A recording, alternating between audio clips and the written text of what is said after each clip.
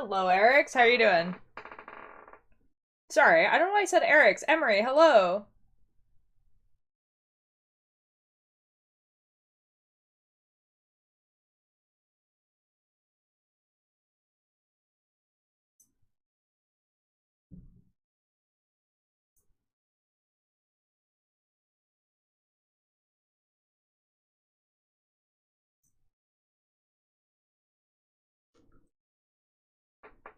My friends left me because I had an episode and yell at them. No, Emery. Oh, that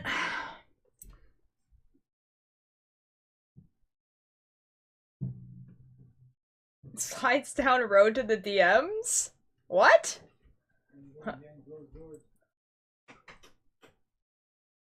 Emery, I think in that situation, I feel like,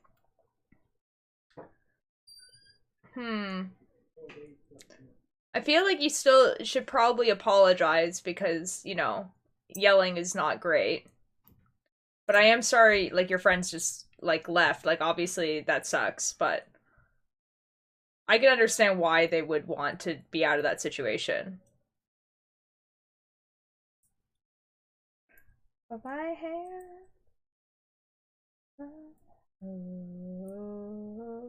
Hold my hand.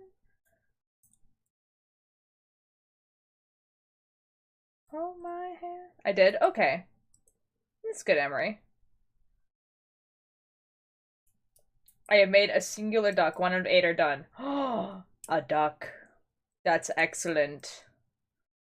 Hello, Ollie. How you doing?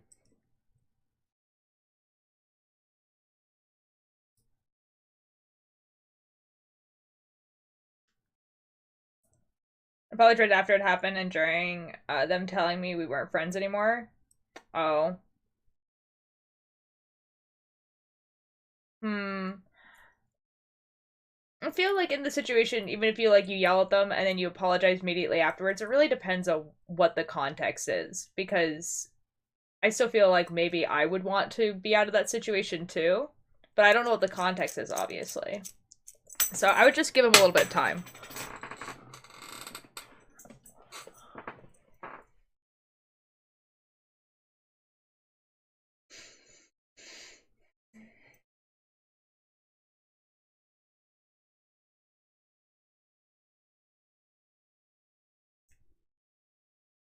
Help? Oh my god. I was like, Blue, help with what? Hello, Blue. You added new art. I have another piece of art on starting students screen. My brain isn't comprehending. Oh, I did have add new art. I added new art a little bit ago. Yee. The one with all the eyes, right? There's a sweet man, and no need.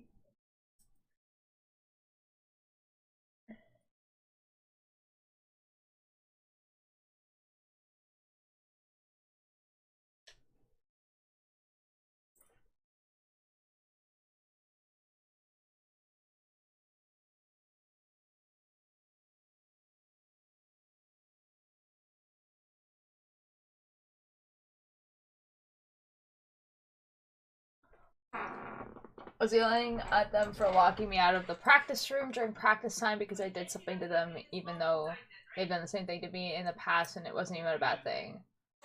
Miss you? I miss you too, Blue. Just told them that I'd rather have clarinets help me with the clarinet because they help better than to have. I don't know, Emery. I feel like,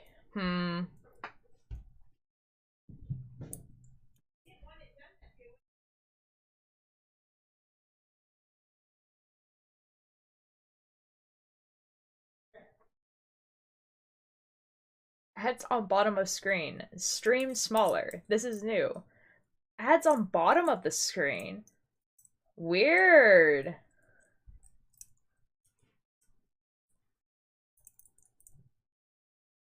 Oh, also I started the new chapter. Oh, yes. More chapters. Excellent. I haven't had a chance to read the second one yet, but I will, definitely.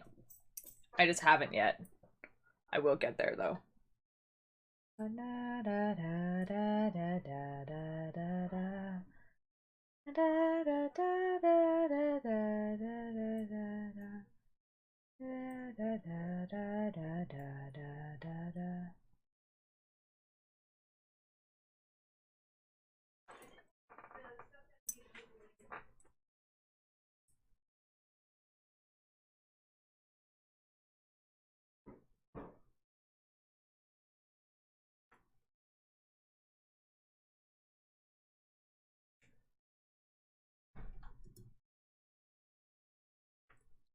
I noticed that a while ago on Billy's stream, they're actually quite nice, as they don't really interrupt the stream.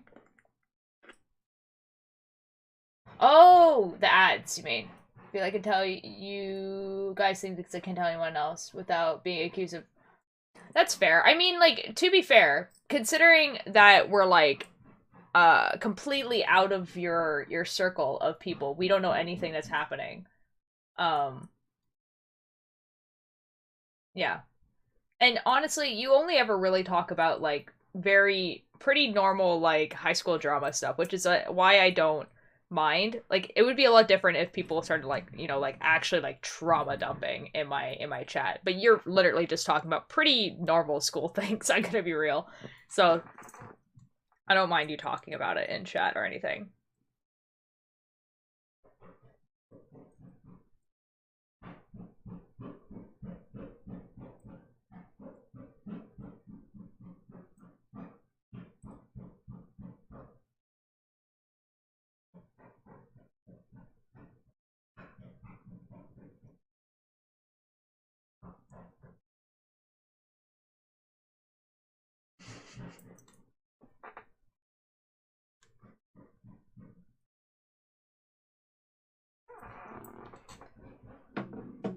Sorry, I only really talk about what started drag. Oh, just like pretty normal, like high school drama. Oh, the ad is in the small corner. Ooh. Like, it'd be different if you were talking about, like, trauma. But you're talking about pretty normal high school things. Never in normal high school, so I have zero context whatsoever. I mean, it's not like that it happened to everyone. It's just that it's just people being people.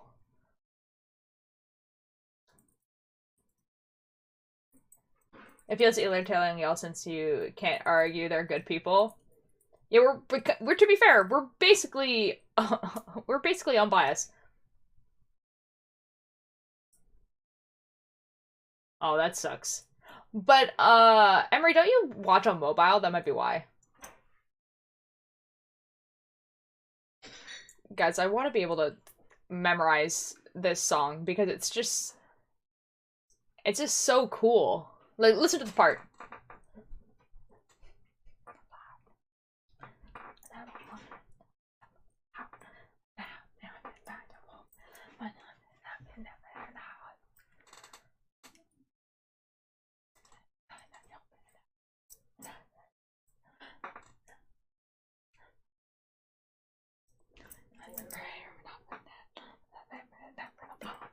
Like, what a banger line. If we joined our hands in prayer enough to God, it must sound like applause. Like, oh my god, what a line.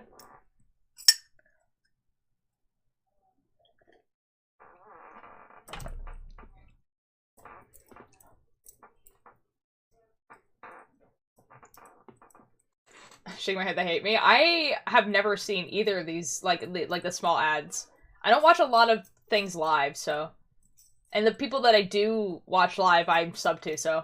Oh, you have cool music taste. Like, will you give me some song recommendations? I'll be going on a long-ass road trip in a few days. Blue. I can. It really depends what vibe you want.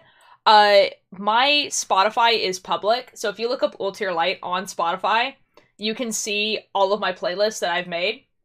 And like I like all of those songs, so you can go through them. This one right here is called That Unwanted Animal by The Amazing Devil. It really depends on what vibe you want. They make a Dark Academia road trip playlist. Okay, that one is incomplete and is very bad. Chocolate strawberries. Yo, Huffle, hello! Yeah, it really depends on what vibe you want, Blue. And then I can give you a playlist. And they're pretty long. I really like this song, hopefully. Honestly, I will take any vibes, but thank you. Yeah! So, like, yeah, like, you can, if you look up Ultralight on Spotify, I have, like, a bunch of public playlists that you can look at. Most of them are from fandoms. So I have, like, a Dream SMP one. I have, this one is from a playlist of Hello from the Hollywood.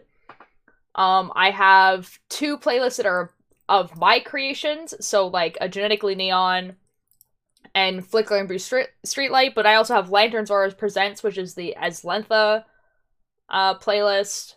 I have a Magnus Archive playlist. Yeah, so they're all whichever you what do you want. Hello! How are y'all doing? Hello. Oh, so first time I'm playing D&D, I'm gonna be a DM for my friends. Their characters are due on Friday, and the theme is fairy tale gone wrong. I have to write the story. Ooh. Ooh, that's a cool D&D campaign idea. I like that. Keith was there. I had a dream about you was here. Keith was there. Oh. I had the weirdest effing dream last night. Ooh. Everyone's having weird dreams. Advice, be careful not to get too railroady. Yeah. Letting your players do stuff is a good idea. I'm just a baby child. Okay. So, Steins Gate. We're nearing the end. We're on the last chapter. Anyone want to hear my dream? I do, helpful. We're on the last the last chapter, but I don't know how long this chapter is, and I don't know how long we've gone into it, so I don't know how long it's going to take to finish it. So hopefully I can finish it today. Hopefully. I don't have anything else to do today, so I can go pretty late, but I do have work tomorrow. So if it starts getting to be too late, I won't be able to finish it, and that would suck because the next time I will be able to play will be, like, in January. But we'll see. Also, what hair dye do you use? I've been meaning to move to new hair dye because it stains everything way too much, even after days for several days. Blue, unfortunately, I don't know because I go to a hair salon. So I get it done professionally. Yeah, and I don't know what hair dye they use. I wish I did. But usually people who, like the professional people, they use more expensive hair dye that you can get at, like, specialty shops, and they usually last longer. So it's like an investment thing. So, like, yeah, I get it professionally done, and it's because I get it done, like, once a year, and then I just, like, keep it for, like, a long time, or, like, maybe, like, once every, like, 9 months kind of idea. And then I keep it for a long time. So to me, it's worth the price it is, because it is quite expensive to get my hair done and cut and stuff, but yeah. Yeah, sorry, Blue. I wish I could tell you. I don't know what hair product they've told me, but I don't remember. You had this big beard, I know that. Huh. I'm gonna hit the fan with my friends, that's why it's gonna be fun. Oh, well, I do have a beard, but it's not a big bushy one. So the dream starts, I for some reason moved back into my old bedroom. That's besides the point, but kind of important. So I start getting comfy, and then I realize the walls are lined with shelves, stacked the entire way around with novelty cups. Ooh. Guys, also, okay, I've noticed this today. So I have blue hair, right? And I don't know if you're going to be able to see it on the camera, but, like, it's different. See, like, okay, so you see how it's, like, light blue, and then there's some dark blue? That's actually the color of my hair. It's not, like, a shadow thing. That's, like, my hair is, like, it's light blue, and then also, and then the tips, it's dark blue. So you see how it's, like, light and dark? She only put one color in my hair, if that makes sense. Like, the dye that she put in, it wasn't, like, she didn't, like, paint, like, the inside of it, and then, like, made the tips dark or anything like that. Like, it's just one, the hair dye is just like that, where it's just, it's different colors. And I didn't notice it until today. I just thought that was cool. I just wanted to tell you guys. I just wanted you guys to know.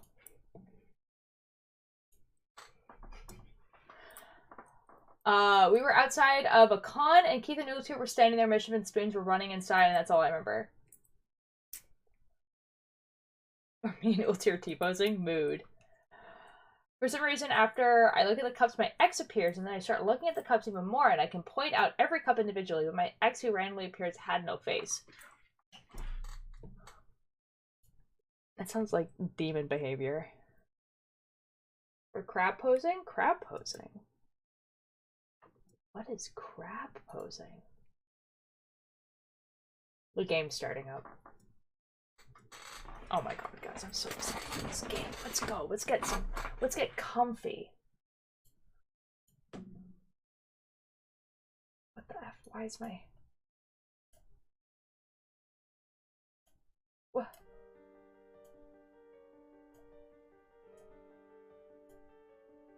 Hello?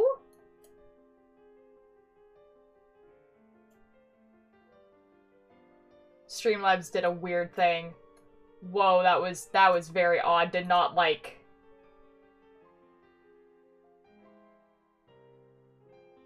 Anyway.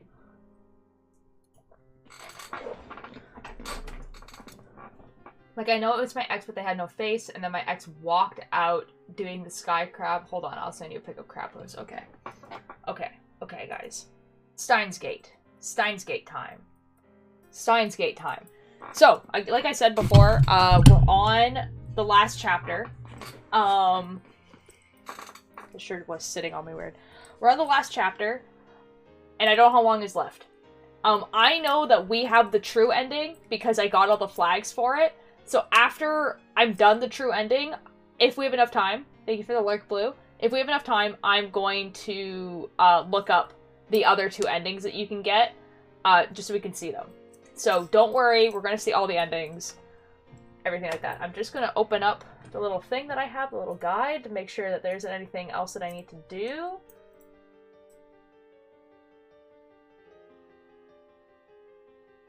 Yep, it's just the ending. I don't know much about what's happening, so I'm here to support. Thank you, Blue. I appreciate it. Alright, here we go. Walter looking off topic. It better be good. It better be good.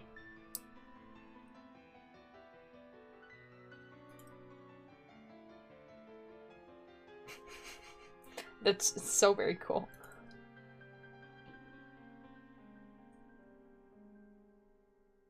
Hold on. Someone is messaging me.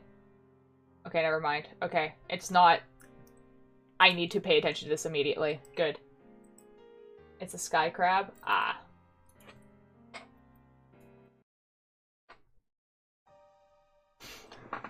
I don't remember what was happening. I'm gonna be real. So I'm just gonna read. Also, the last time I did a stream...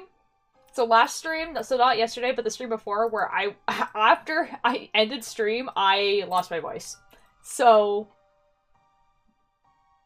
hopefully that doesn't happen this time. Akiba is empty again today. The Otaku have all made the exodus to Kamima for the second day of battle. But come nightfall, they will return to Akiba like a victorious army laden with spoils, and the streets will be chaos. I know Dara has gone to Kamima. The question is, has Mayuri? I hope she has. I want things to be normal again. This is Sky Crab. So yeah, weird dreams. That is really weird. Oh no, I hope you feel better now. Oh, it's like, I didn't like catch a cold or anything like that. It was because literally I had been talking that entire day at work, and then I was talking for like 3 hours on a stream. That's like literally why. I'm totally fine. I remember what I heard yesterday. The feelings Mayuri expressed at her grandmother's grave. The events of the last few weeks have affected her as well. After I escorted Mayuri home from the cemetery, I spent the whole night racking my brain for a third option. A way out of this mess. Hello, Atlas. I said there are 4 days till Christmas. It feels effing weird. Oh, dude, I feel that. Oh my god. I haven't gone shopping yet. My thoughts were a jumble. Ideas coming and going too fast to judge which were right and which were wrong. Hello, Atlas. Wait. What are we waiting for, Atlas? 4. Uh-oh.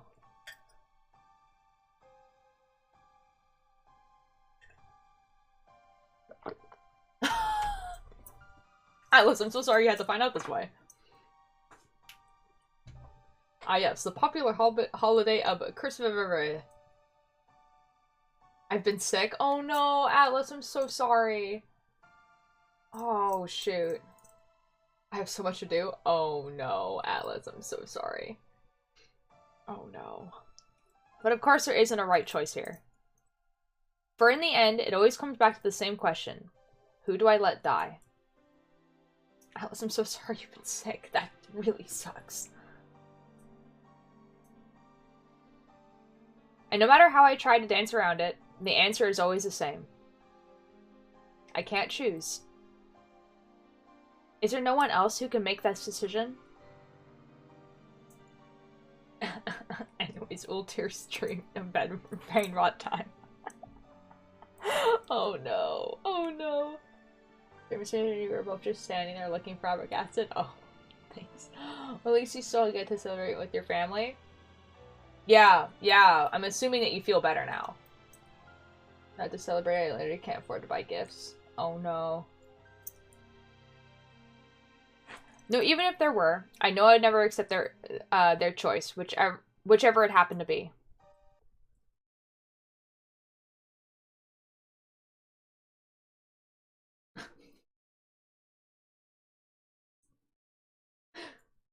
Oh, chocolate strawberries. Yo, let's go. Once again, I'm heading for the roof of Radekon. I had to get out of the lab. Mayuri or Kurisu might return at any moment, and I can't face them now. I look up at the sky. The clouds are dark and heavy. It could start raining any minute now. Ota, are you ready? I simply said I wasn't. I have to go buy gifts still. Happy winter solstice, everyone. Yeah, it is a winter solstice. It's the longest night of the year. I thought that I was alone, but someone was here before me. Kurisu is lying in the middle of the roof, arms and legs spread as if making a snow angel. The image of Kurisu in a pool of blood flashes through my mind. Is she alright? I run towards her. Before I make it halfway, she suddenly sits up and turns to face me. Okabe? You're alive. What a dumb thing to say. Fortunately, it looks like Kurisu didn't hear me. She's busy combing her disheveled hair with her fingers. I breathe a silent sigh of relief. Right! I forgot I might run into you here. What were you doing? Thinking. Oh. Was she thinking about her death? I don't know what to say, so I keep my mouth shut. Kurisu appears to be in the same boat. She's staring at the capsule toy dispenser in the corner, her face wearing the usual frown. Oh no. The awkward silence drags on. When you think about it, Kurisu's fate rests in my hands. My decision will determine whether she lives or dies. Her fantastic hypothesis yesterday was a desperate attempt to construct a scenario where she doesn't die. Even if she believes that her theory is correct, it must be difficult for her to avoid imagining her own death. I force a smile. I'm getting really uncomfortable here. Looks like I'm in your way, so I'll just go. Oh, okay. Damn, I was expecting a sarcastic remark like, since when do mad scientists have manners or something? Just then, something cold lands on the tip of my nose. Wants to imagine their own death with me? What? I've just been so believing saying that I don't want to buy gifts. When I look up, raindrops started landing on my forehead. An evening shower. It's only going to get more intense, and quickly. Kurisu hasn't moved a muscle. She's just standing there with her arms folded, staring at the ground as she doesn't notice the rain at all. Hey, it's raining. Huh? Oh yeah. She's acting strange, like her mind is elsewhere. I knew it. She's been thinking about... Whoa! In less than a minute, the rain turns into a full downpour. We had no time to seek shelter. What the hell? Wait, Santa's not...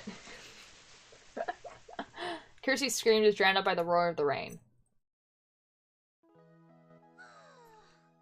Oh, what a surprise! That's what you get for tempting sky gods. Now, safely inside the building, we take a moment to catch our breath. It's been a week since Susaha's time machine disappeared, but Radicon is still closed. The lights are off, and it's pretty dark inside. You should have warned me sooner! Even my underwear is soaked. Same here. I bet you're glad it's dark, huh? What do you mean? If the lights were on, I'd be able to see everything. Even in the dim light, I can tell that Kiryu is scrambling to cover her chest. That's so cool. I forgot that you're a perv, too. Everyone just like... You're the one who announced that your underwear was wet. Just drop it. If you're imagining what color my underwear is, I'll kill you. This is why I don't wear white. I made a new clip. Uh-oh. I'm not imagining anything. She's too self-conscious. But the color of her underwear, huh? That's so cool for you.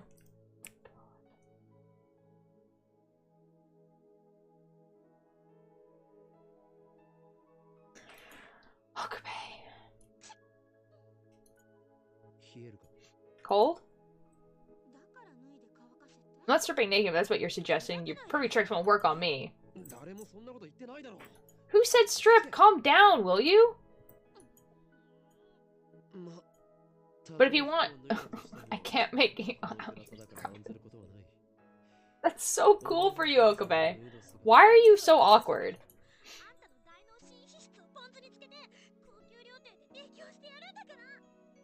I don't know what that means. Sorry. Please spare me that horror. I don't know what that means. Still, these wisecracks are a welcome distraction. A storm like that shouldn't last long. Guess we'll just wait it out. I see Kiryu's shadowy form move to sit on the staircase. I sit next to her. Hey, get your own stair. What? You're the one who said not to speak. You're too close. I'm just making clips of this at this point. What the F? She threatens to eat his brains. Oh. Don't come any closer, okay? You can stay where you are, but come any closer and I'll push you away, okay? Our bodies gradually grow cold. We start shivering. Maybe I should take off my wet clothes. But if I do that, Kiryu will just call me a perv again. We're about gonna get Granite Roblox. Oh my god. Okay, have fun. Better not. My eyes gradually adjust to the darkness. She looks distressed. I can see Kiryu more clearly now. She's huddled up against the wall. Yup. Don't look at me. Impossible! How can you see where I'm looking? Does she have infravision? You can see her. So you were looking. Damn, she used leading question on me. It's such a high-level technique. What is happening? I avert my eyes from Kiryu and take off my lab coat. That's when I notice my coat is torn at the shoulder. Damn. Must have caught on something when we ran inside. What are you talking about? Just a little tear on my coat. Is clumsiness one of your character traits? Don't be ridiculous. I'm a mad scientist. I bear the curse of insanity, not clumsiness. It seems like forever since I've talked to Kiryu as Hououin Kyoma. Yeah. Kiryu suddenly holds out her hand. Give it here. What? I happen to have a sewing kit with me. I'll stitch it up for you. A sewing kit? You? Something wrong with that? I hand over my coat as asked. You're an experiment living girl. You're not supposed to be domestic. Can I be a domestic experiment loving girl? You? Domestic? Relatively, maybe. Well, actually, I don't know the domestic index for Japanese high school girls these days. There's an index for that? First I've heard of it. Kiryu skillfully threads the needle, despite the darkness. It's wet, so it's kind of hard to thread. Domestic? Did you really just happen to have that on you? Get over it already. Is it really so wrong for me to have a sewing kit? It's not wrong, it just seems like you planned for this.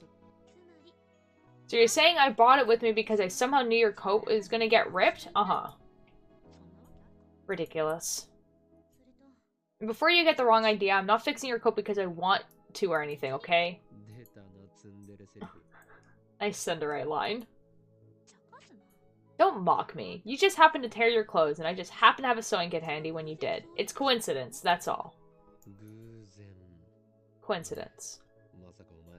Hey, you didn't time leap, did you?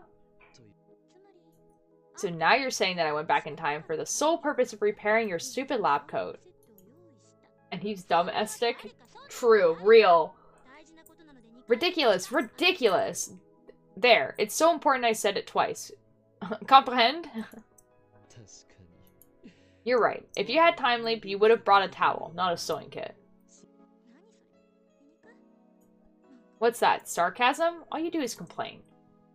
After working for a while, Kurisu cuts a string with her teeth, then hands me back my coat. Here. Thanks. By the way, it was dark, so I couldn't really see. If it turns out bad, it's not my fault. It was dark, that's all. Oh, and I hope you like the color, because I have no idea which set I use. It's random? Black, red, or pink. Those are the three possibilities. Let's just hope it's not pink. Ridiculous. Utterly ridiculous. Cold? I guess. Take my coat. But it's wet. Well, yeah, but...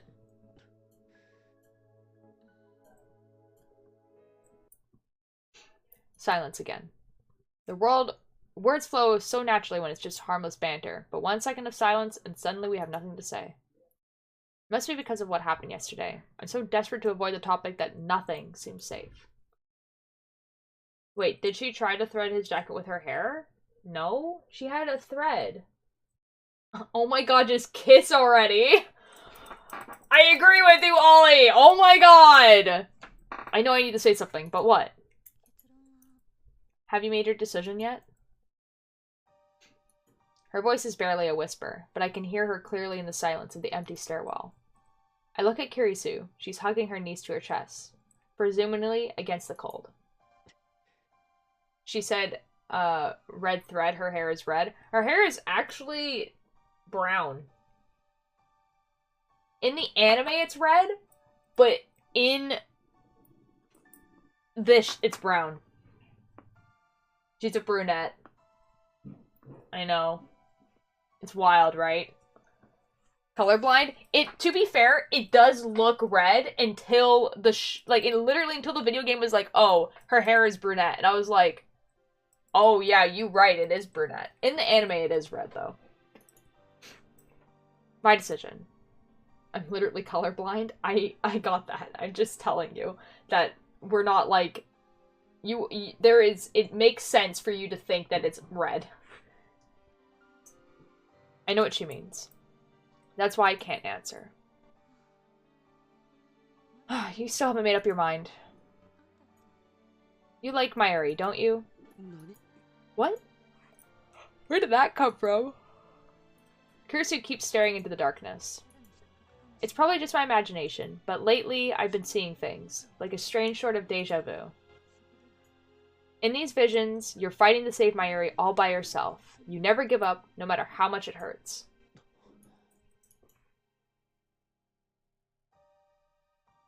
Kurisu too? Then you come to me for help. You're so desperate, so earnest, that I just have to do what I can. Not that I'm doing it for you, okay? I just want to save Mayuri, that's all. Why are you talking about the dog I had when I was 4? What? What is happening? Anyway, these images are stuck in my head, like memories. So Kurisu's the same. She still has faint memories from previous world lines. I try self-analysis. Maybe I'm mistaking dreams for reality, projecting my hopes and fantasies. I don't know.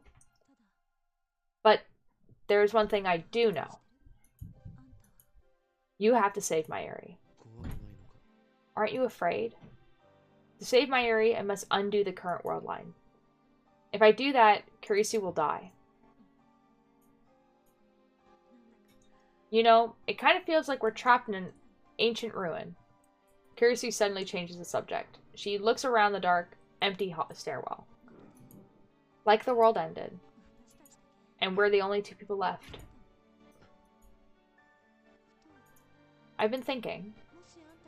Say you go to the beta world line, and everyone else goes with you. What if I can't go with you? What if I'm the only one left behind? Would the entire world become like this place? It's just a theory, but I can't help but wonder. I need to say it. I'll save you. Not just my Eri, but... Don't make promises you can't keep. Kurisu cuts me off sharply, then buries her face in her knees. A game theory! You asked me if I wasn't afraid. Of course I'm afraid. Maybe I'll disappear. Maybe I'll just be left behind all alone. Oh, there's an ad. There's an ad. I'll just drink my hot chocolate then.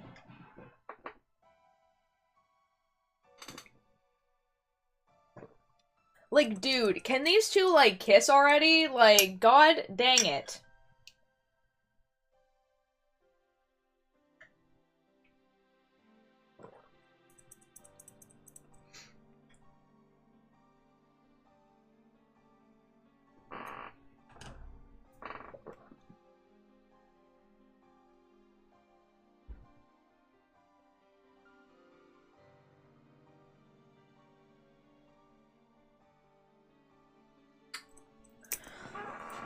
Ugh. Them awkward AF us. Come the F on. Like, real. Oh my god.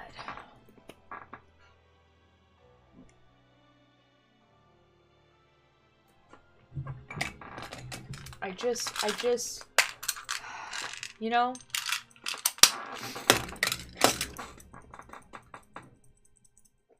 Wait. Ultra, I have a question for you. Yes. Yes. There's a question, and also Keith has said, wait, what is going on? Welcome back, Huffle. I just got very existential for a second there. Oh. How should you wash a hand-knit item? It really depends on what it's made out of. If you know what it's made out of, usually you can look up instructions on how to take care of whatever fiber that is. So for instance, wool. Generally, you don't want to put wool in the dryer. I got a third from this, so I don't know. Fair enough. So, a pretty safe bet. A pretty safe bet is you can put in the washing machine on cold. You can use, like, the same detergent that you usually use, and everything like that. And then what you do is you take a towel and you put it on a flat surface, and you put the sweater on the towel, and then you can put, like, another towel on top to dry. And so it's drying flat. Don't hang it out to dry, and don't put it in the dryer. Because if it is wool, then it can shrink. If it's not wool, that's generally how you can keep it together better. There's also, like, you can just hand wash it, obviously. You can use the normal detergent and soaps and stuff that you use. I wouldn't use fabric softener. If you use that, don't use fabric softener. But other than that, wash, normally, cold water, and then you can take it out, put it on a towel, put another towel on top, and then dry it like that. Or even just putting it on a towel and letting it dry. It's fine, but just make sure it's drying flat and not, like, hung up. And then that's perfectly fine. That's how I wash, like, the items that I knit, and they're perfectly fine.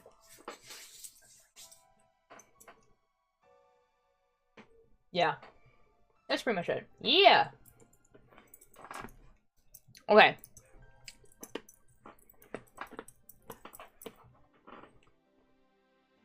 Aye, aye, Captain. Yeah, generally, with knitted items, as long as you don't put them in the dryer, you're pretty good. And fabric softener is the only reason why is because, like, if it's a hand-knitted item, there's a chance of it, like, coming undone, because fabric softener does weird things. Gotta go to sleep now. Have a good night, Huffle! Maybe I'll disappear. Maybe I'll be left behind all alone. Or maybe only you will disappear and everything else will stay the same. The world will continue, and nobody will even know that you existed. I'll go back to America as if nothing ever happened. Maybe. I feel hopeless just thinking about all the possibilities. But even so, Kirsu raises her hand and spears me with a glare. Do you think I would tell you to let Mayuri die? Kurisu. Jesus, it's cold.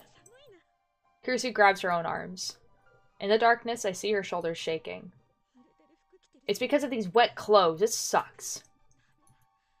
Anyway, enough of this nonsense. It's nothing but conjecture. Baseless, worthless. I want to open my skull and exercise this part of my brain that comes up with these delusions. Now she's talking to herself in an angry tone. Kurisu has always been calm when faced with the unknown. I admire her for that. I thought she was facing this calmly too, but I was wrong. Behind her cold facade, she was struggling to cope with the knowledge that her very existence was in jeopardy. She was fighting that fear all alone, and now it has finally come to the surface. Of course she's afraid. However brilliant she may be, she's still just an 18-year-old girl. To explain my sudden existential, I go through as if I was a character and whatever being watching my story was doing the same thing as us. Wait, to explain my sudden, I got a thought of if I was a character and whatever being watching my story was doing the same thing as us. Just effing how. Oh, okay, fair enough. Okay, I understand. Kurisu abruptly stands up. I realize that I no longer hear the sound of rain pounding on the roof. Listen, Okibe. You can't save both of us, correct? No matter how you struggle, it's one or the other. But... no buts. My answer won't change. Save Mayuri. I hear the pain in her voice, and also the resolve. Kurisu has made up her mind. I look away and clutch my fists. My nails dig into the palms of my hands. Are you telling me to give up? To abandon you? I could never do that. You can and you must. There's no other way. No, you're our friend. I won't abandon you. Okabe. Kurisu drops to her knees and grabs me by the collar. I gasp for breath as she stares into my eyes. Her eyes are hard and stern. It's always like this when she scolds me. Always the same glare. Is there another solution? There isn't, is there? I don't want to live if it means sacrificing Mayuri. If you don't save her, I'll never forgive you. This can't be happening. I hate this choice with no right answer. I hate the universe for being so cruel. And most of all, I hate myself for forcing Kurisu to speak these words when she is the one with the most to lose. Tears well up in my eyes, but I bite my lip and hold them back. Is there really no other way?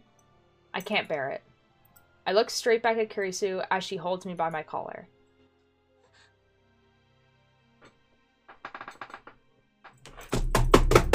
Guys, they hugged and tightly embraced her son their body. Her clothes are still wet from the rain, but all I feel is warmth radiating from the core of her being. Guys, they hugged. They hugged, guys. This is not a drill. This is not a drill. They hugged. Oh my god. Oh my god. Oh my god. But you're right here. Why does it have to be this way? Okabe. Tension drains from her body and her hands. She gives her whole body to my embrace. Thank you.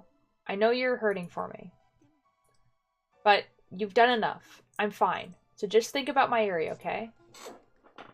Despite her fear, Kurisu has made her decision. It's time for me to do the same. I need to decide, here and now, the future of the world. Which friend to let die. Holding Kurisu tightly, I whisper into her ear.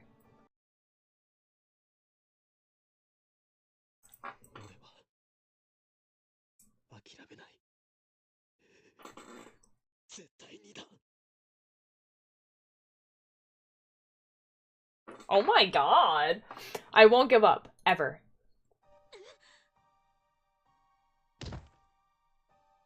Kirsi suddenly pushes me away. She steps back, her face is hidden behind her hair. Steins Gate! Cakebird, they hugged! Cakebird! Cakebird, they hugged! Cakebird, they hugged! Oh my god, Cakebird. Cakebird, they hugged. Oh my god, oh my god. They hugged. But her fists are trembling, her body exudes raw fury. And now she's mad at us. This is ridiculous.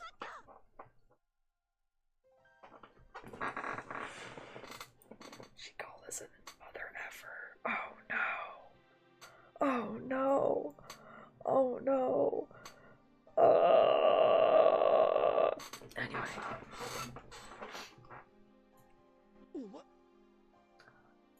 Oh, whoa. I said it was fine. What do you mean you won't give up? Are you stupid? Wanna die? Are you trying to be a hero? You do a whack job? Don't make promises you can't keep. Your stupidity is infuriating. Why can't you just do as I say? What's the problem? If you weigh the options logically, saving Mayuri is the only... Yeah! Let Okabe say the F word! Yeah! Let's go! Yeah! Perfect. Ideal. This is the only reaction. F logic. Kirisu stares at me in shock. I'm not God. Maybe I got close, but that's not me. I can't decide who lives and who dies anymore. Who lives, who dies, who tells your story? Anyways. Susaha. Ferris. Ruka. I sacrificed our happiness to save Mayuri. And the whole time, a voice in the back of my head was asking, is this really okay? Flip a coin, lol? Who gives me the right? This time, I want to save both of them, without sacrificing anyone. Kirisu turns away with a frown, then starts tapping her foot in a clear gesture of displeasure. Tails. There's nothing you can do. It's a choice of Steins Gate. Isn't that what you always say? The equation is proven, Okabe. There's no escape. You're just one man. No matter how hard you try, you can't overcome the will of the universe. I know, but I'm still gonna try. I won't lose Mayuri or Kurisu. I hear Kurisu grinding her teeth. Then she turns her back to me. Have it your way, but I'm not helping. I'm going back to America, and that's that. Goodbye. I don't expect we'll meet again, Hoin Kyoma. She has never called him Hoin Kyoma. She always calls him Okabe. Oh, she is pissed. I can't believe this. How stupid can you be? You're so stupid. Kirisu disappears down the stairs, murmuring insults until I can no longer hear her. Now alone, I sigh into the darkness. Kirisu is absolutely right. I can't think of a single way to save them both. I'm a fool. And yet, I have to try. But this time, I won't have Kirisu's help. I have to fight the universe alone. For all he loves you? Real! How do I save both Kurisu and Mayuri? I can't use D-Mail. Too much could go wrong. I don't want to make the same mistake again. In the end, all I can do is time leap. Time leaping can't save Mayuri, but at least it can delay her death. Give me time to find a solution. On this road line, Mayuri dies at 7:30 on the night of August 17th. That's about 26 hours from now. My battle has no end in sight. If only Shizuha were here, I could have asked her for advice. But even alone, I must find a way. So resolved, I start time leaping again to save Mayuri. I've done this before. When Mayuri dies the first time at Moika's hand, I tried time leaping to prevent her death. But I only tried running away that time. This time, I try every approach I can think of. And now, we loop as we think. Yup. I try hiring bodyguards to protect Mayuri. I tried taking Mayuri to South America, an entire world away from Japan. Whoa! I tried crippling certain with attacks on their server, the ones that didn't need the I-5100. He's Doctor Strange? Real! I tried getting Mayuri admitted to a hospital. It's hard, given Mayuri's perfect health, but I manage. My goal is to keep her from dying by heart attack. I try everything I can possibly imagine. However, every plan fails. Mayuri dies again and again and again. Sometimes it's murder, sometimes an accident, but every time I leap, Mayuri dies. Maybe it really is impossible to resist fate. As long as I remain on this world line, Mayuri can't be saved. Fate will kill her every time. From Mayuri's perspective, she only dies once. But I have seen her die dozens of times. All because of me. And yet, it no longer affects me as it used to. Little by little, I have grown desensitized to her death. In the beginning, I felt unbearable pain every time I saw her die, and murderous rage towards the ones responsible. Now I feel nothing. The realization stunts me. After dozens of leaps, I finally realized what should have been obvious from the beginning. I never leap back more than 26 hours. Why? I could go back as far as August 11th, one whole week in the past. Yet I never do. Why? Because I know that even if I do, nothing will change. I don't believe that anything will change. Every time Mayuri dies, I find myself thinking, another failure. What went wrong this time? I calmly analyze Mayuri's death, then take my data and head for the time loop machine with a sigh, like a gamer forced by the of time to restart a particularly difficult stage. I'm just going through the motions. I didn't even realize until this moment how routine it all become. Now that I have, my actions suddenly seem meaningless. I can't take another step. And that's how I find myself here, sitting motionless in front of the time loop machine. I've been staring at it for hours. When we got caught in that evening shower on the Ride-A-Con rooftops, my clothes got soaked, but now they're completely dry. My body temperature has dropped, but I don't have the energy to warm myself with a shower. I sluggishly get to my feet and pick up the headset. The sight of it fills me with resignation. Resignation. That's all. There is no desperate drive to save Mayuri, no hope that at this time I might succeed. Those emotions are long gone. In truth, they have been gone since my argument with Kurisu. Deep down, I always knew that she was right. I pretend not to see it. I told myself that the time loop machine could solve everything. But that was just an excuse, a last attempt to satisfy my ego. In the end, all I'm doing is running away. I turn around in surprise, and there I see Kurisu standing in the doorway. I thought she never wanted to see me again. Why is she here? Why? Kurisu ignores my questions and fixes me with her usual glare. Time leaping is just running away. You don't have to tell me, I already know. I know all too well. In the end, all I'm doing is running away. Running from my responsibility. Running from the decision. If I had known I would have to make this choice, then I would have refused Suzuha when she trusted me with her mission. I've hurt people, lots of people, just to save Mayuri. And yet, I don't even feel guilty anymore. I feel like I'm losing my humanity. Then why are you hesitating now? Oh my god, just kiss and make up already. I know! Maybe because my insurance, the time loop machine, isn't effective. Or maybe I just haven't mastered it yet. Maybe I haven't tapped into its full potential. Well, this is familiar? How's it familiar? Running only makes it hurt more. She suddenly looks away. Then she leans against the wall and smiles bitterly. I should know. Is Kurisu running too? From what?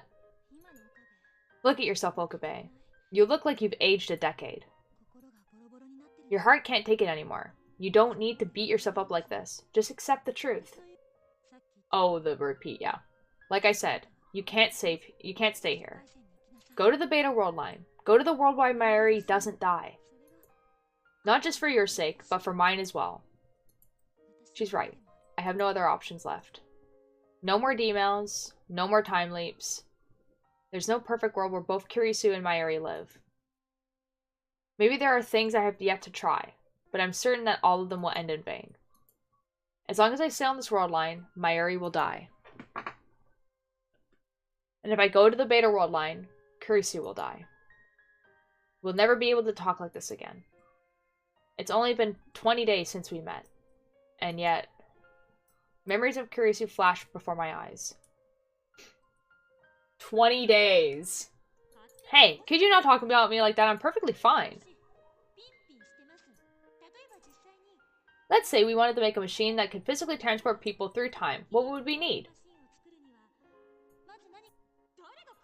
Who the hell's Christina? I never said that. I don't want to deny who I've been, because even my failures are a part of who I am today.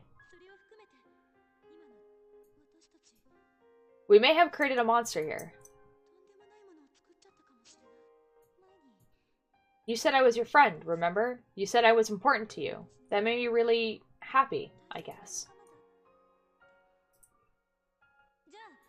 Once we're done upgrading the phone wave, I want you to come with me. I want to be your strength. Thank you. I know you're hurting for me.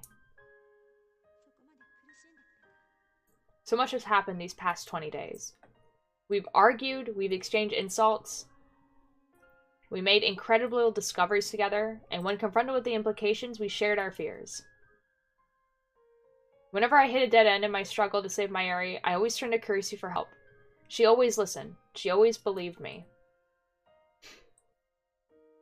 And I helped her too, when she was distraught over her father. We promised to go to Aramori together. Without this girl genius on our side, we would not have the time leap machine. Proud, passionate Makise Kurisu. Always strong, or at least pretending to be. A little nosy too, and serious to a fault.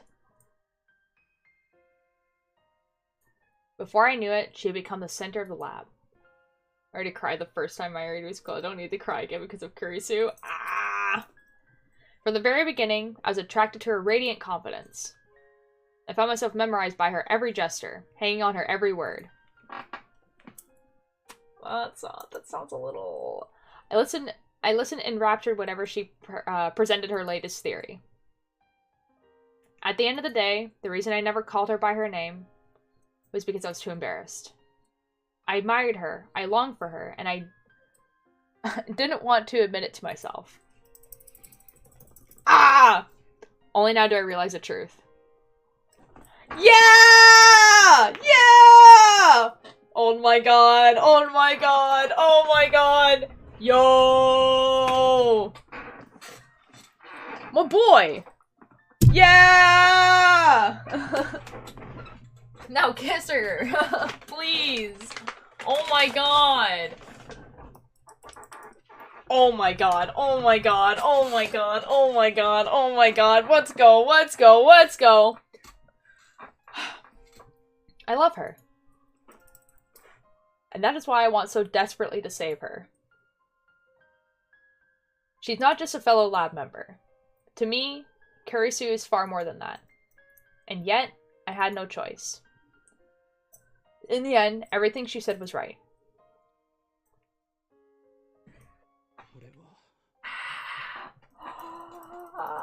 Oh my god, oh my god, oh my god, oh my god, oh my god. I can't save you. I'm sorry. In a desperate attempt to hold back my tears, I bite my lip tightly. The taste of blood spreads through my mouth. Why does it have to be you? Why? I pound my fist on the table. Silence. Nothing moves. Outside the window is only darkness. Is this what it's like to be the only person left in the world? Hey, Okabe. Once you go to the Beta World line, Mayuri and Hashida will forget the time we spent together, right? Kurisu cheeks start to redden, and she turns away. Will you remember me? Her voice is barely a whisper. Of course I'll remember you. Of course I will. There's no way I could ever forget the girl most important to me. Ah! Oh my god! You mean... What the hell are you saying? The truth. Oh my god. Guys, this is the longest dating sim ever. Oh my god. But proof, I need proof. I can't come up with a formula otherwise. Kurisu is getting flustered for some reason.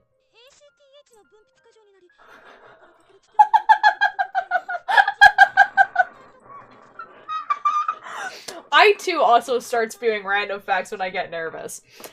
When the anteater purity gland, hypersex, and gamma waves introduce, we can assume yup. That is, we can measure the antiseptic line with persistent emissions tomography? Kurisu. I speak her name. Our eyes meet. Oh my god. On this world line, that's the first time he said her name. Oh my god. This is Kurisu's I dropped out of college.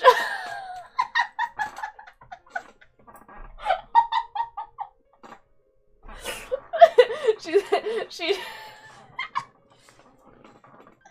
Yeah, pretty much. Yeah, she really did though. Oh my god. Guys, I'm running out of room on my piece of paper. Oh no.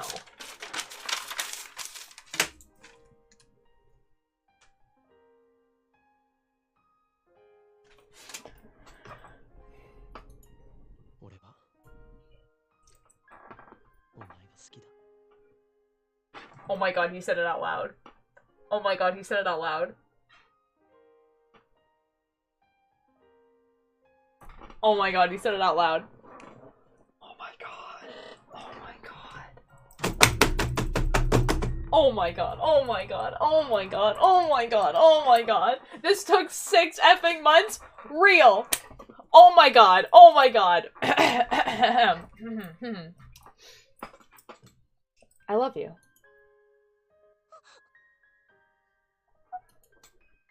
Kirsty looks away. Her face is bright red. And you? Could you imagine if she just slaps you right now? Like, what is happening? What? Do you, how do you feel about me? Oh my god. I'm still awake and I'm refreshing this haunted radio station called Ultraman. That is so very cool. That is so cool, and I love that for you.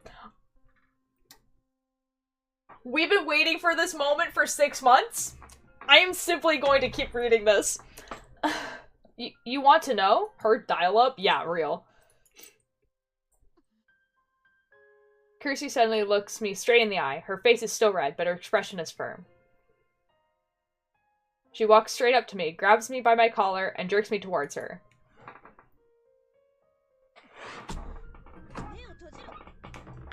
Oh my god. Close your eyes. Did I make her mad?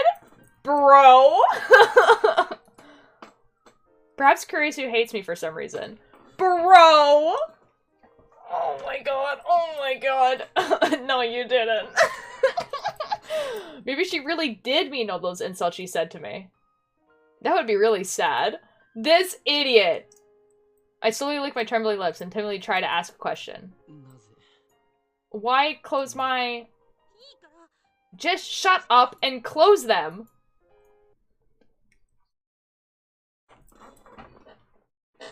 Oh my god! Oh my god! Oh my god! Oh my god, this is great. This is awesome. I do as I'm told, though I still don't know why she's so angry. Bro, he's in for a surprise. My collar is still in Kirsty's grip.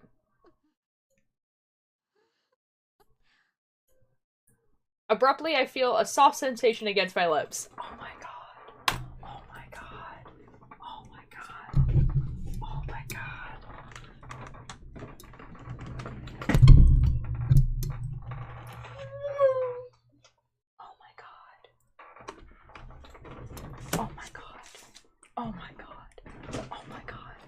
Ultraman, you are simply not...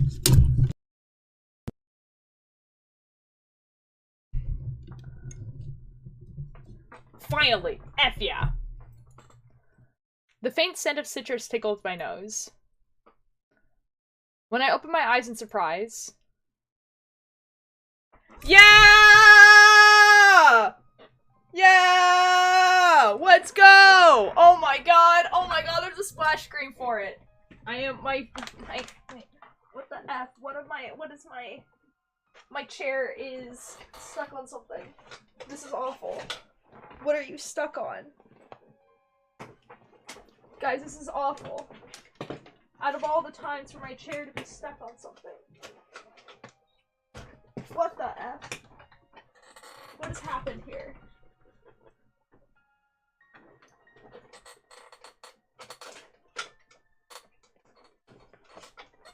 I figured it out.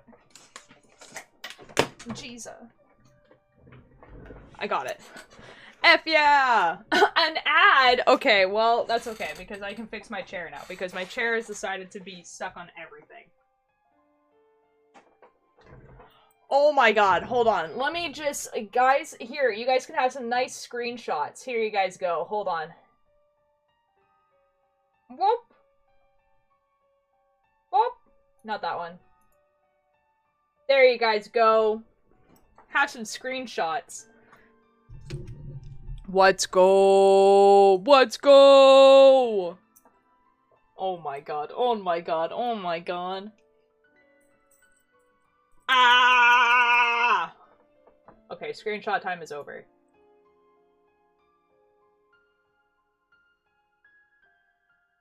Welcome back. Oh my god, oh my god, oh my god, oh my god. Oh my god. We all have normal emotions. No clue what's happening, but yay. Bro. Blue, blue, blue.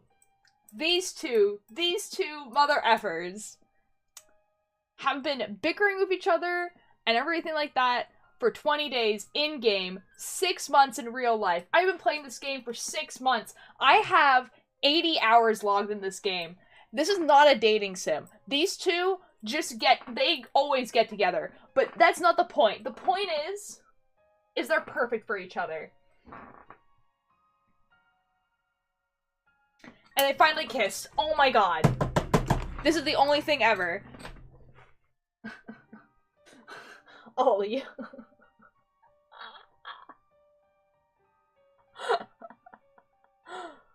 Oh my god. Anyways. Aw, that's yay. They're adorable and we love them. I see Kurisu's face scant millimeters away. And then I understand what has happened. Oh my god! What the heck just happened here? Stop that. Ah! I've been watching you for 6 months? Ollie. Ollie, you've watched the whole thing. You've watched the entirety. Oh my god. Oh my god, they're kissing. Oh my god. She's kissing me. Her lips are very warm. This is so cool that you're going to describe this kiss now. My mind goes blank. And I'm unable to think. And he used all of his brain cells for this. He did! He used all of them! I want to stay like this forever. But soon our lips separate. Well, F. Been waiting actually the entire time for this? Real. Me too, man. Kirsty looks down shyly. I also would like everyone to understand that she is 18 and he is 19. And that was 100% both of their first kisses. What? It's not like I did it because I want to or anything. Grace, why do you lie? It's just, you promised that you wouldn't forget about me. Research shows that memories are harder to forget when coupled with intense emotions. You're a virgin per, so I was sure you would have an elaborated rehearsal on your first kiss, instantly making it a long-term memory you would never forget, so... I just don't want you to forget about me, Okabe, no matter what. My heart fills with love for Kurisu as she makes her frantic excuses. What a relief. Kurisu isn't mad. She was just trying to hide her embarrassment. I want to be with her even more. I want to talk with her even more. I want to learn even more about her. But I know that wish can never come true. My chest tightens. I feel like I'm suffocating. Desperate to keep my emotions under control, I place my hands on top of Kurisu's, which are still grabbing my collar. I love them. Sorry to disappoint you. Oh yeah, shoot! He, like, kissed Moika. I forgot that he, like, kissed Moika to, like, shut... Oh my god. That doesn't count, Okabe! That doesn't count! That wasn't my first kiss. Why you? You're just a... that's a bad... No, stop. I love them. I remember playfully kissing Mayuri in elementary school. Okay, well, I mean, that doesn't count either. That doesn't count either. That's... Why would you say it like that? Okabe. Okabe. That... See, this is what I was saying, but also, like, this is the worst way to phrase... Anyways. But that was on another world line, and now it never happened, so I guess it doesn't count. The other ones doesn't count either. So, it wasn't your first. Right, so it only left a weak impression. Probably not enough to become a long-term memory. I'm lying, of course. I've never felt such an intense kiss as that. The shock was like a lightning bolt to the brain. But still, I'm lying. Because if I miss this opportunity, I'll never be able to touch Kurisu again.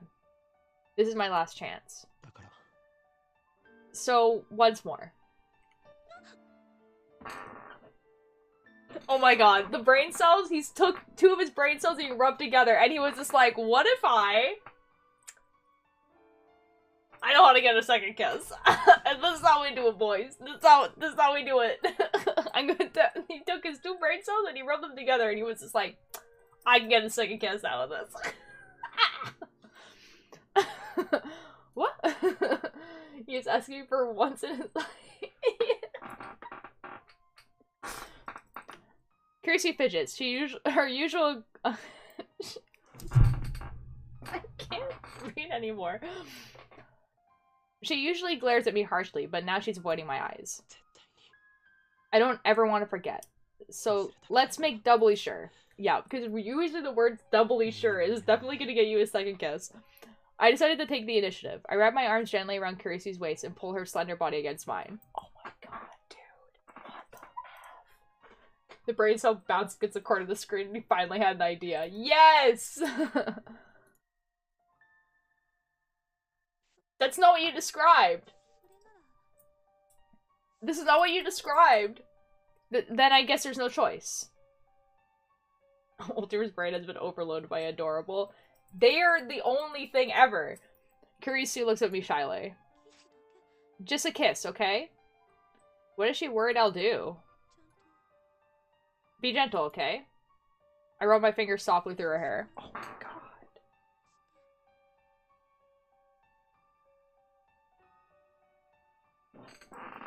Anyway. Then I slowly bent down. Okabe. Anyway. We're both shy, so we end up pecking at each other's lips like 2 small birds. They're adorable, and I love them.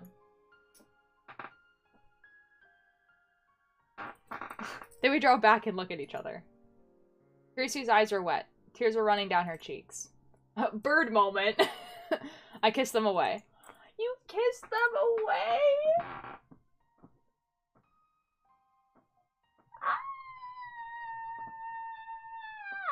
Anyway, I'm okay. They're salty.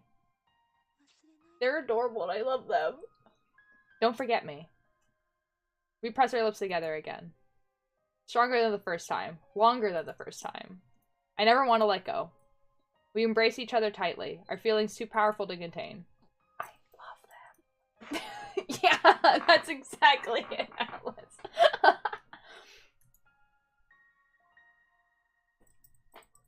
We seek each other's worth again and again. Locked in our embrace, we feel each other's breath. We feel each other's scent. We feel each other's taste. That's so cool for you guys. I love them.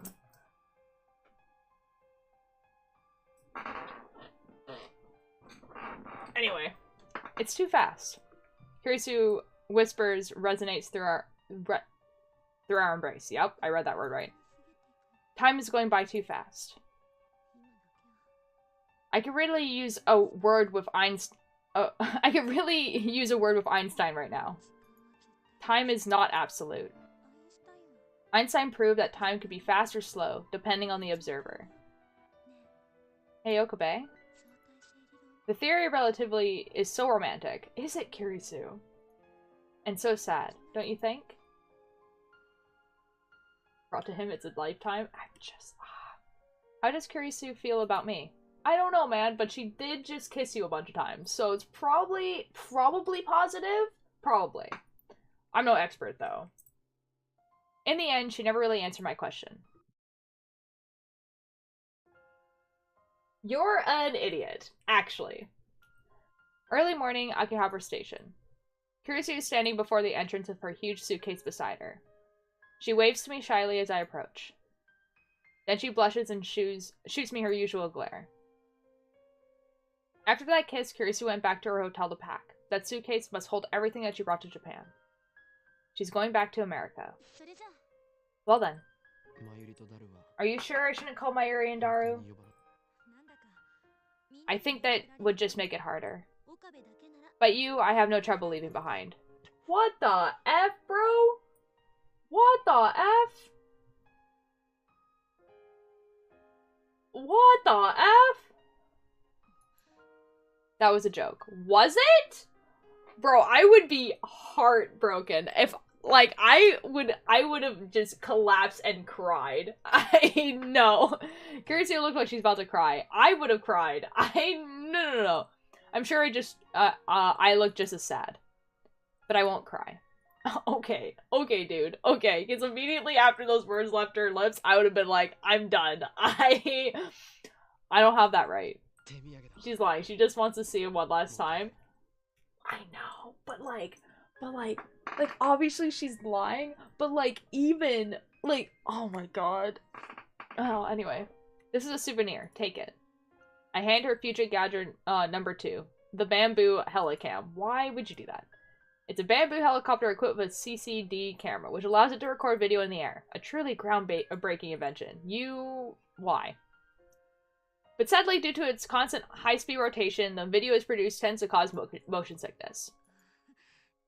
No thanks. Yeah. Just take it. It's not even that bulky. I wanted to give her Future Gadget number 7, Ghost in the Ball, but it was too big.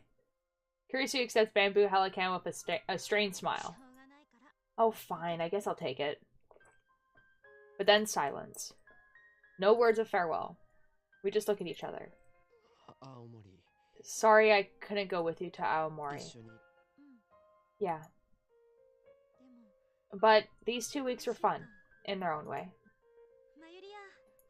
Give my regards to Mayuri and Hashida, okay? Kurisu spreads her arm wide. Without a moment's hesitation, I step forward and embrace the girl genius one last time. Hang in there, Okabe. Stay well. Kurisu smiles faintly, then turns and walks towards the entrance with a suitcase in hand. I watch her go, unable to move a muscle. I want to stop her. I want to wrap my arms around her and tell her to stay with me forever. But I can't. This is what we decided. To save Mayuri. To save the future. I'm sorry, Kurisu. I can't save you. Kurisu will disappear. She'll be left behind on this world line. There is no place for her in the coming world. I will remember you, Makise Kurisu. I'll remember your warmth. I will never forget. I don't know whether Kurisu hears my words. She keeps walking. Stride steady. Back straight. Long silky hair fluttering in the wind. She's quickly fading into the distance. But I can tell. I see her shoulders trembling. We will never meet again. Our world lines will never cross again. I'm glad I met you, Kirisu. I would have been lost without you. I love you. Ah, okay, I guess I'll go cry in my corner now while I crochet. Yeah, feel that. Goodbye. What the F, dude? I stand there in the entrance as commuters fly past until long after she has vanished from sight, afraid that any motion, any thought, might cause the tears to fall.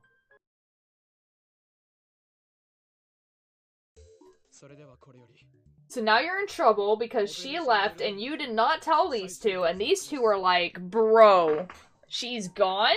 And we didn't get to say goodbye? And he's just like, sorry, man, some things happened. Anyway. The time has come. We will now commence the final phase of Operation yup, that one. I am homing Kyoma again. Mayuri and Daru turned to me and nod. Today is the last day of Kamima. Daru wanted to attend, of course, but a little begging convinced him to prioritize the operation. He simply said, whoops. Yup. I take a look around the lab. These 20 days have been madness. It's incredible to think that at one point this lab had a whole 8 members. And now we're back to 3. The memories we made. The experiences we shared. To save Mayuri, I will undo them all. There is sorrow in me, and guilt. I engraved them deep into my heart. I'll never forget, I mustn't forget, these long yet short summer days. But still, I choose to erase our memories. I choose to return everything back to normal. Okay, I actually am upset now. Guys, I just have allergies. It's just the pollen, guys. Suzuha's mission is irrelevant. I'm not doing this for the future. As long as Mayuri lives, nothing else matters. Daru, you may begin. You sure? Yeah. Okie dokie. Daru starts typing on the IBM 5100. It's already connected to his main computer. This will get us into CERN's central database, where they keep the data they mine with Echelon. There we will locate the first email I sent on July 28th and erase all trace of its existence. With this, I can reach the Beta world line. At last, Mayuri will be safe. I look at Mayuri. She's on the couch, sitting straight as a ramrod, with her grandmother's pocket watch pressed to her ear. She stays still, her eyes closed. Whenever Mayuri wants to calm down, she listens to the sound of that pocket watch. Earlier, I told Mayuri everything. I guess she's come to terms with it, in her own way. The actual work, I'd left to Daru. No problem there. While waiting for him to finish, I walk into the development room. In the center of the room is a time leap machine. I squat down and gently brush my fingers against the microwave surface. It's cold to the touch.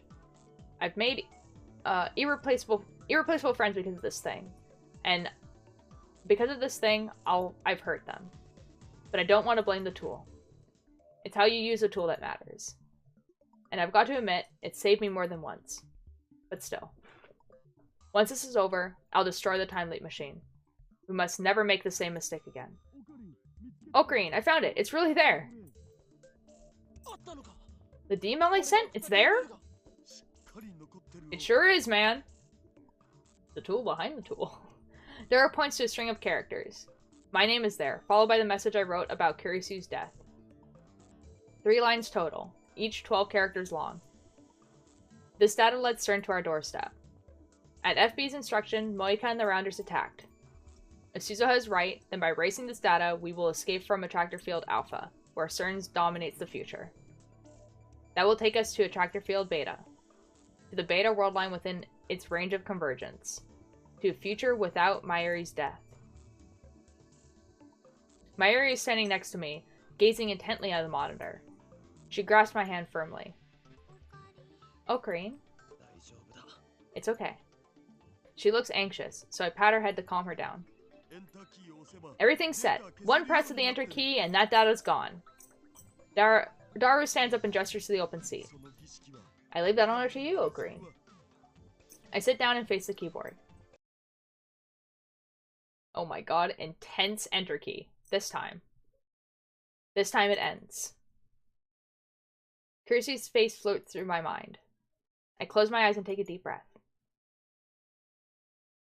Goodbye, Kurisu. Slowly I raise my right hand and extend my index finger. Good night. Have a good night, Emery. Victory is at hand. Daru twitches at my cry. With unimaginable brilliance and unwavering conviction, I have defeated our vast and powerful enemy and now stand triumphant on the fields of Ragnarok. I give thanks to the comrades whose sacrifice made this victory possible. One press of this key, and Kurisu will die. I firmly grip my coat at the shoulder, where it has been stitched together with jagged pink thread. It ended up being pink. The coming world is the world I wish for. I wish for Mayuri to live and Kurisu to die. That is the truth, and I must never forget it. This is the choice of Steins Gate. This is the choice of Okabe Ritaro. That's a cool line. This is the choice of Steins Gate. This is the choice of Okabe Ritaro. That's so cool. Let the world be reborn. I swing down my index finger. And at the exact same time, I hear the lab door open. My eyes dart towards the sound.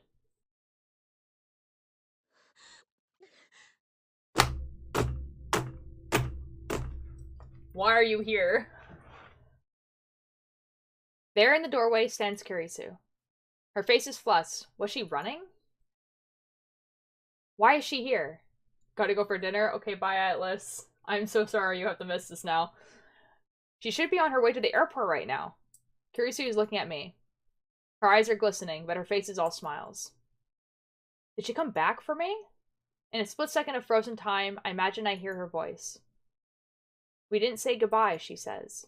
Immediately afterwards, my finger strikes the enter key.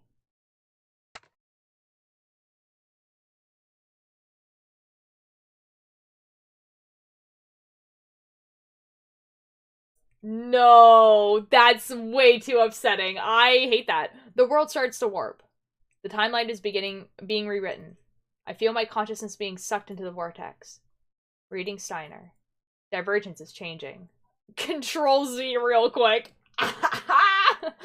The warp accelerates. Kurisu. Daru. Mayuri. Everything inside the lab is shifting. Color fades as my consciousness leaves this world line. I turn to face Kurisu, desperate to burn this last sight of her into my eyes. She raises her hand.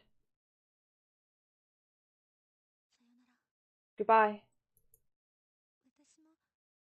Okabe,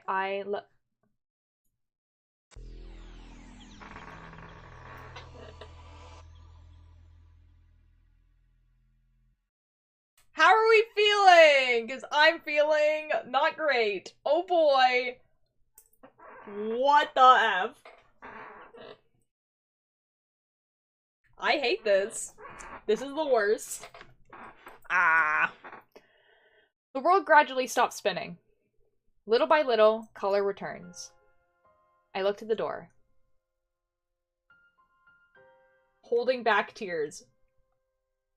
Yup. She was standing there just a moment ago. My assistant, Christina, Makasi Kurisu. Now she is gone, vanished like a dream. I look around the room. Next to me is Daru. Behind me is Mayuri. Everything is where it should be. It looks like nothing has changed at all. I gently touch my coat shoulder where Kurisu fixed a torn seam. It's gone. My coat isn't torn. The stitches, uneven from having been sewn in the dark, have disappeared. There's no trace of that ridiculous pink thread. I stand up and head to the development room. Under the table, the time leap machine. No. That's not the time leap machine. That's a phone wave named subject to change. The upgrades Kurisu made are gone. Nothing has changed. This world is exactly the same. In all respects save one. I didn't need my heart anyways. Ah! Kurisu was never here. Every trace of her has vanished. Kurisu is nowhere now. Nowhere, except in my memories. This is not okay. Mayuri and Daru look at me. Hey, who was LabMem 004 again? I need to ask. Even though I know what the answer will be. Ocarine? There isn't a fourth mem, remember? Are you going to introduce a new member? Requesting a cute girl. No. I knew that it would be like this. But the fact that they forgot her existence is so saddening, so frightening. I'm the only person in the world who remembers Makase Kurisu as lab member 004. So I won't forget. I alone will live with her memory engraved upon my heart. Now, time to proclaim my triumph. There are still things that must be done. And many sacrifices were made to get here. But despite all that, this is my victory. I have won.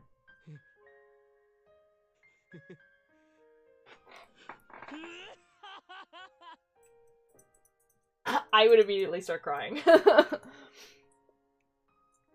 Mayuri and Daru stare in wonder at my abrupt laughter. The last battle of Ragnarok is won.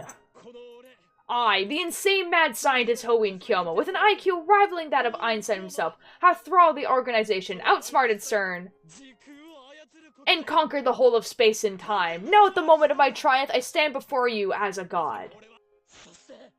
This brave new world is a fruit of my ambition. The hated system shall collapse, and chaos shall rule the earth.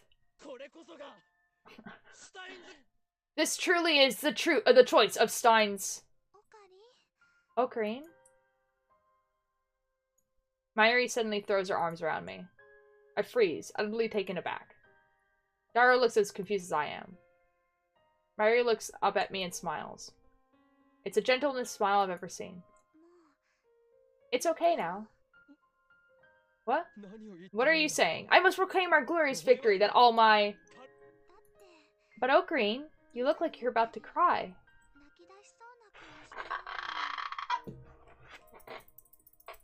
She knows. You don't have to try so hard, okay? I know you're doing it for me, but I don't want to be a burden. So, you don't have to pretend anymore, okay? If you're hurting, just say so, like normal Ocarine would. But, you don't have to worry about Mayushi anymore. Mayushi is fine. So you can cry if you want to, okay? I don't know what happened, but it's okay to cry now.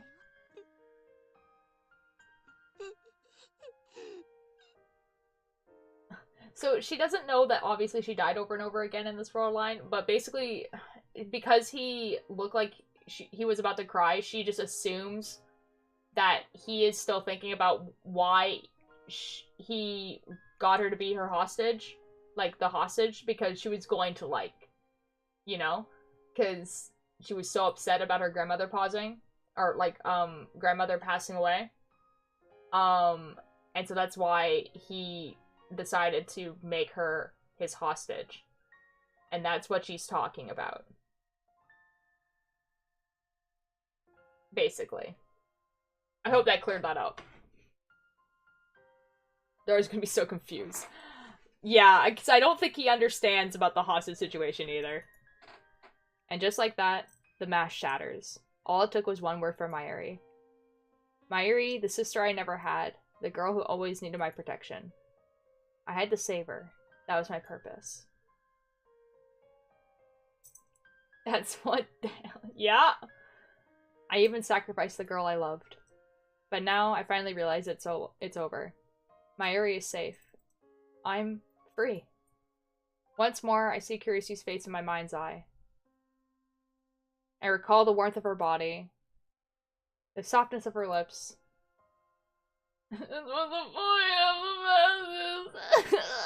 The weight of her last words.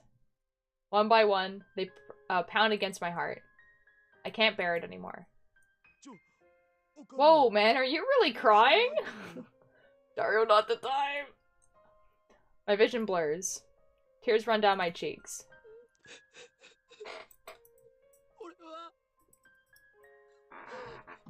I would like everyone to know that in the Japanese version, this person and the person who plays Light Yagami in Death Note are the same voice actor, in the Japanese one specifically, and I just need people to know that.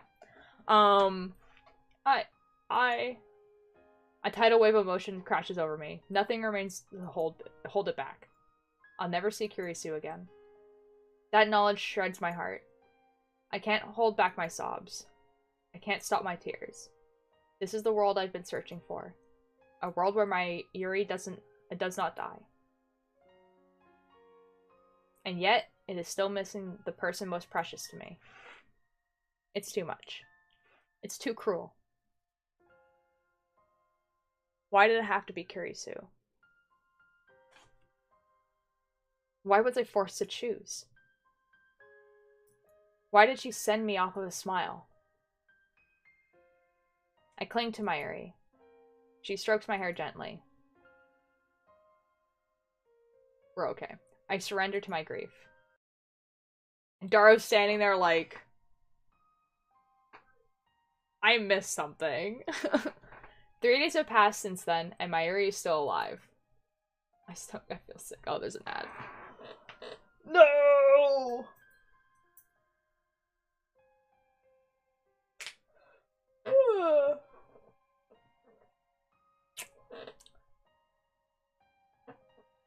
So this is so cool for us. It's okay, guys, because it's not over yet. This game can still hurt us more. Let's go! Yeah! This is so cool for us. Love this.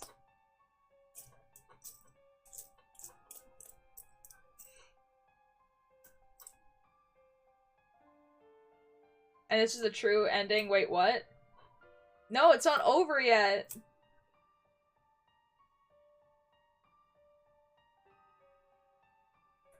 It's not over.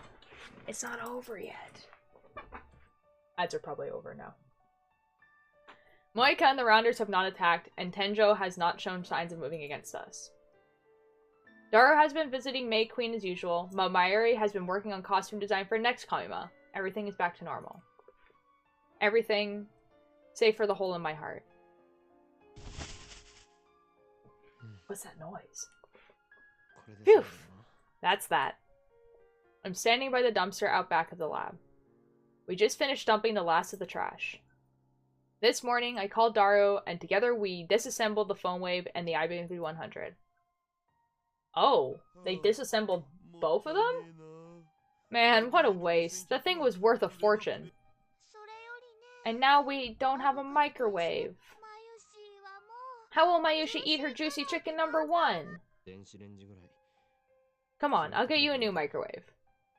We no longer need the phone wave. That miraculous time machine built by coincidence. It brought Kurisu into my life. But at the same time, it made many people suffer. It must never be used again. Not by me, not by anyone. It's time for the phone wave to die, and with it, the insane mad scientist Hoenn Kyoma, Lord of Space and Time. I recall what Kurisu once said. I don't want to deny who I've been, because even my failures are a part of who I am today. I gaze once more upon the scrap heap that was future gadget #8. We strip it down to the last bolt and circuit board. Surely no one can rebuild it now. Time travel is too much power for any human to wield. We don't need D-mills or time leaps. Even if nothing in the future is guaranteed. Even though I may die tomorrow. Life was never meant to be redone. And that's fine by me. Wouldn't you say so too, Kurisu? I look up at the sky, and even though it's the middle of the day, I can see a single star shining. Maybe it's Venus. Which suddenly reminds me. Going to the past is possible right now. Look into the sky at night, and you can see how things were tens of thousands of years ago. Wait, that was #8? Yeah. Every night, we casually travel through time. That's what Kurisu said. And each and every word she spoke, I carved into my heart. So that I'll never let them slip from my memory. For as long as my life endures.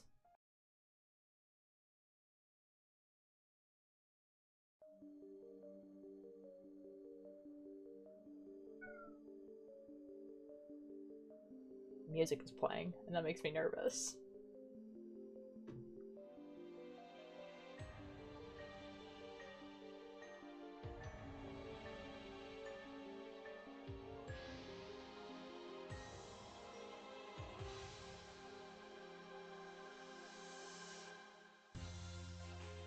Now,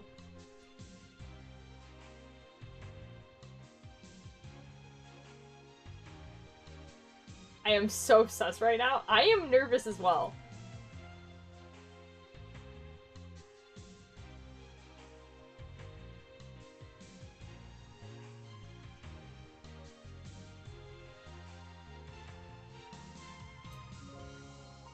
Okay.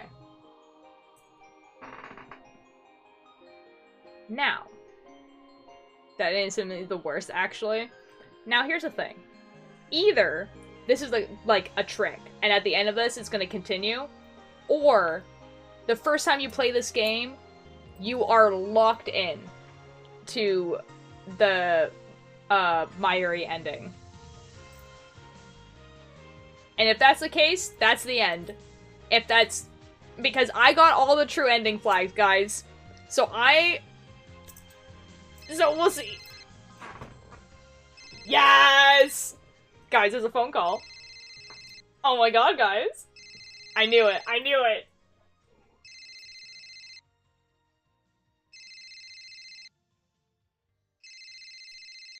Oh my god. Ring ring. Hello? Eh? Who? Dad? You're looking for your dad? I'm your dad? You lost me. Huh?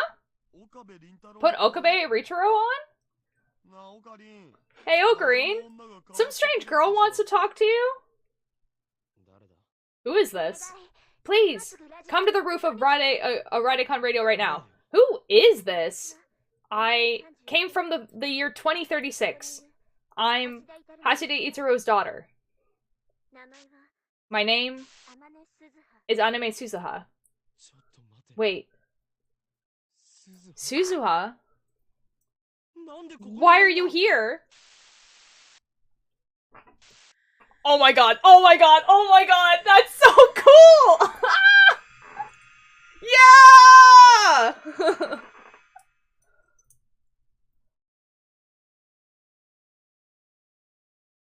Chapter 11, open the Steins Gate! Let's go! Yeah! Yeah! Anyway. We need to save.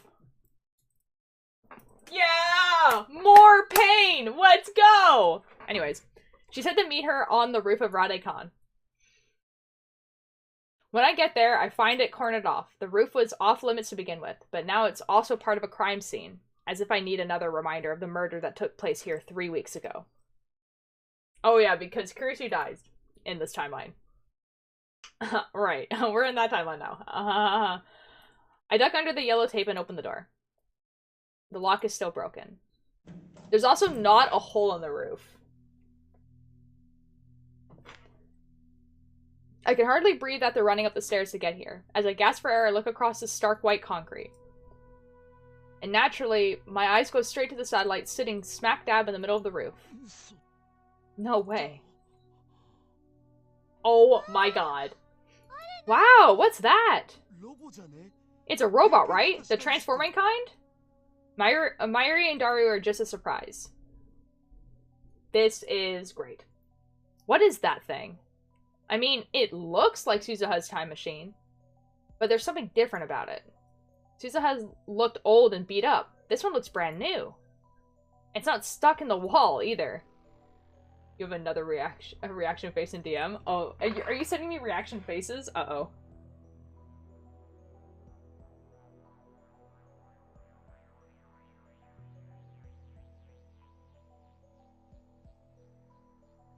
Sorry, I just looked outside my window, and I can't tell if it's snowing or if there's, like, a bunch of wind, and so it's, like, blowing the snow around, but good god, do I hope it's not snowing. I think it's just wind blowing the snow around. We're okay.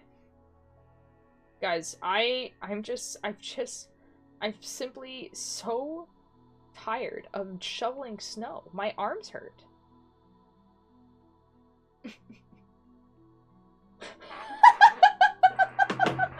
Credits call.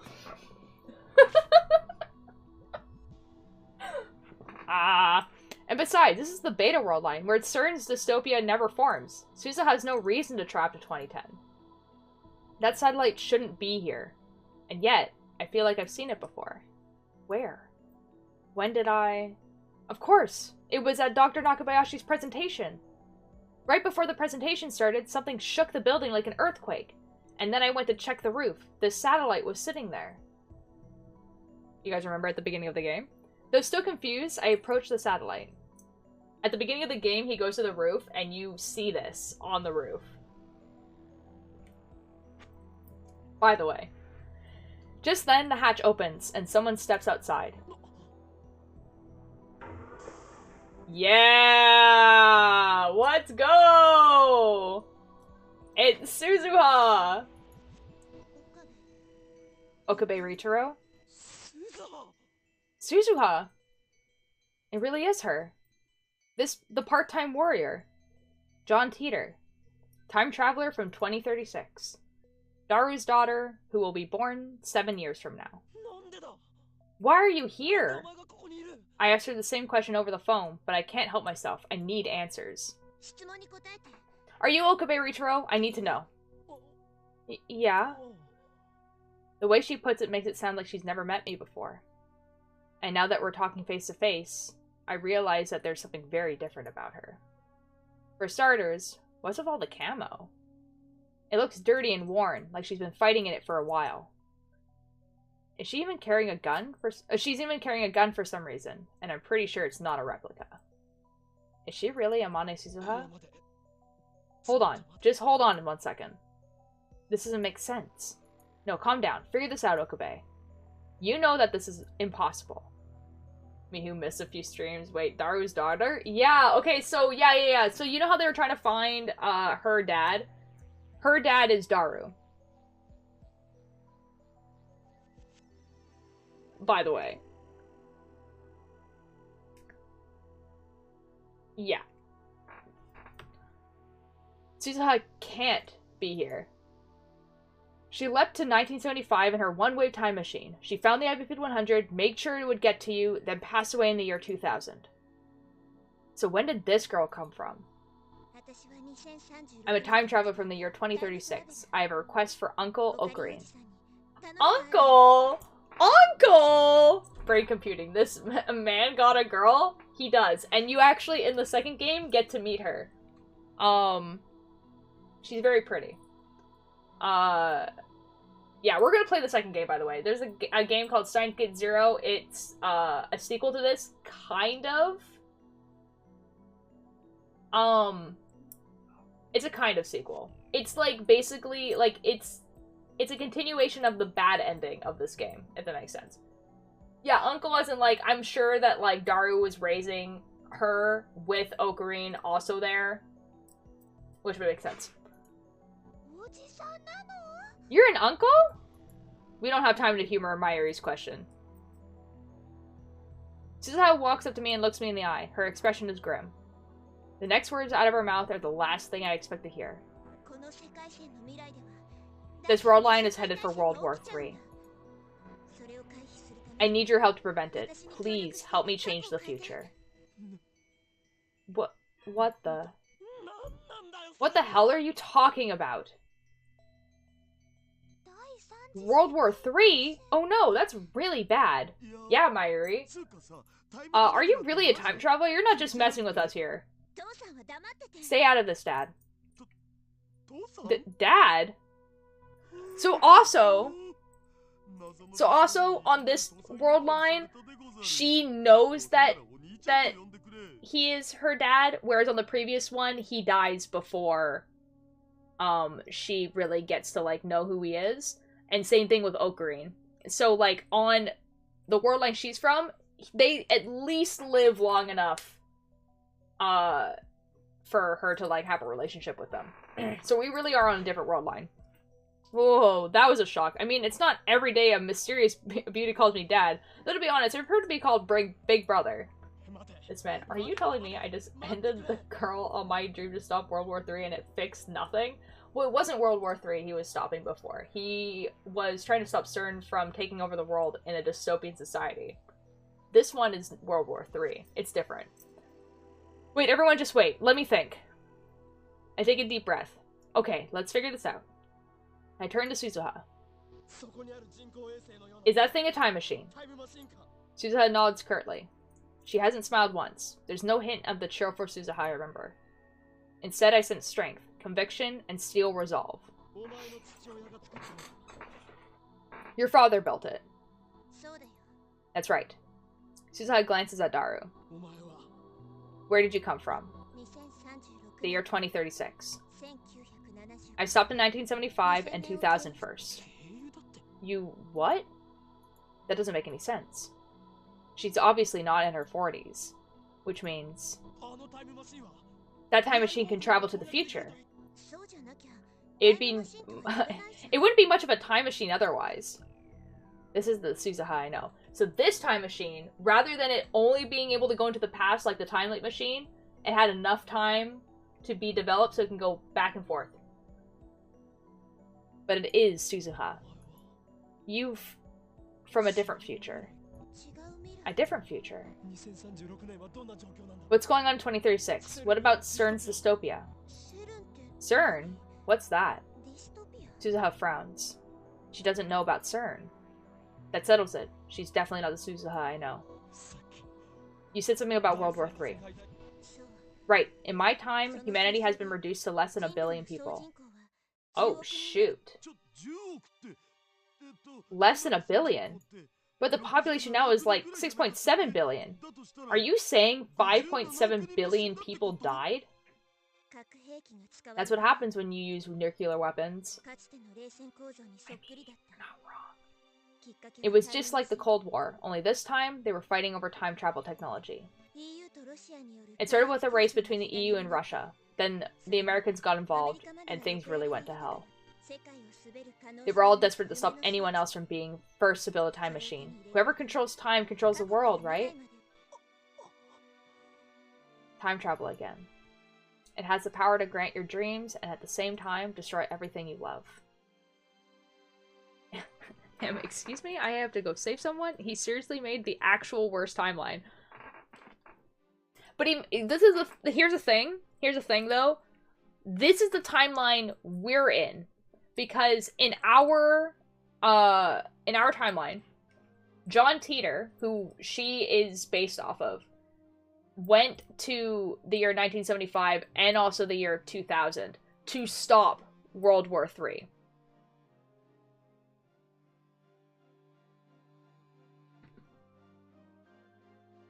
This is the original timeline, yes, and it's the timeline that we're in. John Teeter was a real person, as in it was a real phenomenon that happened on the internet, which I've said before. It's quite interesting, actually. It got solved in 2016, I think, where the people who actually did it was a hoax, basically, but the people who actually did it came forward and talked about it. But I did a project about it in 2014, and it hadn't been solved then. So, like, could have been anything. I know that better than anyone. Nerd, brah. It's cool. It's cool. John Teeter's cool. By 2036, the war.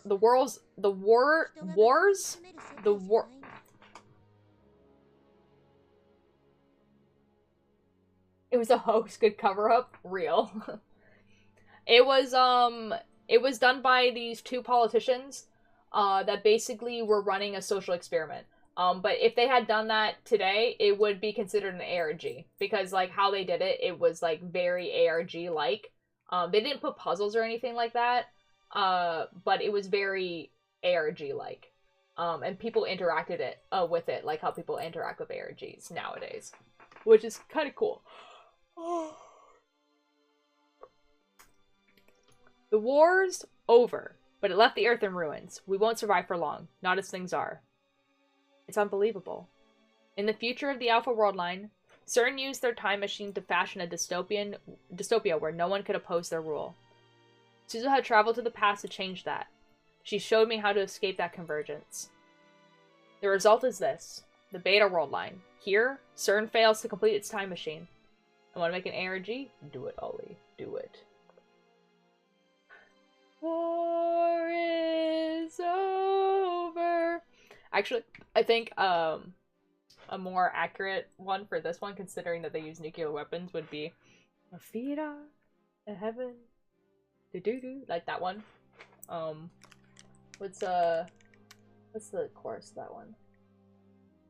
And as the world lays through the ground, oh God, it's you that I lie with. That one. As the atom bomb locks in. That one. But instead, 5.7 billion people die in the fires of nuclear war. This can't be happening. My legs fold beneath me. I sink to my knees. Are you okay? Mayuri kneels beside me and gently rubs my back. But I'm too stunned to respond to her kindness. I glare at Suzuha. Though I know it's absurd, part of me blames her. Why is this happening? You lied to me! You said a peaceful future was waiting for us in the Beta World line. We saved Mayuri! We changed the future! And now, after everything we did, Suzuha appears before me once again to say that it wasn't enough? Pauses, Ultir serenades us again. That song is kind of hard to sing. Because it has like weird notes. We're at a point of great divergence when I know that already. Then you understand. 5.7 billion people are going to die, and the survivors will be left with no future, no hope. I had to unalive my girlfriend. I came here to prevent that, and to do that, I need your help, Uncle Ocarine. I refuse. I reject her plea outright. Simply lower it. It's not how high it is, it's just the notes are weird. Like, the notes, I think, are sharp. So they're just weird. They're just like the notes that you have to hold are like, I don't know how to explain it. Suzuha looks hurt, betrayed, like an abandoned puppy. How dare she look at me that way? I borrowed Mayuri's shoulder and struggled back to my feet. I came here from the Alpha World line. I had to sacrifice the girl I loved to make it this far. I can't go back. Not to the world line when Mayuri died. I don't care if 5.7 billion people die. I won't let her. I won't let Kurisu's sacrifice be in vain. One person versus 5.7 billion. They can't be compared. Suzuha is staring at me in disbelief. Mayuri and Daru clearly don't know what to say. I haven't told them what happened, so they don't understand. Wait, you mean you've been to another attractor field? Wow. So that's the power of reading Steiner. How do you know about that? Dad told me. And I've met you before, Uncle Ocarine. In the future, that is. You've met me? I see. So the me of that attractor field went to the past too. A faint smile flickers across her face. Then she looks at me with renewed intensity. Uncle Ocarine, I know you don't want to, but... No, I won't let Kurisu's death be in vain. I won't let Mayuri die. Huh? Mayushi dies? By Kurisu, I assume you mean Makise Kurisu? Listen, Uncle. Let's say, hypothetically, that the only way to change the future of this world line is to go to July 28th, 2010, the day Makise Kurisu dies. And save her. What would you do? What? Shock ripples through my body. What did she say? Save Kurisu? But how? We no longer have the phone wave or the time leap machine. And even if we did, I could never leap that far back. Of course. I look over Suzuha's shoulder at the object disguised as a satellite. Your time machine. We can use your time machine. It came all the way from 2036. It should have no trouble going back a mere 3 weeks. Even better, this time machine can do what Alpha Suha could not. It can travel to the future. I can go to July 28th, save Kurisu, and return to the present. No D-mails, no time leaps. Genuine physical time travel. I can't refuse. I literally can't refuse.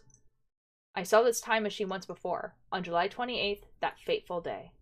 Shortly before Kurisu was killed, I saw it standing in this very spot, as sure it is standing before me now. There's only one thing that can mean. It has already been established that this time machine will appear on that day, in this place. Even before I sent the first email, my participation was absurd. Even the thought of turning Sezuha down now is meaningless. Nothing is coincidence. Everything is inedible.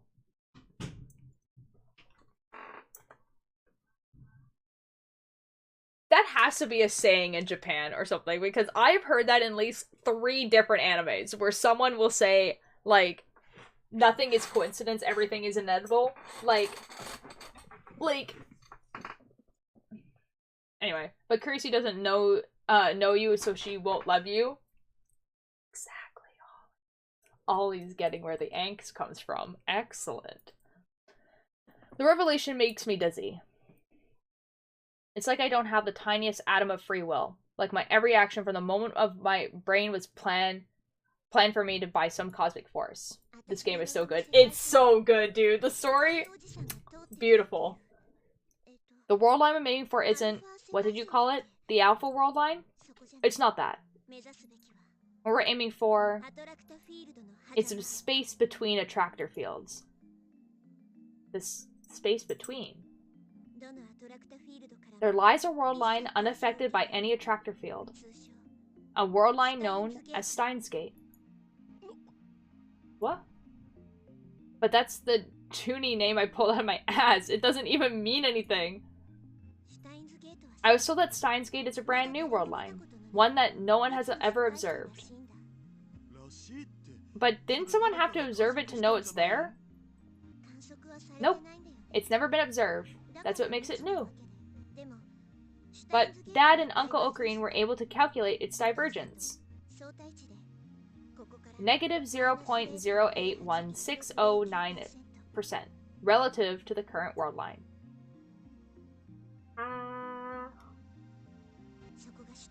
That's where we'll find Steins Gate. And to reach that world line, we have to save Kurisu. Exactly. She's the key to averting World War III. As long as she lives, the war won't happen. Or at the very least, 5.7 billion people won't die. Why? Huh? Why Kurisu? I mean, I know she's a genius, but why are you telling me she's the hero who will save 5.7 billion people? I don't know. You don't know? And you expect me to go along with this? Hey, I'm just following Dad's plan. And apparently you're the one who came up with it in the first place. If there's a flaw in your plan, then we're all in trouble. It sounds like you didn't hear it from me, is that right? You passed away 10 years ago. 15 years from now, that is. The year 2025. The same result as on the Alpha World line. So I don't know the whole story. What I do know is that my dad continued your work. After you died, he built the time machine all by himself, just to see your plan through. That's my super hacker. Ah, the loyalty. I love them. He must have hacked into CERN and stolen their research, then used it to construct his own time machine. On the Alpha World line, CERN killed Daru before he could complete the time machine. But here, Daru was able to perfect his design. That's why it can go back into the future. At least, that seems the most likely explanation. Uncle Ocarine. Like I said, Steins Gate is unobserved. Nobody knows what future awaits us there. Bro, that is some good friendship. It's so good. Big boy, my beloved. Exactly. There's a chance a dystopian rises from the ashes of World War III. There's a chance that Makise Kurisu dies just 2 days after you save her. There's a chance that you don't die in 2025, but next week. But there's also a chance that when 2036 comes, there will be no dystopia, no world ravaged by war. There's a chance that everyone, including Makise Kurisu, will still be alive. There's a chance that a wonderful future awaits. At least, it won't be the future I come from, and it won't be the future the other me came from. That much is certain. Is an unknown future really for the best? I would hate for the ending role to say, despite your best efforts, you made everything worse. Guys, could you imagine if that's what it said at the end of, like, the genocide route of Undertale? When you look in the mirror?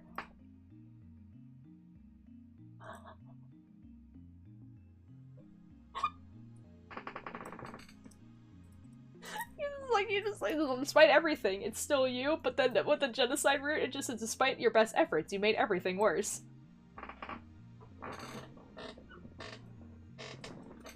That would be really funny, and I would love that. Oh, it's an ad. Okay, well, you know, I amuse myself. I think that would be really funny. I am gonna go grab some water while you guys are having an ad. I'll be back.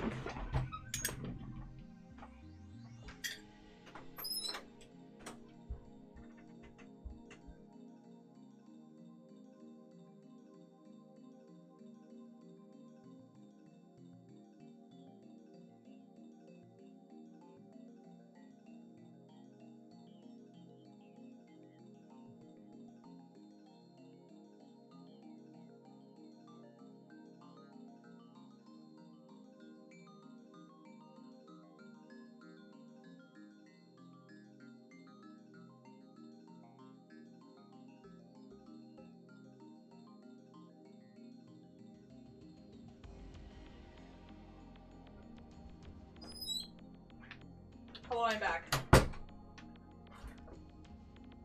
Guys, I've been shoveling snow, like, all day, every day, for the past 3 days, and I have not been drinking enough water. I am so very, back from ad streamer, no club to the back rooms. No, I just went to go get the water. I am very severely dehydrated, because, you know, like, you know when you're cold, you don't feel like you need to drink as much water because, like, you're cold, and usually you drink water when you're really warm. That's what I've been doing. I've not been drinking enough water. And also it's been cold, so my sinuses have decided to die. So we're putting some nice little smelling things so that it will, you know. Anyway. I had happy thoughts during the wholesome scene and crushing anguish with this. I'm so sorry, Keith. Welcome to the Dehydrate Club. I have to help me get through it. No, I just want to go get the water. I think, But, guys, the first day, on Monday, I was like, guys, I'm gonna be so smart. It's snowing outside, it's gonna be cold. I'm gonna make myself some tea, and I'm gonna put it in the new thermos I got for my birthday. And it's gonna keep it warm, and it's gonna be great. And then, so I put it in there, and I made that, like, before I left. So it had been in the thermos for a little bit, before I went out the door. And I was like, I'm gonna take one little sip. And it was still very hot. So I burnt the tip of my tongue, and I can still feel it.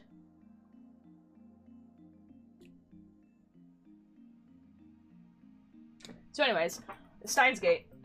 I would hate for the ending. This, we've already read this. We're done. It's completely unknown, completely unpredictable. It works. It does work. It's a very good thermos. It, like, literally kept my tea hot for, like, the entire day. Like, I was walking home with hot tea. Yay for thermoses for that reason. So, I mean, because of where I work, I can't have it, like, on my desk or something like that. And, like, I could only drink it at lunchtime, and then, like, when I went home, it was pretty good. That's a good thermos. What brand? Yeti. I hate when drinks are super hot. No, that's fair. I mean, to be fair, like, for what I was using it for, where I wanted it to be, like, still warm by lunchtime, it was pretty good. Kurisu can't be saved. I know that. And if we change the past, convergence will ensure her death, just as it did for Mayuri. It's impossible. There's no way this plan can succeed. In the end, fate will win, as it always has. But if you're willing to try, if you're willing to come with me to July 28th, then take my hand. I look down at Suzuha's hand. Her skin is rough. Her palm is callous. This cold, collected, unsmiling Suzuha comes from a ruined world. From the ashes of a war that claimed over 5 billion lives. I can only imagine what she's been through. Kurisu. How I have dreamed of saving her. I would do anything, anything, to change her fate. But how do I know this invitation won't lead me into another maze of despair?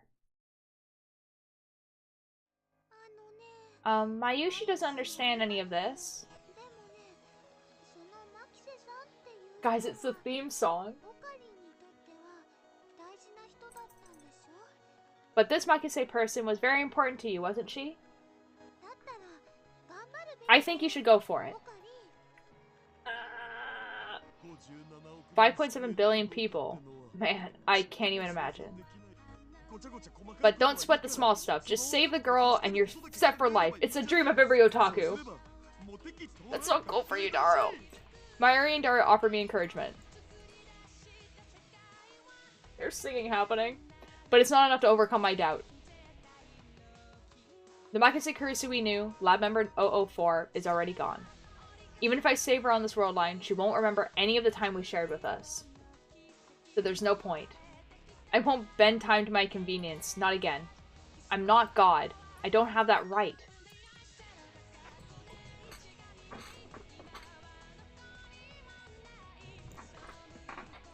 I'm like... The theme song. If I try, I'll just end up making things worse. Reason pleads with me to stop. She also doesn't know... Yeah, she doesn't know who you are, Okabe.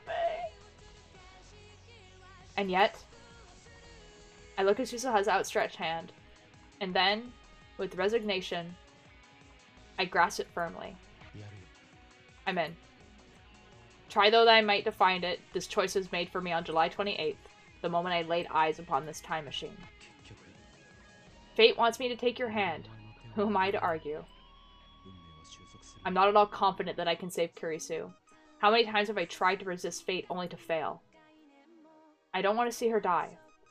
But if there's a chance, however small, that she can be saved, I have to try. Even if I can't take back what we had, I want more than anything to save her.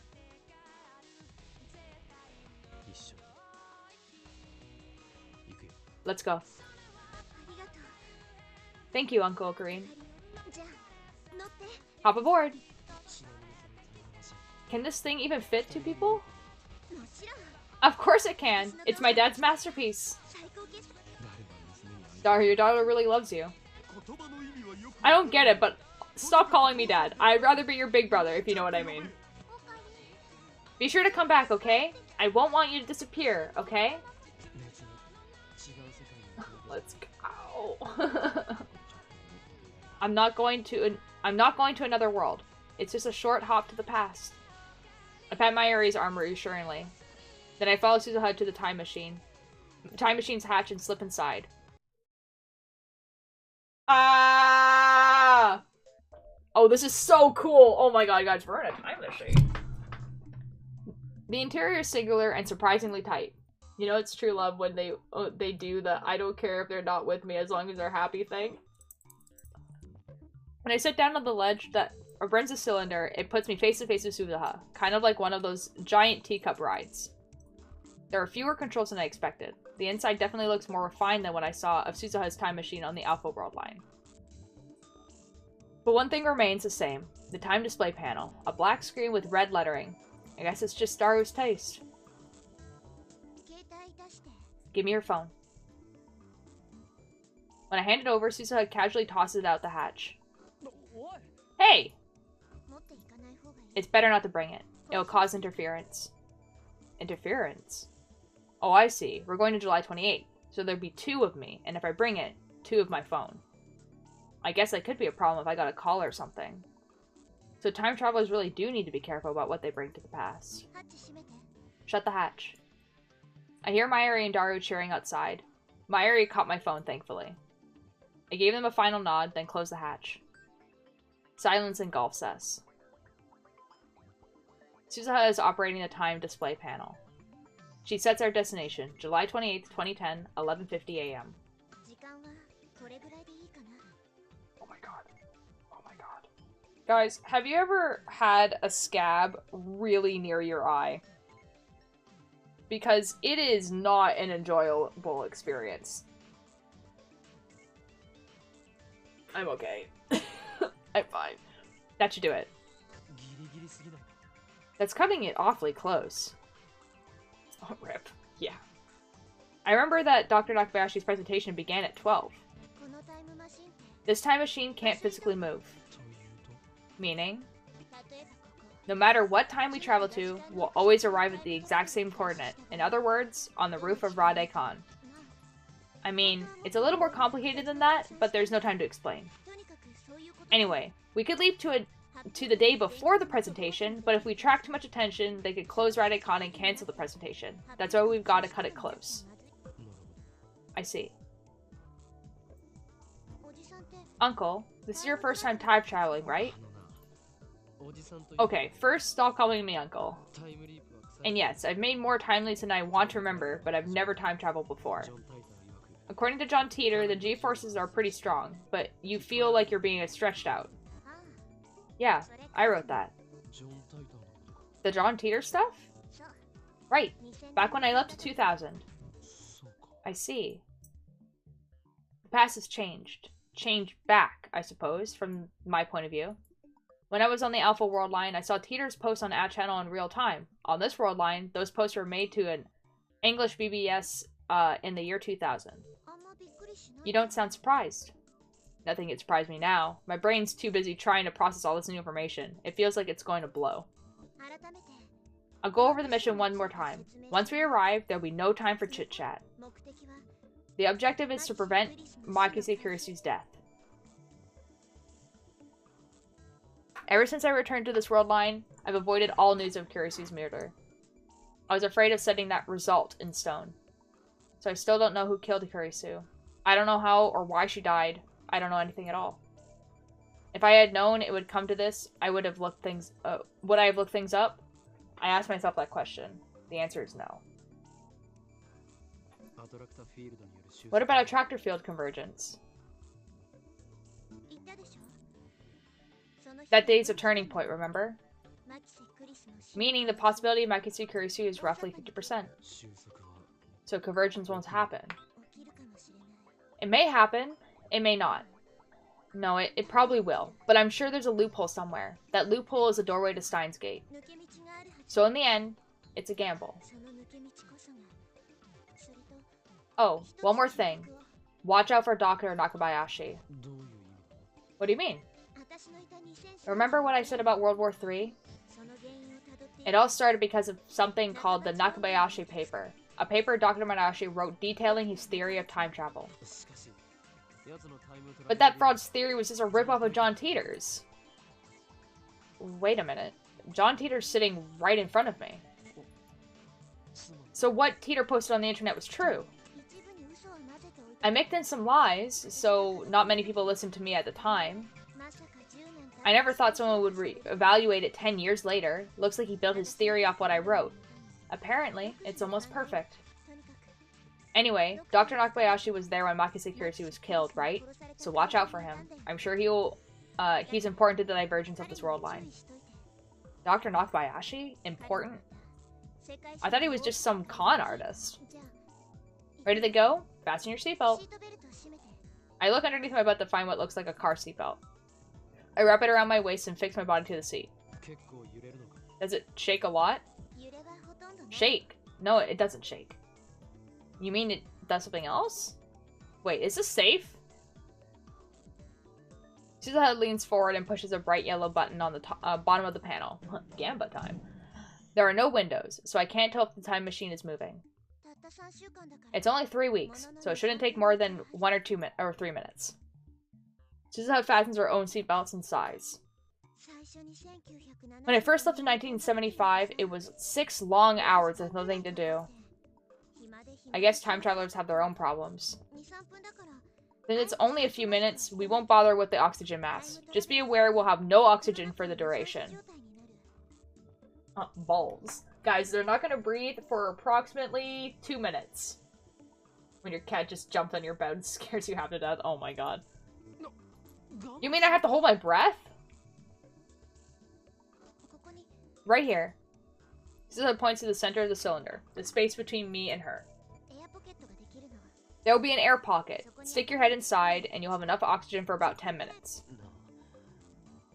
Hey, for argument's sake, what happens if we fail to save Kurisu? Big ones, even. There's not much fuel left. We barely had enough to begin with. There's not even enough for a return trip to 2036.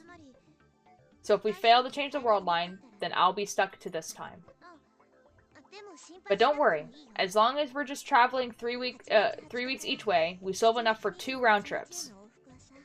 So what she's really saying is we only have 2 chances. But then how do you plan to get back to 2036? I don't. Once we reach Steins Gate, I won't have any reason to come to this time in the first place, will I?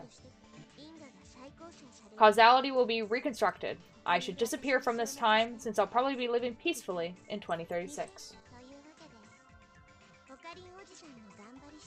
But that all depends on you, Uncle Green. Her tone is light, but her expression is serious. This is the first time in weeks that we've spoken, but I just now realized something about her. Suzuha is pretty reckless, isn't she? Suddenly, there's a zapping sound, and countless face silver lights start flowing around the cylinder. They look like moth dust, or powdered snow. The lights slowly change color. Violet, blue, green, yellow, orange, and red. Back to silver. Violet, blue. The colors of the rainbow? I feel pressure on my entire body, similar to the sensation you feel as you ascend in an elevator. In an elevator, you feel as if you're being pulled downwards, but instead the time machine feels like it's pulling at my back. The feeling of pressure quickly increases. Time machines have RGB? What the F? Okay, have a good night, Emery. It starts to feel like I'm falling horizontally. I've never experienced anything like this. It's so uncomfortable. I want to scream. The strangest thing is that the time machine itself isn't shaking. In fact, it doesn't seem to be moving at all. There's no noise, no vibration. It's eerie. The pulling sensation grows even stronger. I can hear my bones creaking. I imagine my body flattening like a pancake. It's not a pleasant thought. It's getting worse. I look at Suzuha. She has her eyes shut and her jaw clenched tight. I can no longer move. It feels like my back is glued to the wall. My vision begins to warp. And within my warping vision, the powder of light still shifts through the color of the rainbow. It's strangely beautiful, like something out of a painting. And still I keep falling. Where is it taking me? Through a tunnel in space-time? All I know is that I'm falling. Suddenly, everything goes dark. I try to scream, but even my voice falls away. It doesn't even reach my own ears. It's gravity. There's an intense gravitational distortion behind me. And I'm still falling towards it.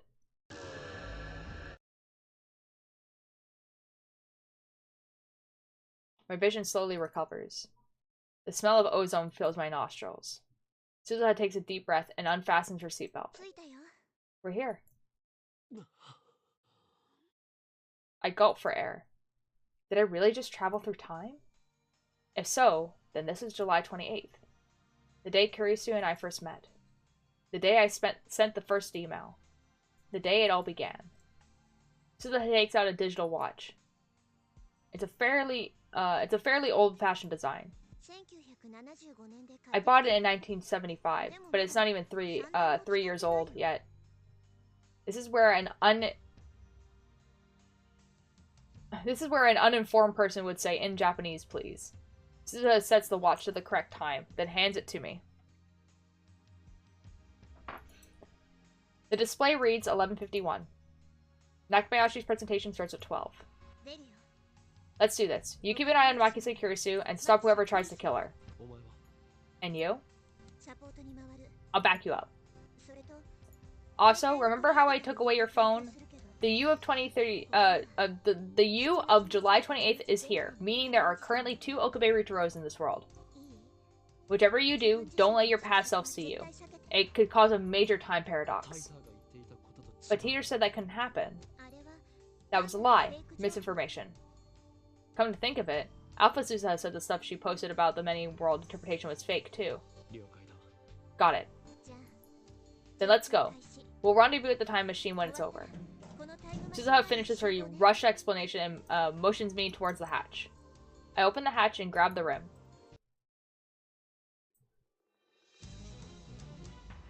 Guys, you remember how at the beginning of the game Makise Kurisu was just like, bro, what was that? Why were you freaking out like just a few seconds ago? And then he's like, I have never met you before. Anyway, I squeeze my way out. Suzuha crawls out after me and closes the hatch. You hide. I'll provide a distraction. Suzuha runs up to the emergency door. And then, to my astonishment, she draws her gun and fires through the doorknob. The doorknob opens easily. That must have broken the lock. This game very good. Yes, it does. Any minute now, a crowd of people will run up these stairs to see what happened. My past self will be among them. I need to hide before they get here.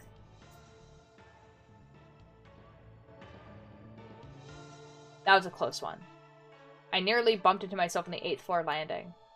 Right after I ran downstairs to the 7th floor, I heard footsteps running the other way behind me. Those footsteps were mine, no doubt. It was a near miss. There's an imposter among us. Oh, Kitty! Yes. To be safe, I descend to the 4th floor before stopping to take a breath. I take a look around, but there's nobody paying attention to me. I wonder what Suzuha is doing. I'm worried, but I need to focus on my own mission. I must prevent Kurisu's death. In about 30 minutes from now, just after Nakabayashi's presentation ends, someone will murder her. I know where it happens, in the 8th floor hallway, towards the back of the building, where people rarely go. What I don't know is who stabbed her. Instead of running around and drawing attention to myself, I should just wait at the scene. Let's cool off here for about 5 minutes, and then head over there. If I remember correctly, Kurisu tried to talk to me in the assembly hall, but I blew her off and came down here. After that, I tried calling Mayuri, but her phone was off and I couldn't get through, so I went back up to the assembly hall to find her. What time was that? I searched my memories, trying to plot the actions I took on July 28th. It sounded simple when Suzuha said it, but staying away from my past self was going to take more work than I thought. Frustration mounts. I shoved Suzuha's watch into my pocket to quash it. Quash it? Quash it? Okay. Just then. Excuse me. That voice. I turn around. Kurisu. Do I know you? No. You came down from the roof just now, didn't you? She looks at me with those beautiful eyes shining with intelligence and strength of will. I thought I would never see her again. But now before my very eyes is the girl I love. Tears well up in my eyes. I want to embrace her right this instant. It takes everything I have to resist the urge. Don't forget, this is our first meeting. This Kurisu doesn't know me. I heard a strange sound from the roof. Is that why the building shook just now? What's going on? It's not Dr. Bayashi's doing, is it? Why did I have to run to Kurisu of all people? I can't answer. I'm afraid that if I speak, I'll be unable to contain my emotions. The memory of her last smile is burned into my mind, imploring me to act. Are you listening? You're sweating like crazy. Kurisu looks at me with suspicion. What would happen if I were to grab Kurisu and run? Would Divergence change? Would her murder be averted? I recall all the times Mayuri died. I recall all the times I time-leaped to save her. Everything I tried ended in vain. I was unable to save her even once. No matter what I did, the world itself killed her. Won't it be the same with Kurisu? Should I even try? I reach towards Kurisu, my hand shaking. Hey! She steps back in surprise and fear, clutching a Manlelia envelope to her chest. This is our first meeting, I know that, but to me, she's still the girl I love. If I'd been thinking straight a second ago, I would have realized my plan to grab her and flee wasn't going to work. Kurisu would never follow some strange man she only just met. Running isn't an option. All I can do is wait at the scene of the crime. Fighting against the urge to stay, I force myself to turn and leave.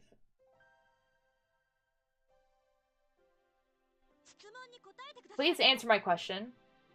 But Kurisu pursues me. Why is she so desperate to know who I am? I do look suspicious, I'll admit that. But if she thinks I'm dangerous, why would she come alone? I turn around reluctantly and meet Kurisu's stare. Answer me. Can I really save you? The words catch in my throat. Can I save her? I don't know. All I know is that convergence is merciless and cruel, and that I am powerless to stop it. Can you what? I shake my head, then bolt for the stairs before Kurisu can react. Wait, stop! When I make it back to the 8th floor, the presentation has already started. I peek in through the door of the assembly hall. Who the hell am I? Someone who knows you for the fraud, that's who! Someone in the audience is shouting at Dr. Nakabayashi. And that someone is me. Now I remember. I confronted Dr. Nakabayashi in the middle of his presentation. I called him a fraud for ripping off John Teeter's posts. From this angle, I look like a real asshole. Someone throw that man out! Staff members approach. Damn, this is embarrassing. But there's nothing I can do here. I need to leave before Kurisu appears. Character growth. Character growth. I turn around and head deeper into the dim passage. An image flashes through my mind. She was lying there, at the end of the passage, in a puddle of her own blood. 20 minutes from now, that's exactly what will happen. Can I prevent it? I must, whatever it takes. There's a pile of junk. Toolboxes, cardboard, and the like, about halfway down the passage. The perfect hiding spot. I crouch behind them. Me looking at my past self be like, now all I have to do is wait for Kurisu to show. But what will I do when she does? Only now do I realize that I'm completely unarmed. I really didn't think this through. Kurisu was lying in a pool of blood. That means her killer had a weapon. Since I didn't hear a gunshot, it must have been a knife, or something similar. How am I going to defend her, and myself? Is there anything around here that might work as a weapon? I still have about 20 minutes. But one wrong move, and someone might catch me. I shouldn't leave this spot. Maybe I'm being overly cautious, but this is my only chance to prevent Kurisu's death. I don't want to jeopardize that. I don't know what I would do if I run into Kurisu again. It's a miracle that I managed to tear myself away last time. The longer I wait in the darkness, the harder it becomes. The anticipation is killing me. So far, not a single soul has passed down this hallway. I can faintly hear Nakabayashi's voice through the mic from the far away, but that's it. The silence does nothing but increase my tension. To make matters worse, it's hot and humid. I guess the air conditioner's not on back here. My entire body's drenched in sweat, and I haven't even been hiding for a minute. Sweat drips down from my brow to the floor. I'll rub it out with my shoe. I have to keep waiting. There's no other choice. I stay there, crouched in the darkness for what seems an eternity. In the distance, I hear the sounds of sparse applause. I glance at Susan's watch. It's 12:26. I guess the presentation's over. I peek out from behind the boxes, and just then...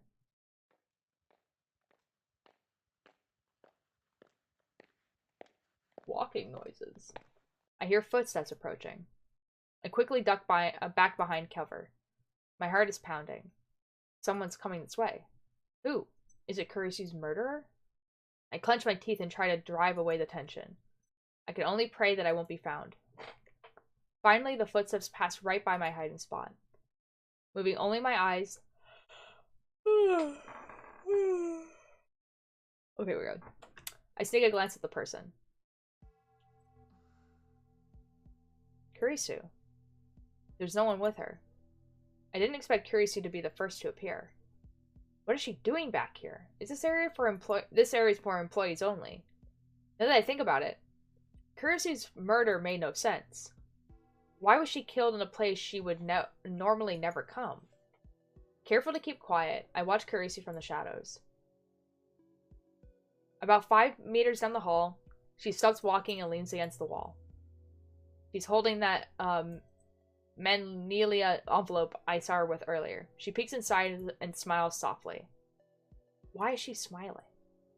Kurisu rarely smiles like that. I mean, it's more like her to glare at people. That envelope. I search my memories again. When Kurisu approached me during Nakabayashi's presentation, I'm pretty sure she was holding that envelope. Oh my god, there's an ad. Oh my god, there's an ad. Oh my god, the anticipation, guys. Oh my god. Oh my god. The anticipation. Oh my god. Guys. Whatever is going to happen? What could possibly happen? Oh my god. This game is so good. It is so good. Oh my god. Guys. This is so exciting for us. Excellent. Also, I think it's pronounced Maniola.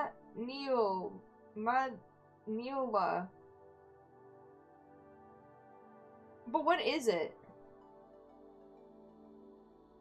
Is it just a letter? I'm just gonna say letter.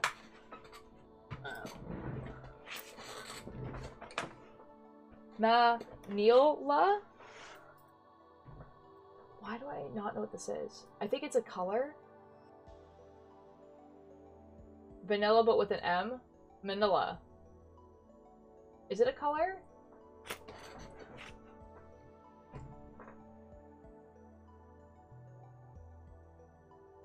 It's a light brown paper. Like, I can picture what it looks like. I just didn't know it had, like, a name.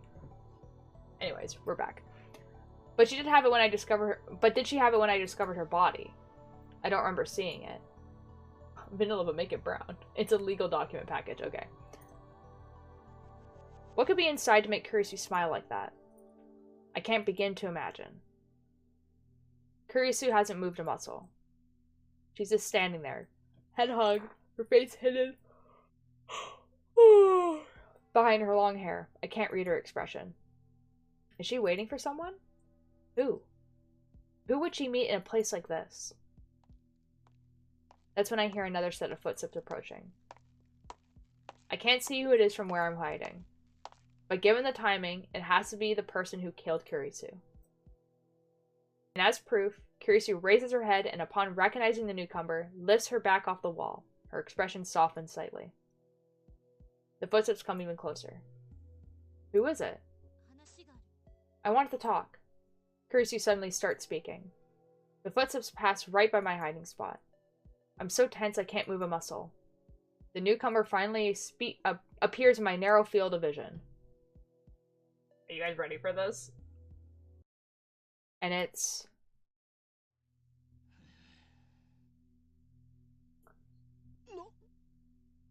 Dr. Nakabayashi. I slip a hand over my mouth to keep from shouting in astonishment. Kurisu and Dr. Nakabayashi know each other?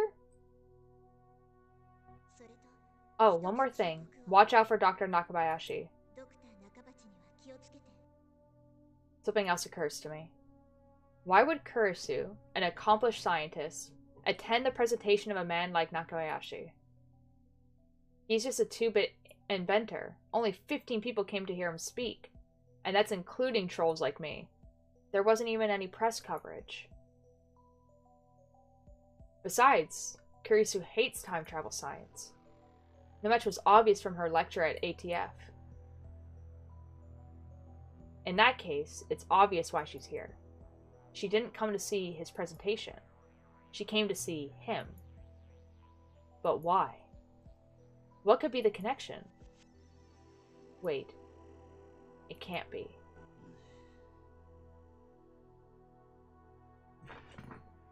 I want you guys to guess. I feel like you guys can figure it out. It's gonna be great.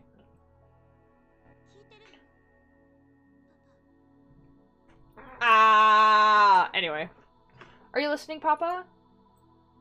Papa? He's her father. Her estranged father, who she told me she hadn't seen in 7 years. The eyes! The eyes! It's the eyes. Kurisu did say her father was a physicist. And Nakabayashi certainly is a physicist, though the scientific community at large has rejected his research. But wait, does this mean that Nakabayashi killed his own daughter? Or was it someone else? Someone who has yet to appear? There's no way to know. If I could be sure that Nakabayashi was the killer, then I would intervene right now. But I'm not. I'd rather keep watching, see what happens. What is that? I heard you were giving a presentation on time travel. So I thought about it too. Could it be possible to make a time machine? Kurisu wrote a paper on time travel? But when she spoke at ATF, she rejected the very idea of time travel. Although, come to think of it, she was awfully interested in the phone wave. Damn, I forgot how much of a tsundere she was. I'd like your opinion, Papa. We can polish it together, then submit it to the scientific community. I don't know if they'll listen, but just in case, I do have acquaintances at Science Magazine. Nakabayashi takes out the document and starts reading it with a disgust frown. So that's what it was. She didn't have anything dangerous in that envelope, like drugs or a gun. It was just some document. But that raises a new question. Could that be the Nakabayashi paper?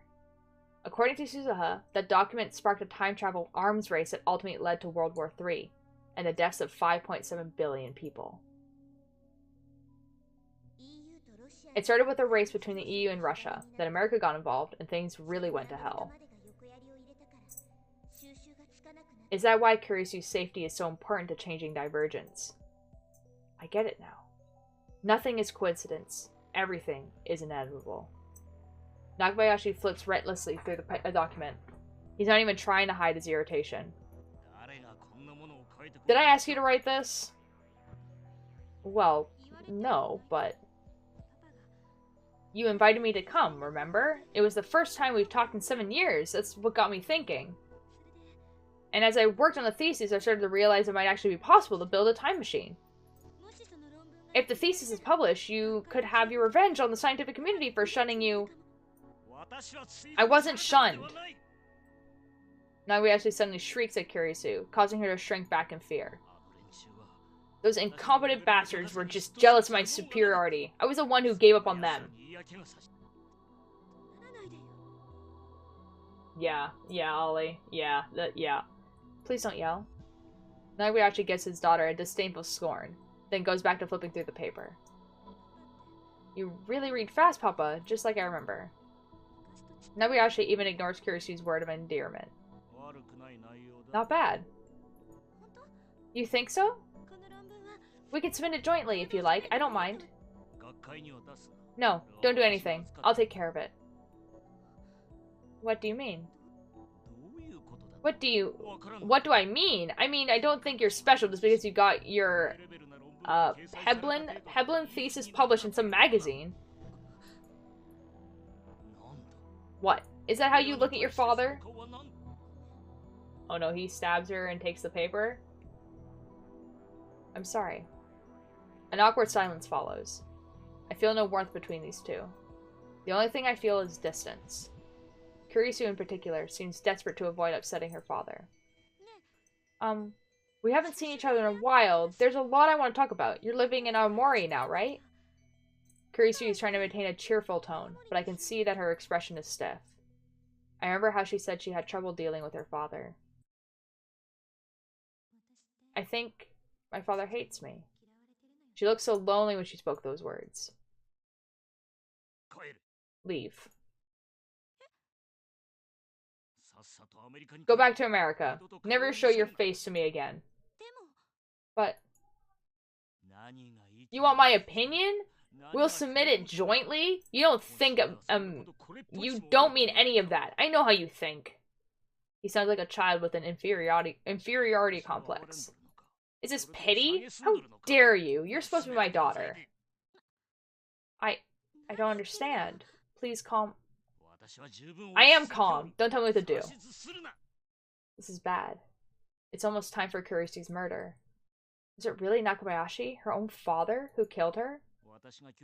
I'll tell you why I called you here today. I wanted to show you my research. Research beyond even what you can imagine. I wanted to prove once and for all that you are nothing compared to me. But that brat in the lab coat ruined everything. I know you were laughing at me too. Don't you deny it. How dare you treat your own father this way? I wasn't... You want my opinion on this thesis? Fine, I'll give it to you. Nakabayashi rolls right over Kurisu's objection. It's like he doesn't even hear her voice. I'm going to publish it myself. End of discussion. You're stealing it, Papa? What did you say? You're stealing my work? I didn't think even you would do something like...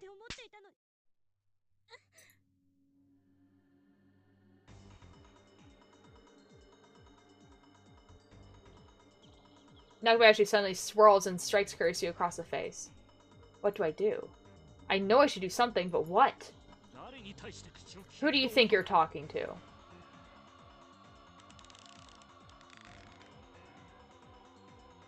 Bro! The escalation is unreal. Nakabayashi throws the paper aside and seizes his daughter by the throat. Kurisu grasps for air, her face twisted in pain as his grip tightens. I'm throwing hands of a fictional character. Real. You can't possibly understand how I feel. Why do you have to be so talented? I detest you. I hate your very existence. Nobody is allowed to be better than me. Understand? Nobody. Especially not my own daughter. That's why I sent you away. I couldn't bear the shame of being your father. It's all your fault. It's all your fault. This is completely absurd. He's blaming her for his own failures. I've seen enough. He's the killer for sure. I burst from my hiding spot. Stop.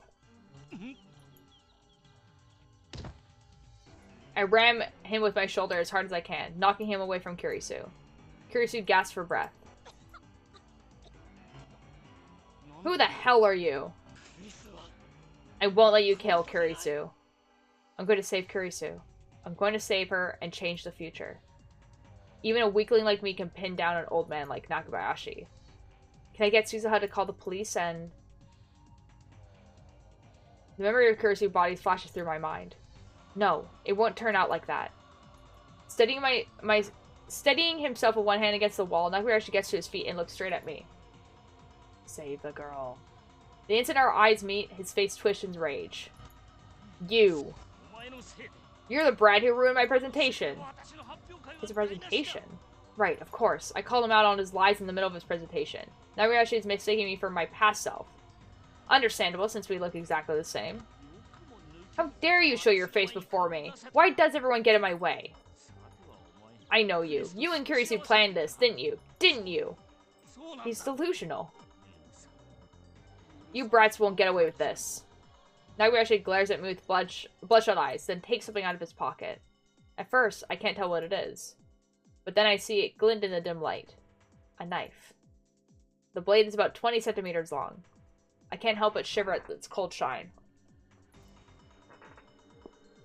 Why is he even carrying something like that? Is he completely insane? Wait, is that the weapon that killed Kurisu? I won't let that happen. Damn. Why is my brain so fixated on that scene? You pay for mocking me. Nakabayashi charges like a rage bull, with no sign of hesitation whatsoever. He raises his knife high. I instinctively dodge back, the knife missing me by a hair. He gathers himself for another strike. The sight of his face twisted in madness and rage fills me with terror. I want to scream. He's going to kill me. No, don't be afraid. I can't die here. The past is already decided. But wait, if the past is already decided, then doesn't that mean I can't save Kurisu? I shake off the thought. Just think about saving her. Apologize. Swallowing my fear, I force myself to stop running away. Instead, I lunge forward. I knock Nakabayashi's hand aside. The knife falls from his grip and clatters to the floor. I leap on it and pick it up. That was easier than I expected. Stop it, Papa! F. Where'd it go? I found it. Don't tell me what to do! I look up in surprise. Nakabayashi has taken a screwdriver from a toolbox left in the passage. Kurisu is walking towards him, pleading with him to stop. She's completely defenseless. No, Kurisu, stay away from him. You're the one in danger, not me. Just when I thought I'd disarm him, he finds something else. Even a screwdriver can kill with enough force behind it. Run, Kurisu! Kurisu glances at me, but she doesn't move. Why won't you run away? This is crazy, Papa. Please stop. What do you know? What do you know? Nakabayashi has completely lost his mind. Nothing she can say will reach him. If only you'd never been born. Nakabayashi turns to Kurisu, brandishing his screwdriver. But Kurisu still doesn't run away.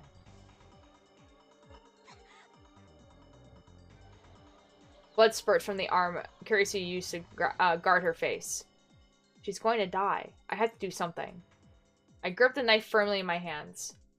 Kurisu won't die if I kill Nakabayashi first. That image again. Stop getting in my way. I won't be tied to that past. I need to do this. To change the future. To save Kurisu. I don't think I need to say that. I think that's good enough. As Nakabayashi raises his arm for another blow, I thrust my knife at his unprotected back. No!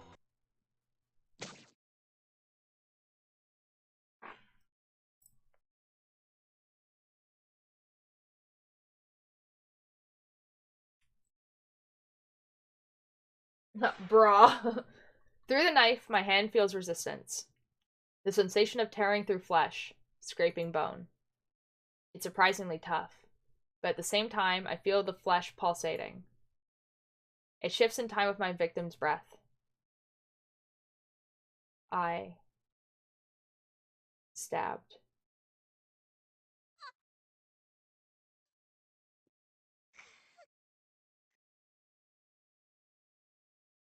I stabbed. Why? I can't believe my eyes. What happened? I tried to stab Nakabayashi. The blade should have pierced his back. And yet... At the last minute, Kurisu forced herself between us. As if to protect Nakabayashi. Why?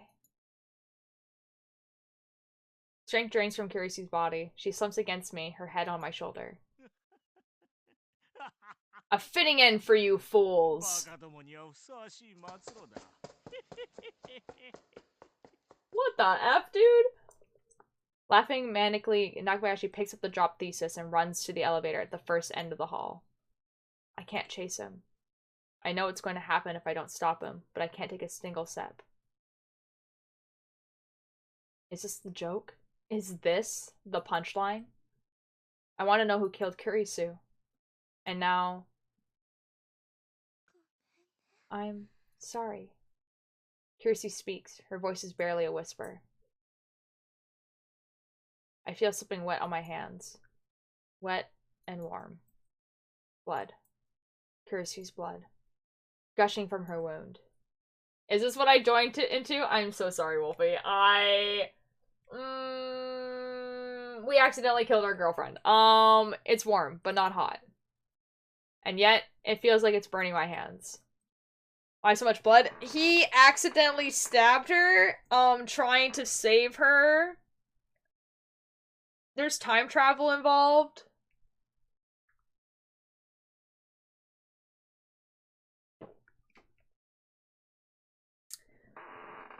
there's like approximately like 90 hours of gameplay.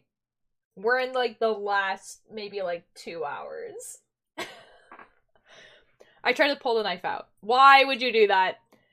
If I can stop the bleeding, maybe she'll be okay. Wait, how do you stab someone when trying to save them? Well, when you try to kill someone who is trying to kill her, but she steps in front of them. But my hands won't move. Guys, fun little factoid. If you're stabbed with something and the object is still in you, don't take it out. It's stopping from all your blood coming out of you. Don't do it. Don't take it out. That's her own fault then? That's such a base take, Wolfie. It's like they turned to stone. That's why we can't have nice things. True. My arms. My fingers. No matter how hard I try, they won't move an inch. Kirishi's breathing quickly grows labored. She's suffering. I didn't mean for this to happen. This isn't what I wanted. Why won't my hands move? I want to pull out the knife. I want to ease her pain. Why won't my body obey me? She's a thing? I don't think that's true. As if someone else is in control. Kirishi's body convulses against mine. The pain must be unbearable. Is there nothing I can do to help her? I want to cry. Why? The only thing I can do is ask. Because he's still my father. I just wanted him to accept me. I studied so hard, hoping he would praise me. But now I finally understand. Papa didn't want to accept me. I'm such an idiot. Why did I save him, I wonder? I'm sorry for getting you involved. It hurts.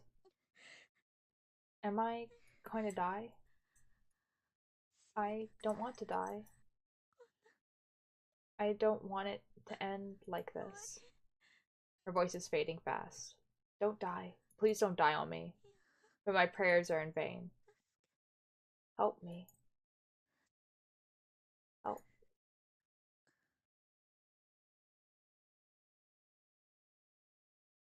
Her body suddenly grows heavy. I can no longer hear the sound of her breathing. And yet, the blood from her wound is still warm. No, I won't help. What the F? I killed her. I killed her. The one who killed Kurisu was me. And I'm about to have a breakdown about it.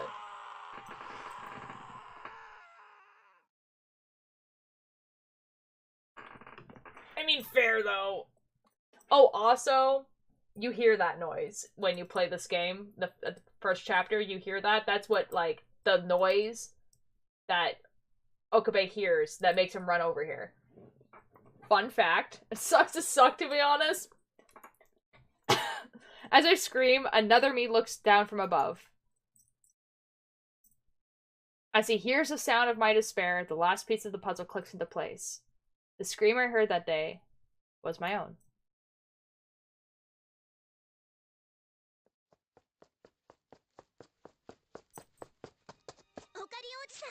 Uncle Green. Someone pulls at my arm. I am covered in blood, and I am not having a great day. Come on, get up. I feel hands slip under my shoulders and drag me away. I hate life. I'm so sorry. The knife is in my hand pulls free of Kurisu's chest. A fresh torrent of blood follows it. Still warm. Open your eyes, Kurisu. Wake up. Pull yourself together. We need to get out of here before they find us. I'm sorry. I didn't mean to kill you. I tried to save you. I did. Why is this happening? Someone put my arm over their shoulder and hauls me to my feet, then drags me away step by step. I don't have the strength to resist. Guilt and regret are the only things inside of me. I killed Kurisu. Twice.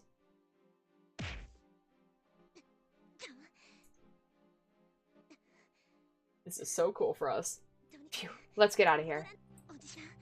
Don't give up yet, Uncle. Everything's gonna be fine, I promise. Now hold on tight. I feel someone push me hard from behind. Next, they take the knife away. My fingers are like solid rock. They have to be pried open one by one. Insert let it go. I failed to save Kurisu. Worse, convergence made me kill her. The past has already been decided.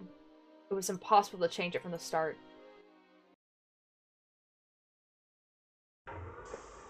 Someone drags me out of the time machine. Everything's gonna be fine. I just killed the love of my life. Yeah! It's like, ah! Anyway, I crumbled to spot, powerless to even stand. And I'm still covered in blood. Whoa, you're already back. It hasn't even been a minute. Ocarine? Ocarine! Mayuri rushes over to me. She looks at my face in concern. But even her concern is too much for me to bear. Please don't talk to me. Just leave me alone. Whoa, you're covered in blood. What happened? Deal with it, you'll be fine. Well, he comes back after a minute covered in blood and mid-breakdown. Yeah, like, from their perspective, like, they've been gone for, like, 2 minutes, and then, like, they come back, and he is, like, not having a good time, and they're just like, bro, what is going on? Like, they don't even know who this Kurisu person is. Get him a towel. Get him a towel, Dad, and water, and some clothes, too. Hurry. Huh? An explanation, por favor? Just go already. Okay. What the F? Dara runs back inside the building.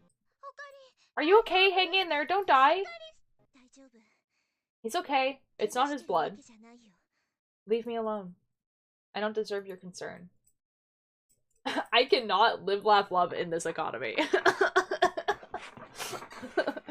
Save Kurisu? What a joke. Not only did I fail to save her, I took her life with my own 2 hands. 3 weeks ago, in this very spot, I killed her. I murdered her. There's no way to save her. There never was. Everything has already been decided.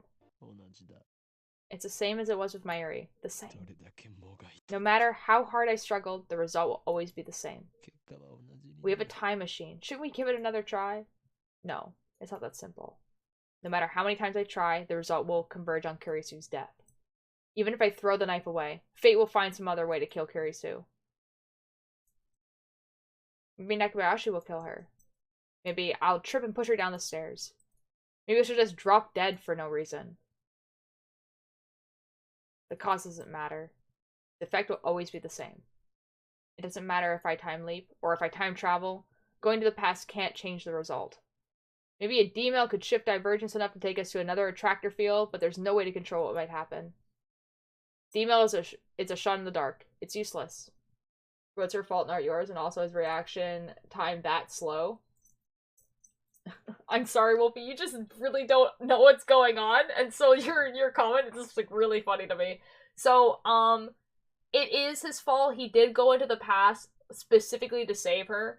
So, if he wasn't there, she wouldn't have died. His reaction time, he was running towards someone. So he had a knife and he was running, and she moved in front of him while he put the knife in. So, like, that's a pretty, like, not slow reaction time. It's like, you know, like, that's a pretty normal reaction time. Yeah. Yeah, he was running.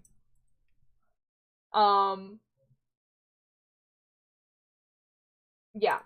Basically that.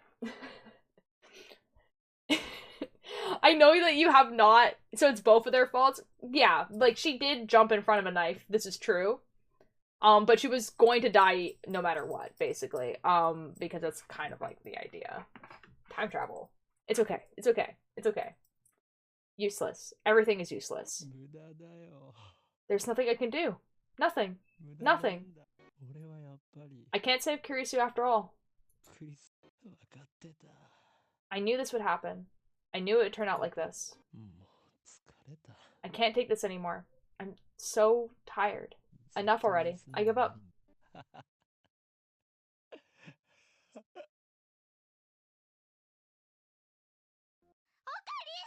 Ocarine!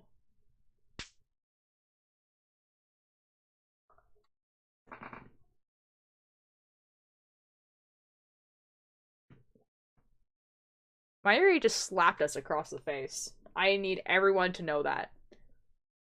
In this timeline, Convergence says you will punch Wilburstone in the purple room. For legal reason, that was a joke. Slay, queen! Mayuri just slapped us across the face, and I need everyone to know that. A burning numbness spreads through my cheek. Mayuri hit me. Ooh. She's never done anything like this before. The shock is enough to bring me to my senses. Mayuri looks at me with tears streaming down her cheeks. Her small body gently embraces mine, though I'm still covered in Kirisu's blood. Ocarine, you're not a quitter. Mayushi knows. You never, ever give up. Not until the very end. Oh my god, there's ads. Oh my god, there's ads. Oh my god, there's effing ads. Oh my god, oh my god, oh my god, there's ads. This is so cool for everyone, during this part specifically, for there to be ads.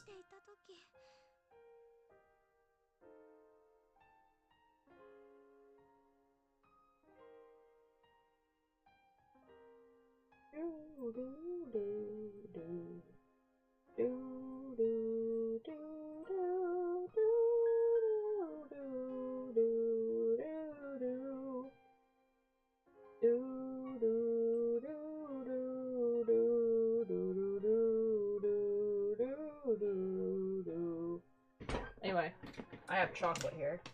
If I can grab one. I believe. I got one. Welcome back, Wolfie. I have a piece of chocolate, and I'm going to eat this piece of chocolate.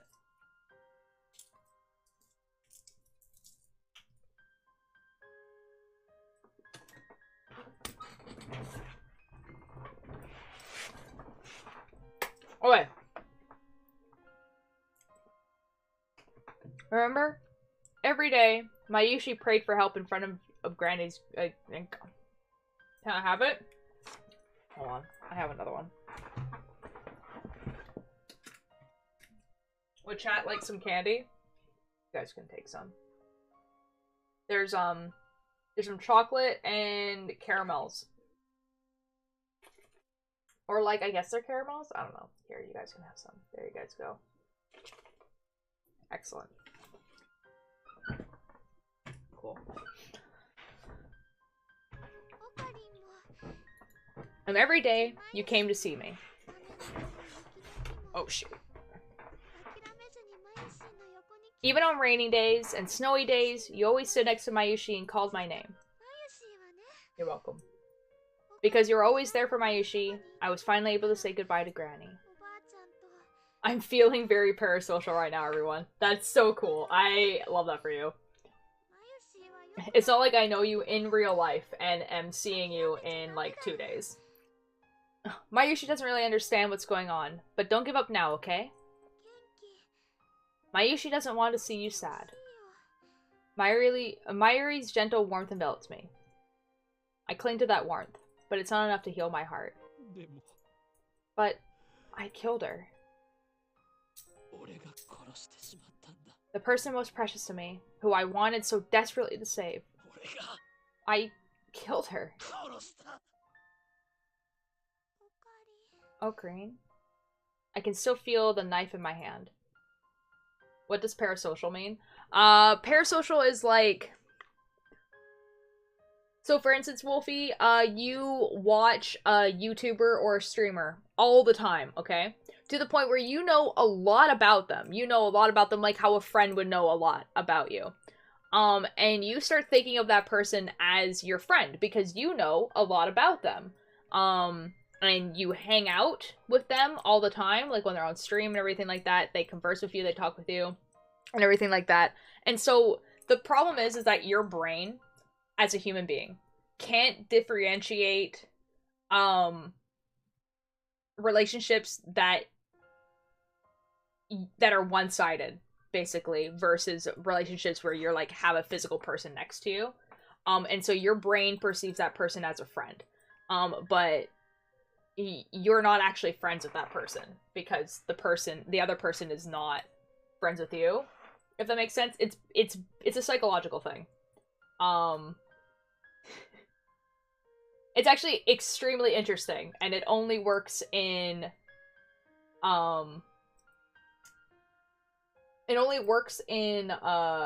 like a society where like digital technology like exists. It's pretty interesting. Yeah, just like it's Google time. It's really interesting actually. Me and Otir have a parasocial relationship. That's so cool for you, Ollie. Ollie, I don't even know if it applies because, like, we're, like, in, like, Discord servers together and, like, all that sort of stuff. So, like, it would be more like... I don't know.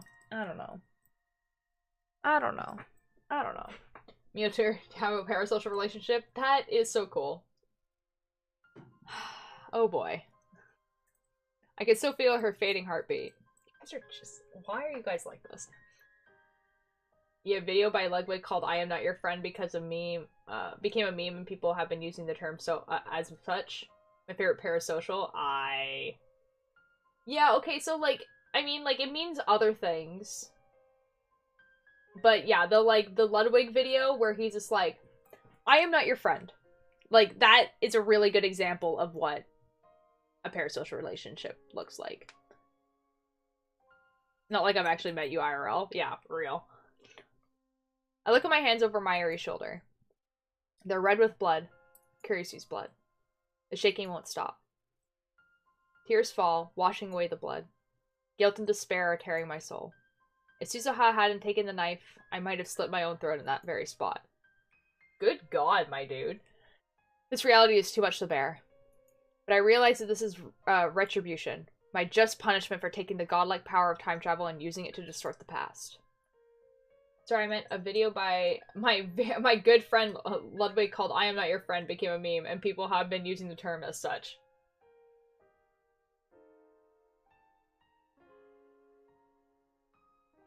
The parasocial relationships can also extend to people, like, having parasocial, like romantic relationships as well. Also, effing why? Why can't he be just happy? We're not at the credits yet, boys! We have much more angst to go through. Kurisu can't be saved. That has been proven beyond a doubt. At the very least, I can't save her. Not even with Mayuri's encouragement. There's nothing I can do. You're wrong. Suzuha speaks, her voice full of conviction. And immediately afterwards, I hear a familiar melody. My male tone. Guys, I'm so excited for this part. I've been waiting for this part since we started playing this game. I'm so excited, guys. I know exactly what's about to happen. You guys should be excited, okay? Can I also have it with fictional characters? Yes, it can happen with fictional characters. Because your brain can't differentiate between characters that are real or not. Parasocial friendship with Wheelchair Light and the rest of the cult here. Nice. Guys, I'm so excited. Alright, you guys ready? Mayuri takes my phone out of her pocket. She's been looking after it. You got mail, Oak Green. Mayuri gently puts my phone into my hand. I don't have the energy to check my mail, but for some reason, Suzuha gestures for me to look at it. I reluctantly open my mailbox. Turn on the TV. What? Turn on the TV. That's all it says. The sender is unfamiliar. Is this a prank? Spam? I'm bewildered. I don't even know who sent this. But then I happen to glance at the send time, and the shock is like a lightning bolt to the brain. The date is just sent. August 21st, 2025. Anyway.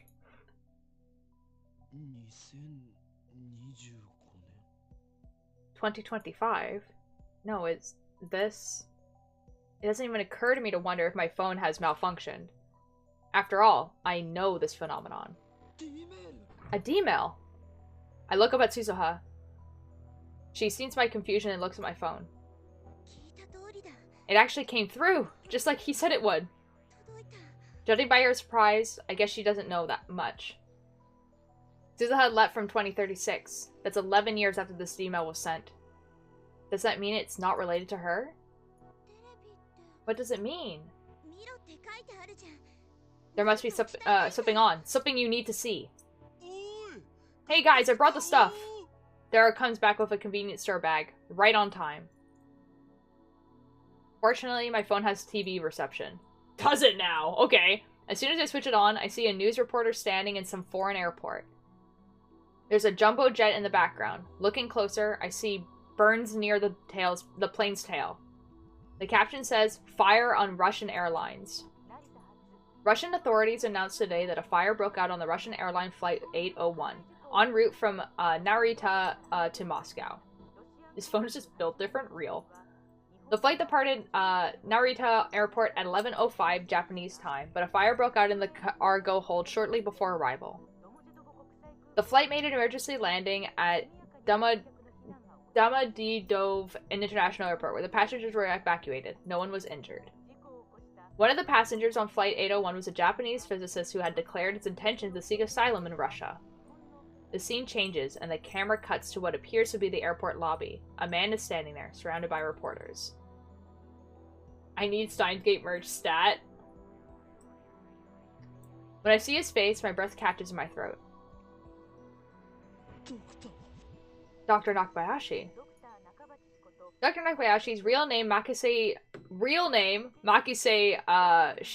Shujiji made these comments to the press earlier today.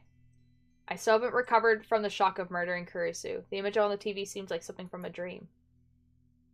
Did they say Nakabayashi sought asylum in Russia? I didn't think people still did that in this day and age. I mean, all you need is a passport to travel to Russia. I am delighted to have arrived safely in this wonderful country. My deepest gratitude to the Russian government for accepting me. What happened on the plane? What happened on the plane? Read the subtitles at the bottom of the screen. When the cabin filled with smoke, I remained perfectly calm. Some passengers panicked, but they settled down after I gave them a talking to. Nakabayashi responds confidently. He certainly doesn't look like a man who could strangle his own daughter. My compliments to the pilot for his safe landing. He's a hero, for he saved not only my life, but my historic thesis as well. Who the F is that? That's the guy that, Okabe was trying to stab, and who he thought was going to kill Kurisu. The subtitle changed to, "Is that thesis related to your quest for asylum?" When Crush wakes up and I'm going to get yelled at for eating chocolate chips and M&M's as dinner. Yes, but it's good dinner. Now, I don't think you should be yelled at for that, but I don't think that's a good dinner. But, like, you do you. Nakabayashi nods theoretically. Indeed, if this thesis hadn't been lost... Uh-oh, I skipped that. This thesis will change the course of human history. What is your thesis about? This thesis describes the first practical theory of time travel. Do you understand? Time travel. I, Dr. Nakabayashi, have succeeded where countless others have failed. Nakabayashi's tone quickly grows feverish. Now he's talking directly to the camera. Moreover, he's not talking about the accident at all. He's just promoting his research. He presents something to the camera. It's the envelope, the one Kurisu gave him.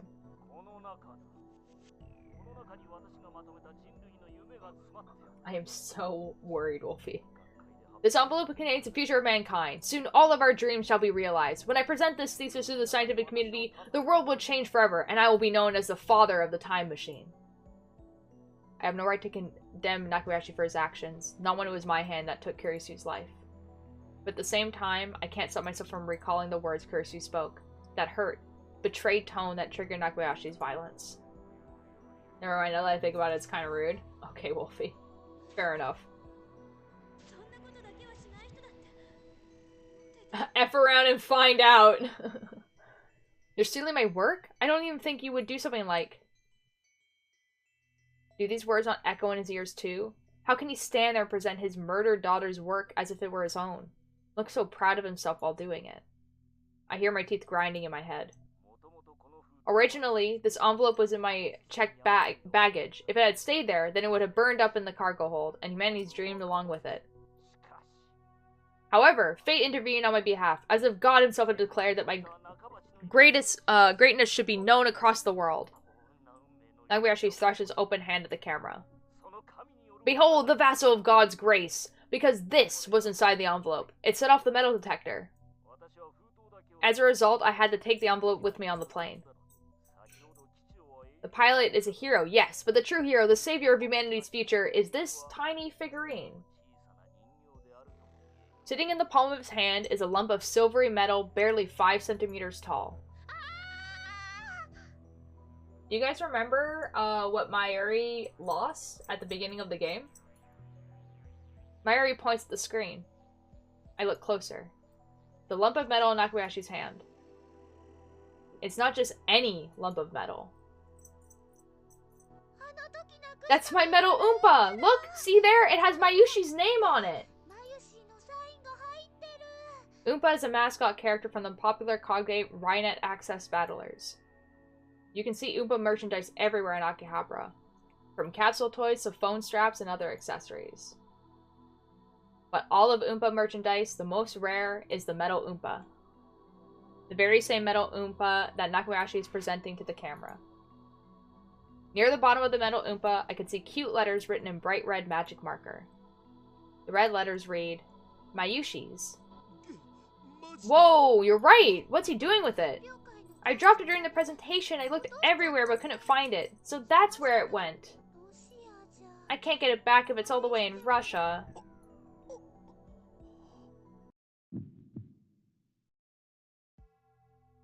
I stare at the screen in disbelief.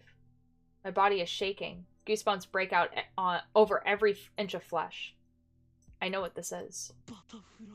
The butterfly effect. 3 weeks ago, Mayuri dropped her metal Oompa in the assembly hall of Raidai-Con. That tiny figure, a mere child's toy, went on to decide the fate of mankind. It rescued the Nakabayashi paper from the fire. And in doing so, it laid the foundation of World War III. Suzuha, did you know about this? Suzuha answers with a look of apology. Who sent that email from 2025? Whoever it was clearly meant for us to see the news about Dr. Nakabayashi. Sorry. Sorry? About what? What is she apologizing for? Sorry for not telling you everything. But we needed you to fail once. You had to experience Makise Kurisu's death firsthand. What? You tricked me? Not exactly. It was part of the plan. At least, that's what I was told. Told? By whom? I'm sorry for making you go through that, Uncle. I got the toy started World War III. Like, yeah, that's kind of how butterfly effect works. It's great, guys. It's just good. Tell me what's going on. See for yourself. Suzuha points to the phone in my hand. Then you'll understand. What are you talking about? The message should already be in your phone. The message you sent from 2025. What? A video mail. So guys, you remember at the beginning, when we got a strange email on our phone, like it's one of the first emails we got, and it's just like a corrupted video file, and then it never gets mentioned again. Anyway. You received one, didn't you? She's right. When was that again? July 28th, right after I met Kurisu for the first time. Just as I was about to contact Mayuri, I received a mysterious video mail from an address I had never seen before. The butterfly effect, but a toy is what started it? Like, indirectly, but yeah. Is that what she's talking about?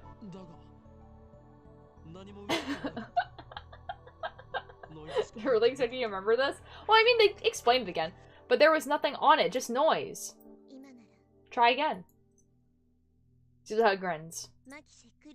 If you try now, after failing once to save Makise Kurisu's life, you should be able to see it. Are you kidding me? Is that even possible? Are you guys ready to see this video? Because man, is it a trip. Guys, it's from the same email.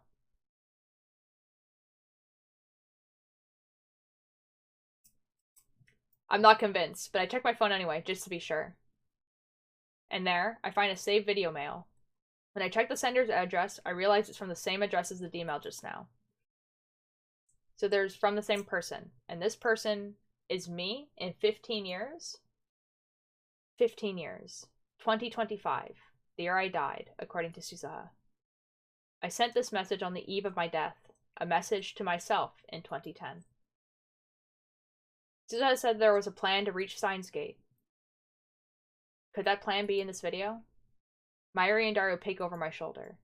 I take a deep breath and press play with trembling finger.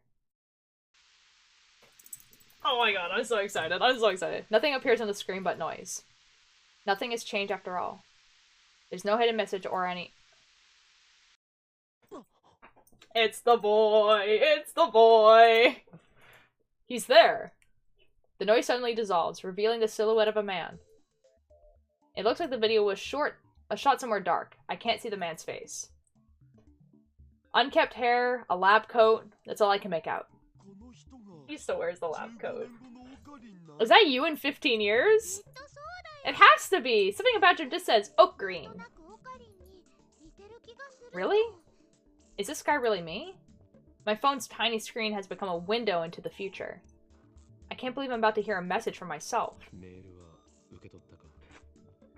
Ah!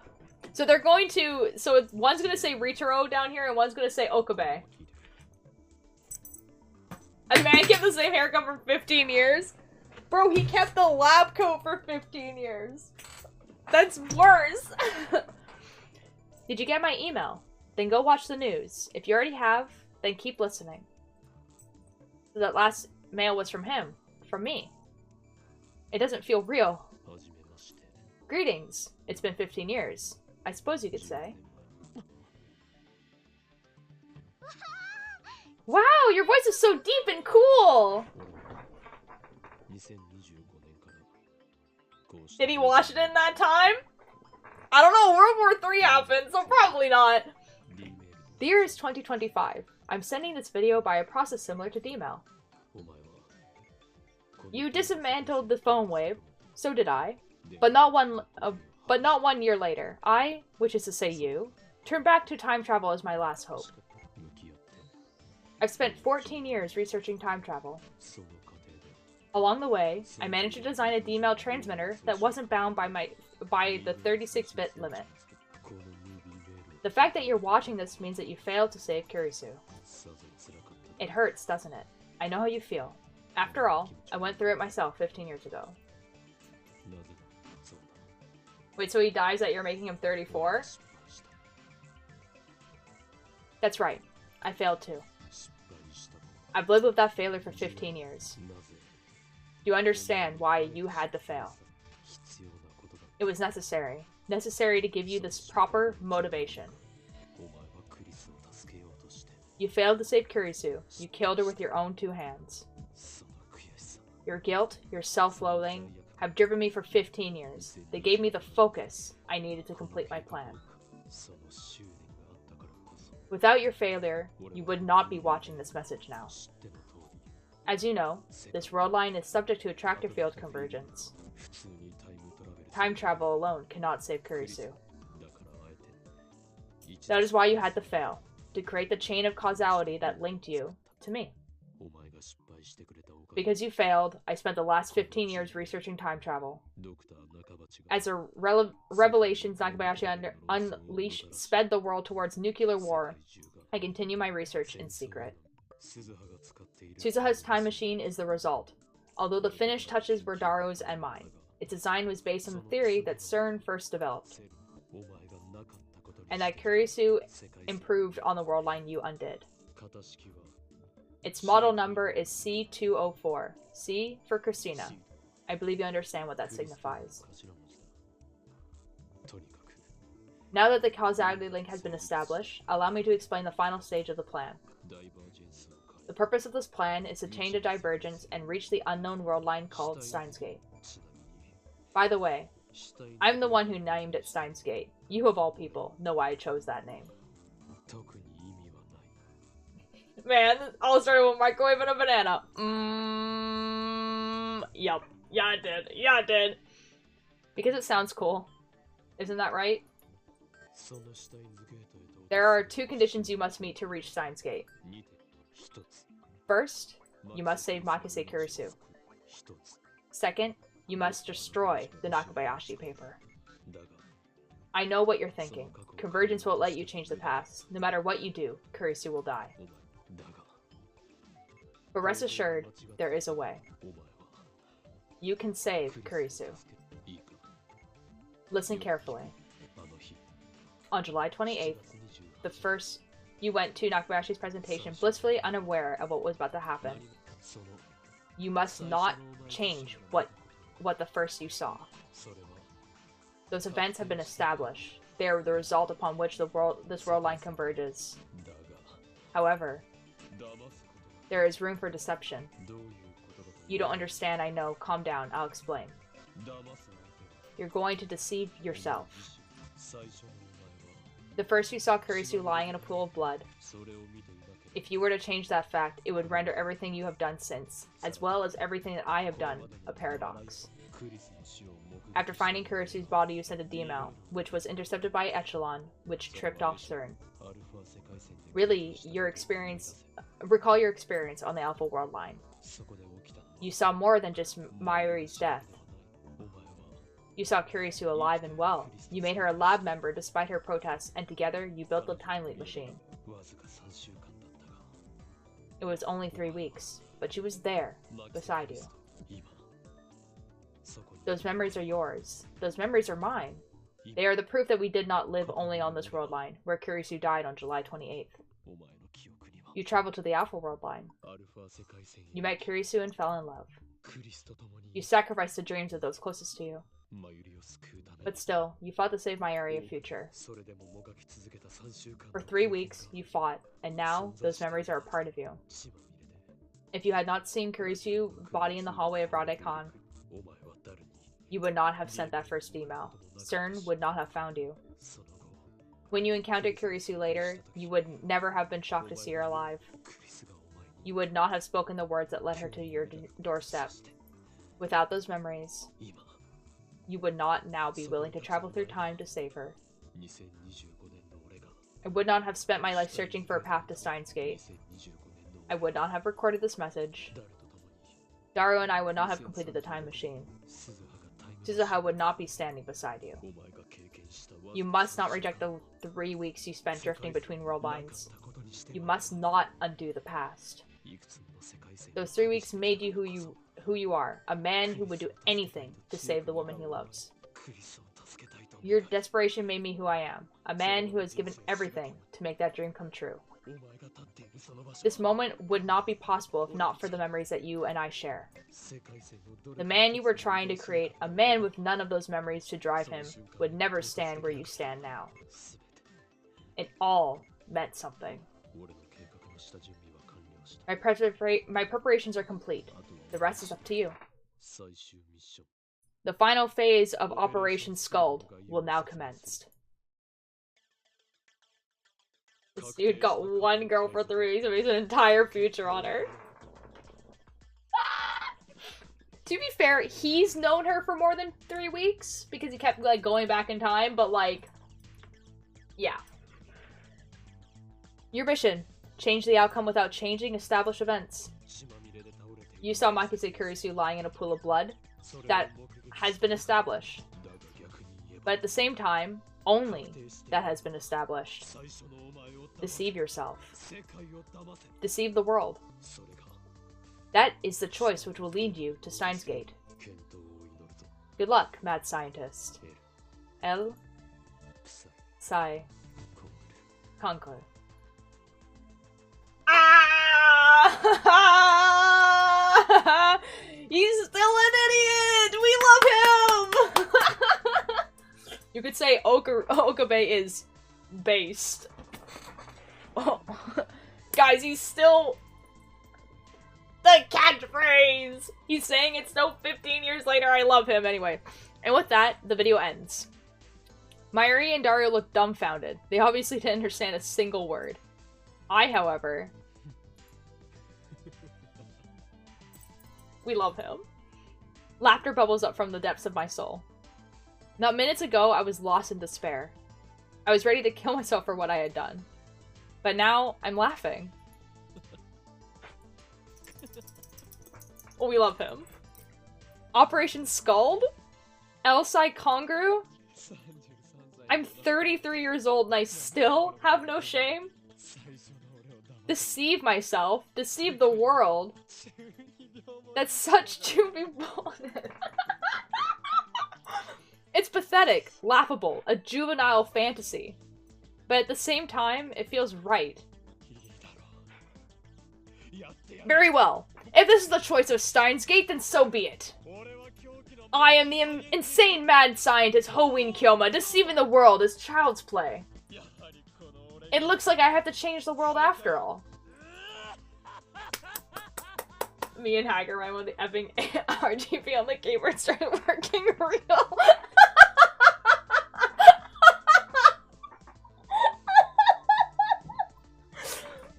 That's really good. Oh my god, there's an effing ad! No!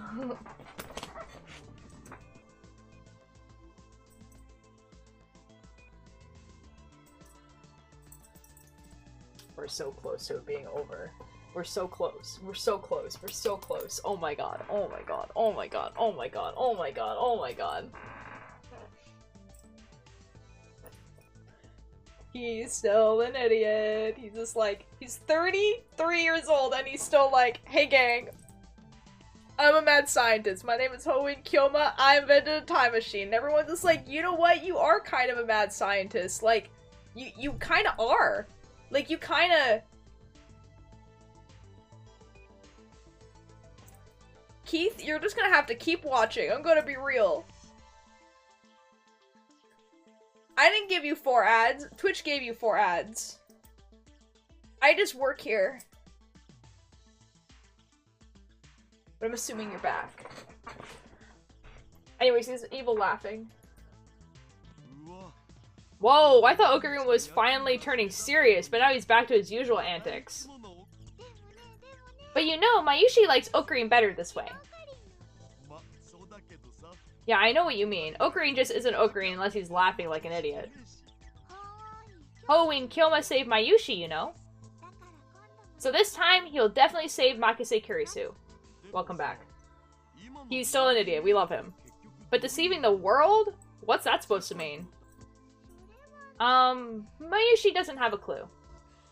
Welcome back, everyone. Welcome back, welcome back. They're realizing, like, we love our idiot. Our idiot is the only idiot. We love him. You guys didn't miss much. I pause when you guys go on ads, I pause. Like, I stop. Isn't it obvious? The only established fact about the past is that I saw Kurisu lying in a pool of blood. That's the extent of my observation. Kurisu was lying in a pool of blood.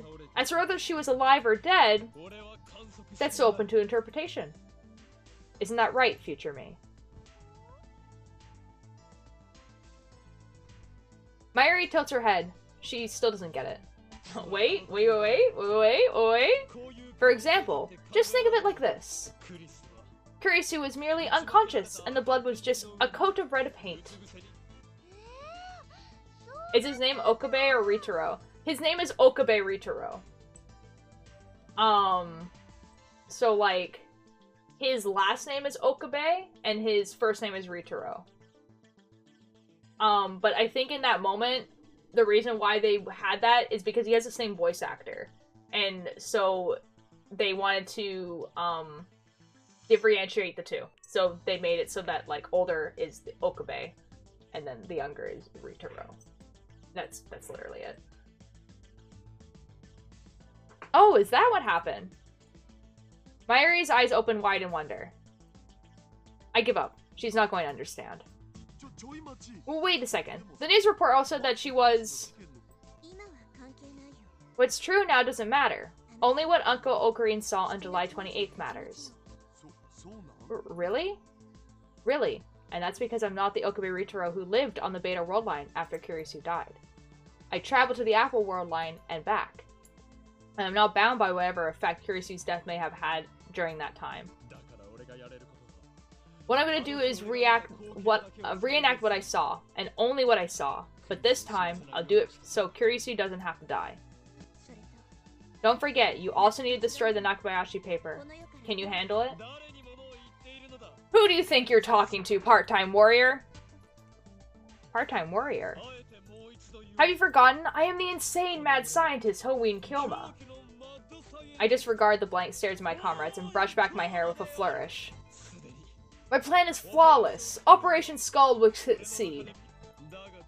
But I need to prepare. Give me 30 minutes. Suzuha tightens her expression and nods firmly. Oh boy is right. I squat against the roof's chain fence with my eyes closed. To refresh my memory, I pull out the drawers of my mental archive and sort through each file one by one. My actions that day, Mayuri's actions, my conversation with Kurisu, Nakabayashi's presentation. With those memories to guide me, I begin to draw up a plan for how to complete my mission. Here we go. I have a feeling this isn't going to work. Oh, Green, I got the stuff. I open my eyes once I hear Mayuri's voice. Then it's time. I take a deep breath and stand up. Mayuri's faster on her feet than Daro and I, so I had her pick up some things for me. She went all the way to the lab and back in the sweltering heat, but she's not even breathing hard. Ladies, gents, and those who do not imply... Hoenn is back, baby! Yeah! Hoenn Kyoma, let's go! She runs up to me with a triumphant smile. Almost like a playful puppy, shaking her tail. Here you go! Will this work? In her hand is a plastic stick about 30 centimeters long. I take it and nod in satisfaction. Good work, Mayuri. Mayushi's happy to be useful to Oak Green. Oh, I brought you this! She hands me a banana. That's so cool, Mayushi! I guess she's telling me to not time travel on an empty stomach. What's that? A banana! Oh my god. Oh my god, it's a banana. Quick question, how long do you plan to go tonight until this is over? No, I mean that stick. It's not a stick, it's a sword. One of our lab's many inventions, future gadget number 6, this Callium Saber. Salium Saber? It's a red Salium glow stick and it's an essential item for idol and voice actors' contracts. But it's not just a glow stick, it's saber-shaped, just as its name implies, so you can reenact scene from Spark Wars. A lightsaber. Yeah, it's a lightsaber, guys. It's a lightsaber. It is, in fact, actually a lightsaber. Wow. Furthermore, it can also form fake blood clots. Detach the cap at the tip and thick blood starts falling out. I, really don't get what you're trying to accomplish when you made this. We wanted to make our sword fights more realistic. What he means to say is that everything is inedible. I think I see the plan. You're gonna use that Callium stuff as a stand-in for Makisu's blood, aren't you? Precisely. I stuff my cheeks with banana enraptured by my own genius. I truly am a mad scientist. I put the Salium Saber into my pocket. It's about 30 centimeters long, so it sticks out a bit, but I don't mind. I had Dario buy me a stun gun earlier. I packed that too. With that, my preparations are complete. We just casually bought a stun gun? What the F? Okay. I gave Suzuha a glance. Let's go, Uncle Ocarine. One more time. One more trip to July 28th. There and back. That's all the fuel we have left. This is our last chance. You ready? Leave it to me. I will change the world. Oh my god, oh my god, oh my god, oh my god, guys. Oh my god, oh my god. I follow Suzuha into the time machine. While waiting for Mayuri to return, I asked Suzuha if there was a chance that I might run into myself from last time. In other words, the me who killed Kurisu. She replied that wasn't possible. The world line where I killed Kurisu is minutely different from the one to which the time machine will take us. Time travel has a very small effect on divergence. Much too small to cause any noticeable changes, but enough to ensure that there can never be two versions of the same time traveler. However, it is important to remember that world lines are not parallel worlds. I'm gonna head to bed now. Have a good rest of the stream, everyone. Don't stay up too late. It's not that much longer. It should be good. Have a good night, Atlas. Hope you're able to watch the VOD later if you like. Why do people always say this is our only trip there and back? Just, like, get more fuel? Well, now, to be fair, this is a time machine. It probably uses some very special fuel.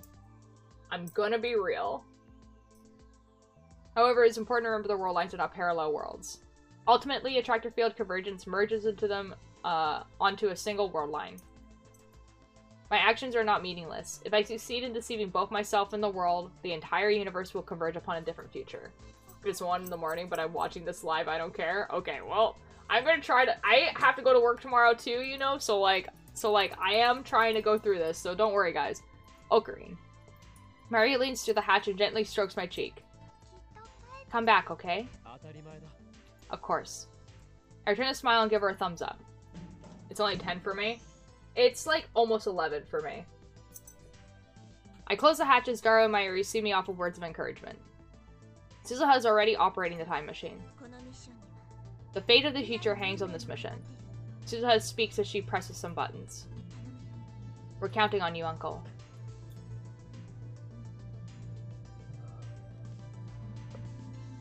Instead of answering, I close my eyes. I find myself strangely calm. No impatience, no tension, none of the anxiety I felt the first time. How many times have I tasted failure? My hairbees hurt those closest to me. My foolishness cost them their dreams. And even though those mistakes have been undone, the memories still remain as a brand on my heart. You must not reject the 3 weeks you spent drifting between world lines. You must not undo the past. It all meant something. Every mistake, every sacrifice. Without them, I would not be standing here now. From that knowledge, I draw strength, confidence, and pride. The memories I shoulder deserve nothing less.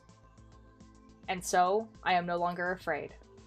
I will reach the unknown world line, Steins Gate.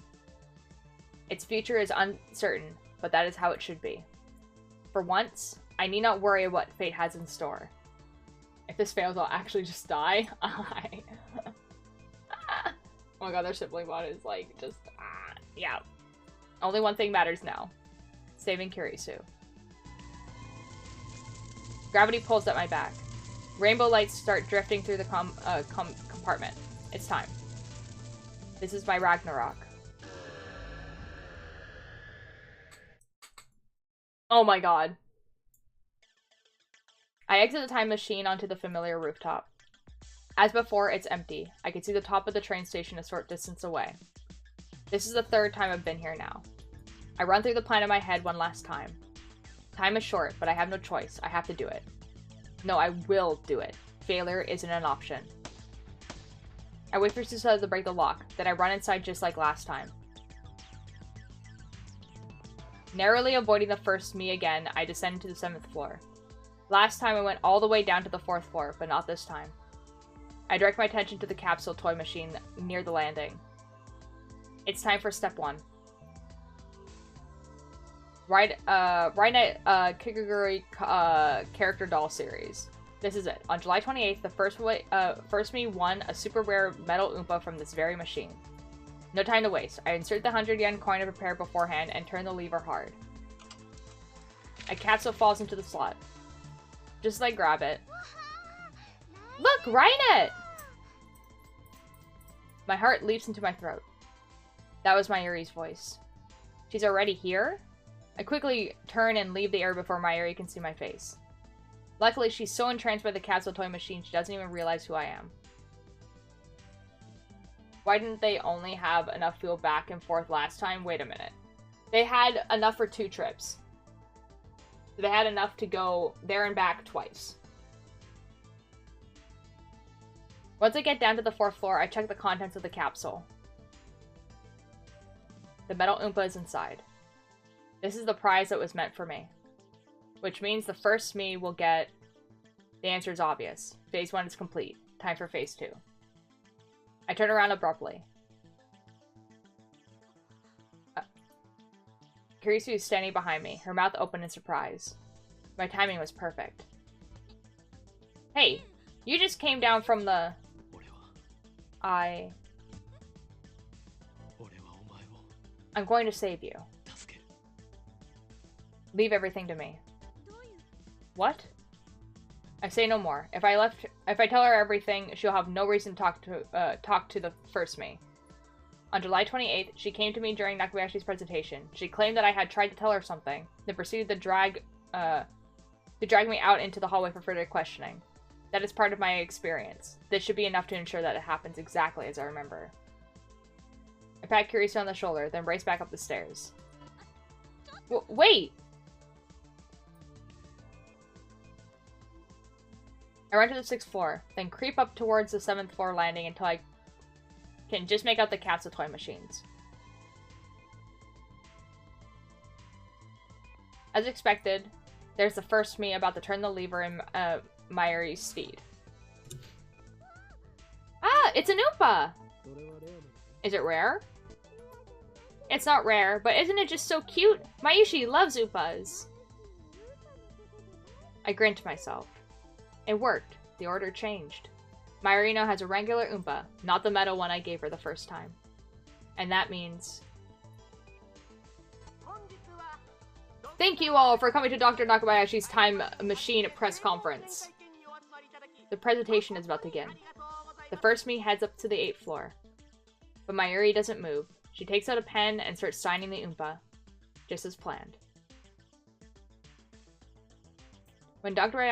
Nakabayashi defected to Russia on August 21st, he had Mayuri's metal Oompa with him. But if he had a plastic one instead, it should change the fate of the Nakabayashi paper. But one question remains. How exactly did Mayuri's Oompa fall into Dr. Nakabayashi's hands?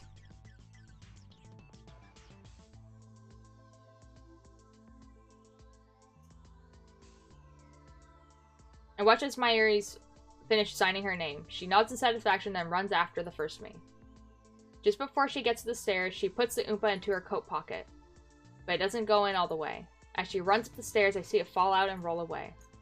Mayuri is completely oblivious. A moment later, she disappears from sight. I look at the Oompa lying on the floor. Does Nakabayashi pick it up? How? He's in the middle of his presentation upstairs. He doesn't have any opportunity.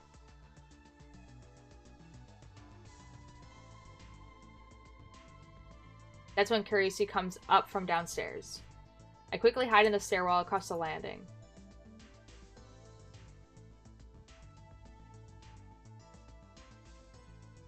It's so awkward. Why does he need the Oompa anyway? So I don't think he needs it. It's just like in his bag. He doesn't know it's there. Kurisu reaches the 7th floor without noticing me. She finds the fallen Oompa and picks it up. So it was Kurisu who found the Oompa. The butterfly effect. In 3 weeks, this completely inconspicuous event changes the outcome of an accidental fire on one of what must be thousands of planes flying that day.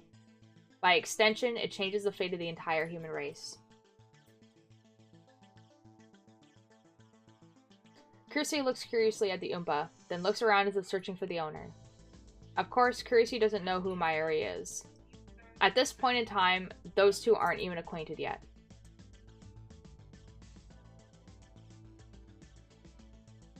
After realizing there's no one around, Kurisu puts the Oompa into her envelope and goes up to the 8th floor.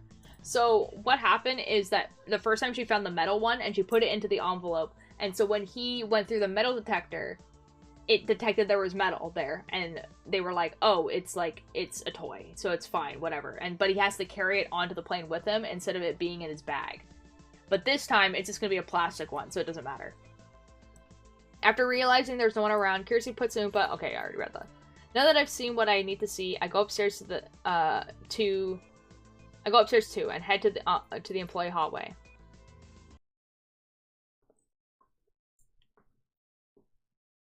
Here's where it gets serious. I grip the Silum Saber and shake it slightly, thus activating the red fluorescent reaction inside. It'll last about 10 minutes. It should get dim before Kurisu makes her appearance. I know what I need to do.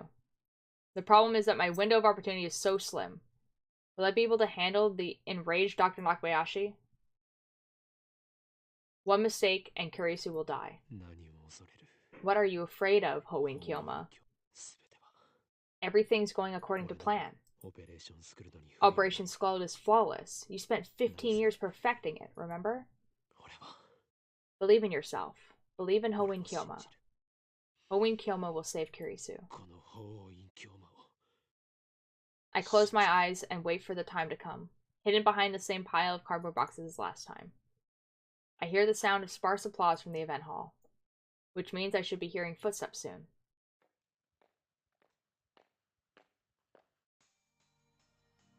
There they are. Kurisu has come, right on time. She leans against the wall and looks inside her envelope, smiling softly as she does. And now I know the reason behind that smile. It's the Oompa inside. She's probably smiling at how adorable it is. That smile really doesn't suit you, Kurisu. I stifle a chuckle. I'm surprised I'm calm enough to feel that way, despite the current situation. When Nakabayashi appears, that's my signal to spring into action. I'll bring out the Salium Cyber as soon as that bastard tries to take out his knife.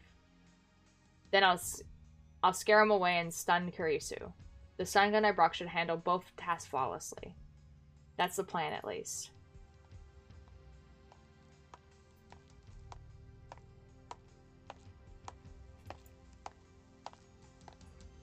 The next set of footsteps echoes down the hallway. Kurisu looks up. I can see Nakabayashi, but I know it's him. I wanted to talk.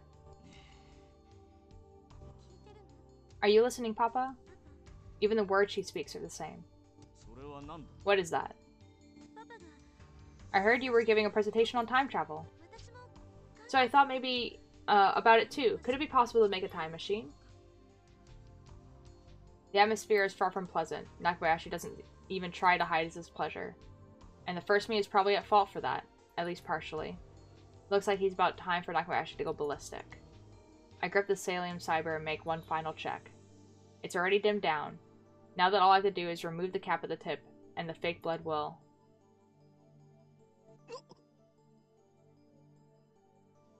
My breath catches my throat. In the darkness of my hiding spot, I bring the Salium Cyber close to my eyes and peer inside. The fake blood has begun to coagulate. No, this shouldn't happen. I was certain the liquid would remain fluid for another 30 minutes after losing luminescence. Was it defective? Come to think of it, we never tested the Salium Cyber. It can only be used once before the tube needs to be replaced. Given the lab's financial situation, we thought it would be a waste to use it, so we never did. How could I have failed to consider this possibility? If I had to have a brain, I would have brought a spare. This is bad. The plan is falling apart. I wasn't stunned. Nakabayashi's shrill shriek startles me. Those incompetent bastards were just jealous of my superiority. I was the one who gave up on them. Please don't yell. Time won't stop for me. How do I recover from this step back? I can't leave. Nakabayashi is about to attack his daughter. If I make my appearance after that, it will be the same as last time. I'll end up killing Kurisu again. No matter what, I can't let that happen. What do I do? Do I go back to the time machine and try again? No, remember what Suzuha said? There's not enough fuel for another trip. This is my last chance. We haven't seen each other in a while. There's a lot I want to talk about. You're living in Amori now, right? Leave. Huh? Go back to America. Never show your face to me again. But... you want my opinion? You'll submit it jointly? You don't mean any of that. I know how you think. My heart is pounding. I'm sweating like crazy. It feels like I've just run a marathon. I cover my mouth to suppress the sound of my breathing. Is this pity? How dare you? You're supposed to be my daughter. I don't understand. Please calm. I am calm. Don't tell me what to do. Nakabayashi is about to snap. Events are proceeding just like last time. Barreling in towards disaster. Please, I find myself begging. Make time stop. But another voice from within answers. Are you praying, Hououin Kyouma? Have you forgotten? I'll tell you why I called you here today. I wanted to show you my research. Research beyond even what you can imagine. I wanted to prove, once and for all, that you are nothing compared to me. Change the future. Deceive the world.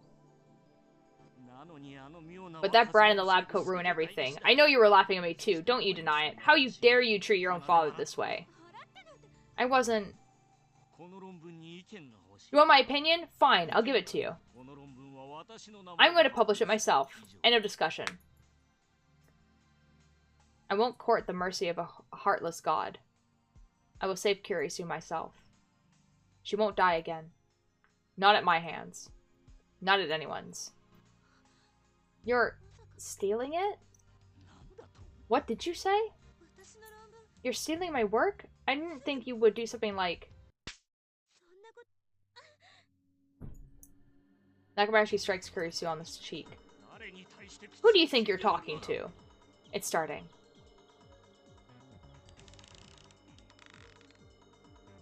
Nakabayashi puts his hand around Kurisu's neck. Her cries of anger fill my ears. There's still a way to prevent Kurisu's death. That puddle of blood I saw beneath Kurisu's body. There's one more way to reproduce it. One more way. One last chance. It's a gamble, to be sure, but if it succeeds, I don't know what effect it might have on Steins Gate World Line. You can't possibly understand how it feels. Why did you have to be so talented? I detest you. I hate your very existence. Nobody is allowed to be better than me, understand? Nobody, especially not my own daughter. That's why I abandoned you. I couldn't bear the shame of being your father. Is he going to stab the dad or himself? It's all your fault. It's all your fault. It matters not. I am Hououin Kyouma, the mad scientist who defies God. My true desire is chaos. I have no need for a predetermined future. Stop. Calmly, I step out from my hiding spot. Nakabayashi looks at me in disbelief. His eyes are wide and bloodshot. You. You're the brat who ruined my presentation. Nakabayashi lets go of Kurisu. How dare you show your face before me? Why does everyone get in my way? I know. You and Kurisu planned this, didn't you? Didn't you? You brats won't get away with this. Nakabayashi pulls a knife from his pocket. Its blade reflects cold light. When I see the glint, I laugh disdainfully. Try it, if you dare. You... Who are you? My name is Hououin Kyouma. What? Oh, for Phoenix and In, and finally the terrible truth that must never be revealed. Hououin Kyouma. I am the bringer of chaos, the destroyer of the order. And I am the one who will end your ambition. Kurisu staggers to her feet with her hand to her neck. Run away! Never.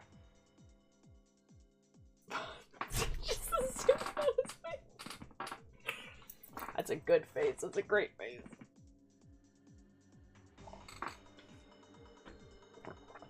I dismiss Kurisu's plea and instead turn to Nakabayashi with my arms spread wide. YouTube moment? Just like... What's wrong, Dr. Nakabayashi? Are you gonna kill me, or have you lost your nerve? Of course, a mere mortal can never slay a god such as I. You little... Nakabayashi goes into a frenzy. He charges me with his knife point first. No, Papa, stop! Nakabayashi has completely lost his mind. I could see it in his eyes. He won't stop. And if he won't stop, then I'll stop him with my own body. You can't kill me, you're nothing. Die! The knife approaches, its points glitteringly, menacingly in the dim light. Inches away, I don't move a muscle. This is my last chance. I'll do whatever it takes.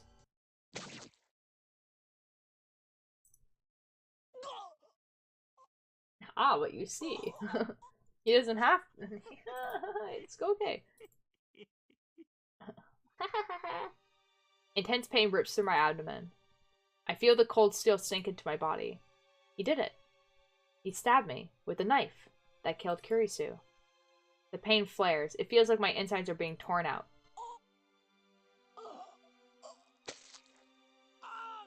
Nagayashi yanks at the knife. Blood gushes from the open wound. The iron taste of blood spreads through my mouth. Pain threatens to steal away my consciousness. My body's on fire. My vision blurs. I struggle desperately to stay on my feet. Now who's laughing? That's what you get for mocking me. Old queer light? Yeah, okay, Trashy. How are you doing? I whip out the stun gun and switch it on. The electric arc crackles to life inches from Nagabayashi's face. He instantly turns pale. What a time to join. What do you mean, ads? It has not been 30 minutes.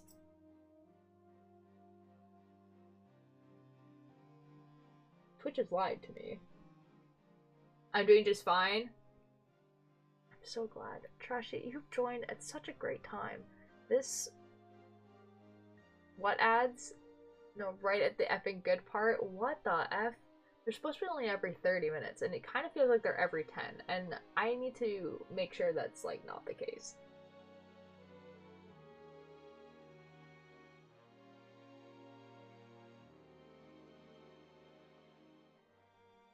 Among Us Prime moment. That's true! Trashy, how does it feel to be a Prime subscriber?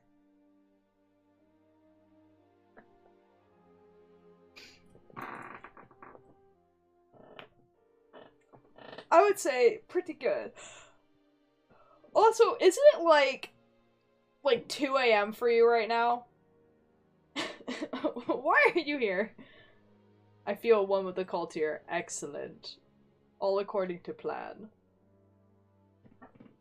Don't worry about me. This is about you. Okay. Like, I mean, I don't care, because I'm assuming you're, like, it's, like, winter break, you know, it's, like, whatever, like, I don't really care. I just find it funny that, like, that you're here now, you know? Okay, people are back. People are back. Excellent. I whip out the stun gun and switch it on. The electric arc crackles to life inches away from Nakabayashi's face. He instantly turns pale. Now you've done it. I spear him with my glare and take a step forward. A wave of nausea surges over me. Blood spews from my throat. But I don't look away. I keep my eyes fixed on Nakabayashi. Winter break? I dropped out of college. Okay, well, you know what I mean? Like, it's like, people are usually take time off of work around this time. Like, winter break. You know what I mean? You regret this, old man. Can you imagine some guy is, like, spewing up blood and has, like, a stun gun and is telling you, you were going to regret this? I would run. I would not be there anymore. I'm going to kill you. Yeah, I would run, dude. No, unfortunately, I have a night job. Oh, that makes sense. You and the girl. I'll kill you both. Don't move. Kurisu runs up to me. She holds me and supports my body. Why? He literally just said he was gonna kill you, but that's okay. Lie down, I'll call an ambulance. What is she trying to help me? Didn't she hear me threaten to kill her? You're too soft-hearted for a tsundere. Back when I was trying to save Mayuri, you were always the one who saved me. So this time, I'm going to save you. What?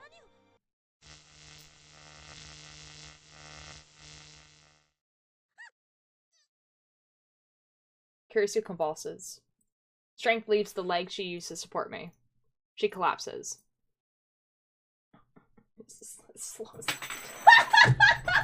I'm sorry, it's just like how they like animated her. Oh my god, I lost the ring again. It's gone. I'll find it later.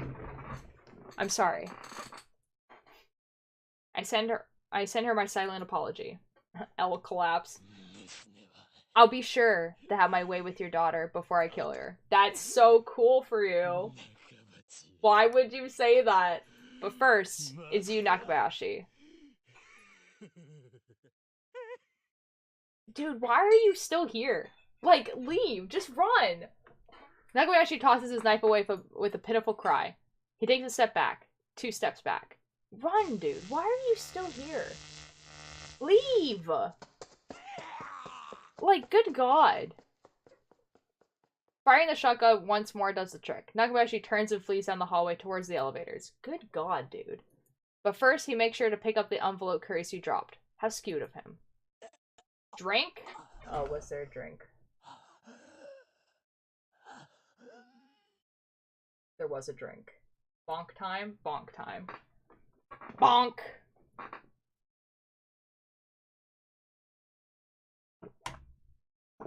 Yes.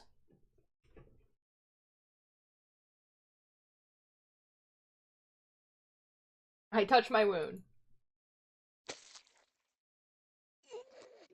You should add Trashy to the thing. I'm getting there, dude. If it's what I think you thinking, DM me, please. Am I deserving of such a thing? Probably. If it's what I'm thinking, then yeah. The lightest touch sends pain coursing through my body. I fall to my knees. I feel faint. The bleeding won't stop. The blood is starting to pool on the floor. I press my hands into the blood. Still not enough. I reach for my stomach, wet and glistening with blood. I take a breath, then drive my fingers into the wound. That's so cool for you. He's like... So there's enough blood. I need everyone to know that. I need everyone to realize what he's doing. Anyway. The pain is like nothing I've ever experienced. Unable to bear it, I throw back my head.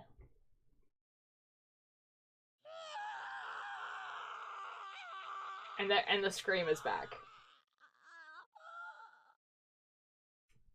We're so cool. I scream into my throat is raw. It's so cool for you. So how do you plan to get out of this situation? I don't know. Cakebird being ignored. I can't believe this. No, like I'm gonna read it afterwards. We need to finish this game. I can't stop now. Fighting against the urge to faint, I feel strength into my hands and pull the wound wider. Why would you do that? I think they read it. I haven't read it yet. I'm simply reading. My blood paints the floor crimson. Bro. Uncle Green. Shizuha runs up to me. That wound, what happened? What were you thinking? If you die, if we fail... Uncle? You forgot who you're dealing with, Shizuha. Look at the floor. Notice anything? The floor. That should be enough blood, don't you think? She looks down and beholds my masterpiece. She's like, that's so cool for you, dude. A pool of blood. To deceive myself. To deceive the world. The stage is set. But Uncle, you'll die. There's no way I'm going to die. Who do you think I am? I am the insane mad scientist, Hoin Kyoma. Uncle. If convergence holds, then it's already determined that I don't die. Not here. I die in 2025. That's a fixed event on the Beta World line. That was my bet. I intentionally provoked Nakabayashi to rage. I took the knife meant for Kurisu and survived. The wound gave me what I needed to carry out the plan. Though I have to admit, I didn't think it would hurt this much. There's no telling what will happen when we reach Steins Gate. The future of that world line is still undecided. There's no reason it can't include my death. How ironic. I made a bet based on the guarantee that I wouldn't die, but winning that bet makes death a very real possibility. I twist my lips into a smile. Time to put the finishing touches on my masterpiece.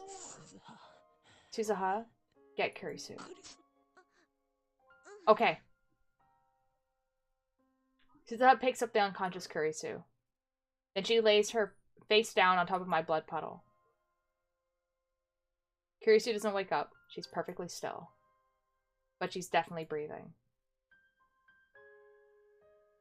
I stroke her hair gently. And she's gonna wake up in a pool of blood? That's gonna be so cool for you. Did it hurt? I'm sorry, but I had to do it to save you. Even though those 3 weeks will never come back, I want you to live. Even if we reach Steins Gate, even if Kurisu lives, even if I don't die, we'll never meet again. Kurisu will never join the lab. We will never build the time machine together. But still, I'm glad I was able to save her. Goodbye. Please stay unconscious for a while. I need you to deceive the first me. While Suzuha goes to pick up the knife, I use the wall to climb to my feet. Mission complete. Return to base. I am dying. I am simply going to pass away in this time machine. This is crazy, Uncle. You're insane. Insane nonsense. This is all according to plan. Why not try to contact her and tell her the full story? I mean, you could, but, you know... Like, I personally would think that, he is a crazy person. But maybe not. Who knows? You guys will see. Don't talk. I'll take you back to August 21st. Try to endure the G's, okay? Damn, I should have brought a first aid kit. I feel pressure crush my body. My wound throbs. I feel like groaning, but I bite my lip to bear it. I feel like the pressure would actually probably be good for him. Rainbow lights fill my vision. The time machine is activating. Suzuha wraps my wound with a towel. Hey, Uncle. I'm sure Steins Gate is waiting for us on the other side. A world where nothing is known. Where nothing is possible. Sorry, I spaced out. Who's dying? He is. The main character. He has a wound in his stomach that is currently bleeding. Profusely. It's so cool for him. A world where you live. Where Makise Kurisu lives. Where Shinya Mayuri lives. Hell, I suppose. Real. Yeah. I mean, she did write the paper on time travel, and I feel like his story is believable. No, it is. It's true. Just wait, guys. I know what happens. It's fine, guys. It's okay. Just wait.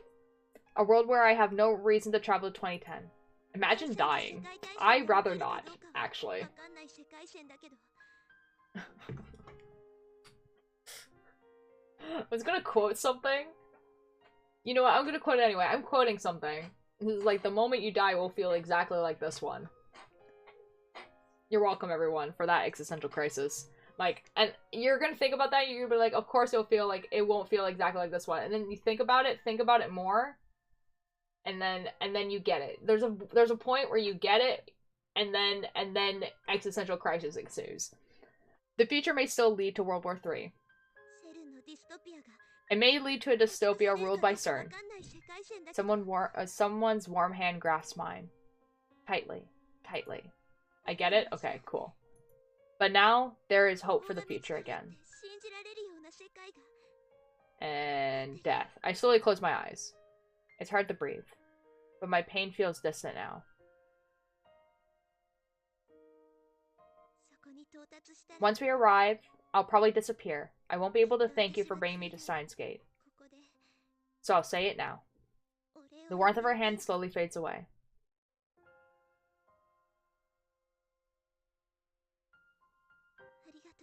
Thank you, Uncle. Don't die. Live. And in 7 years, let's meet again, okay? It's time to go home. Mayuri and Daru are waiting.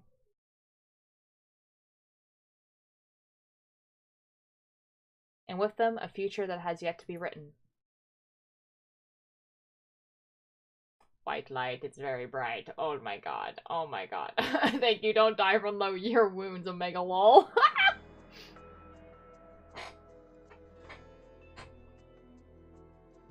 Yeah! Okay, where the F did that ring go? I found it. Caper's light mode be like? Yeah, actually. Guys, oh my god. Credits.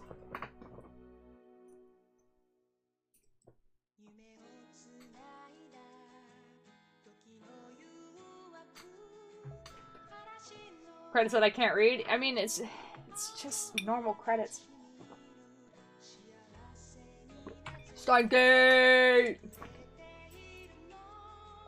Guys, we reached Steins Gate. We reached it. I think there's an after credits scene, so I'm just waiting.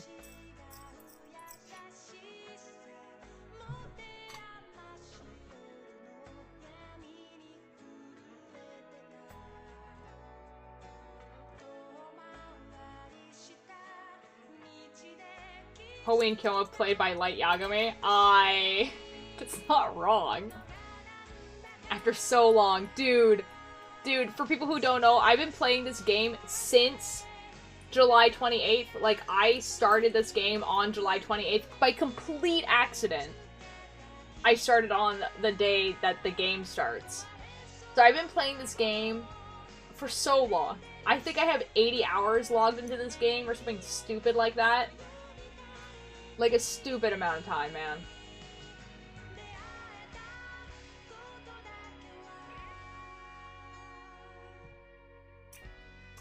I'm waiting.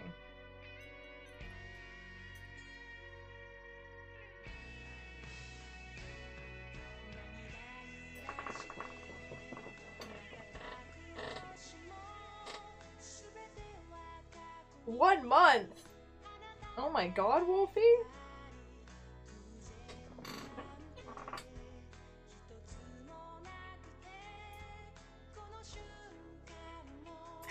We just wait here.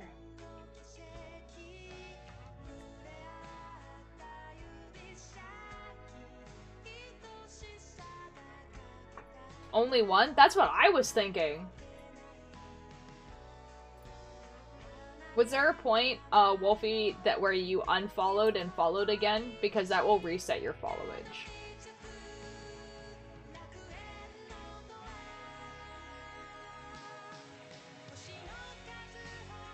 Nope. Okay, then that's just it.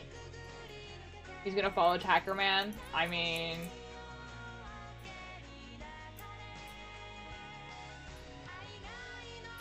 we love those 5 years. It's almost 6 now, which is fun. Oh my god. Oh my god, I thought that credits were ending. I thought the credits were ending. I was excited. It's still going, man. I swear to god, this is gonna be like copyright VOD or whatever, because there's like a song playing.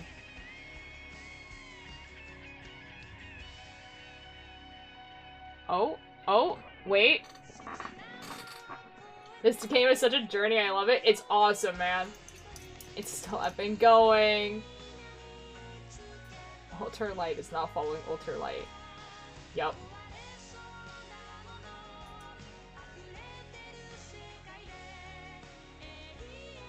Guys, it's almost done. The credits are almost done. I hope there's an after scenes credit, because if there isn't, I'm going to cry.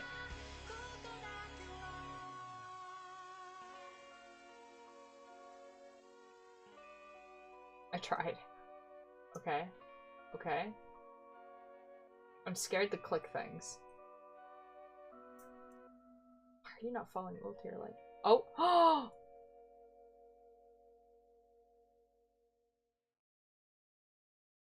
Wait, that's not the divergence that we wanted.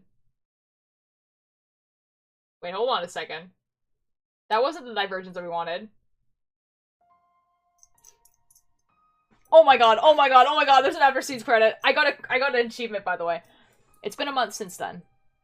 My wound was deep enough to require surgery. If I'd been just an hour late getting to the hospital, I would have died from blood loss. The doctor laughed as he told me this. Hilarious. Oh my god, oh my god, oh my god, oh my god. After being cooped up in the hospital for so long, it's exciting to be walking around Akiba again. I look around to see if Akiba has any difference from what I remember, but nothing catches my eye. I just get the feeling that there are more moe shops than before. The mysteries of divergence. I chuckle myself, then dig into my pocket. Something jingles. There are metal pins inside. 8 of them. The Future Gadget Laboratory member badges. They're designed based on the pin Suzuha brought from the future. Which world line Suzuha was that again? Anyway, back then, we searched all over Akiba for that pin. And while I was hospitalized, I thought it was the perfect opportunity to ask Daro to have them made. And of course, the one we commissioned to make them was that shady foreigner street vendor. The final product is slightly different from Suzuha's, but it's perfectly well done. It's pretty well done. I pass through the archway of Yanabayashi Shrine and head to the courtyard. There, brandishing a sword with sublime dignity, stands a Miko. The Miko is so lovely that anyone would doubtlessly stop to stare. But that's not a Miko, and that's not a real sword. That sword is a 980 yen imitation, and that beautiful Miko is a trans woman. I swear to God. Miko lifts her head at the sound of my footsteps. Okabe! As soon as our eyes meet, she runs up to me in a fluster. Her eyes are already wet with tears. You were discharged today?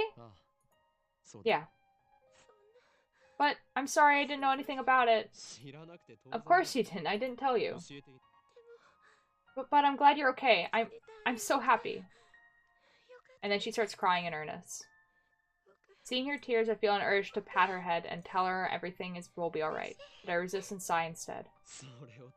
I hear you were a natural at your cosplay debut. I hear you even have a fan club. Oh my god, oh my god, oh my god, she did cosplay, oh my god. Anyway. Mayuri filled me in with the situation. Oh my god, she cosplayed. After years of persistent nagging, she finally convinced Ruka to cosplay near the end of the summer break.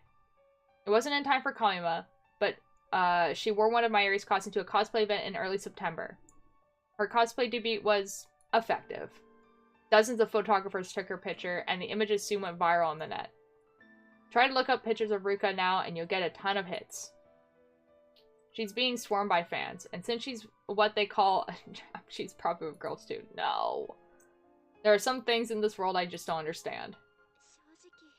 To be honest, it's so confusing.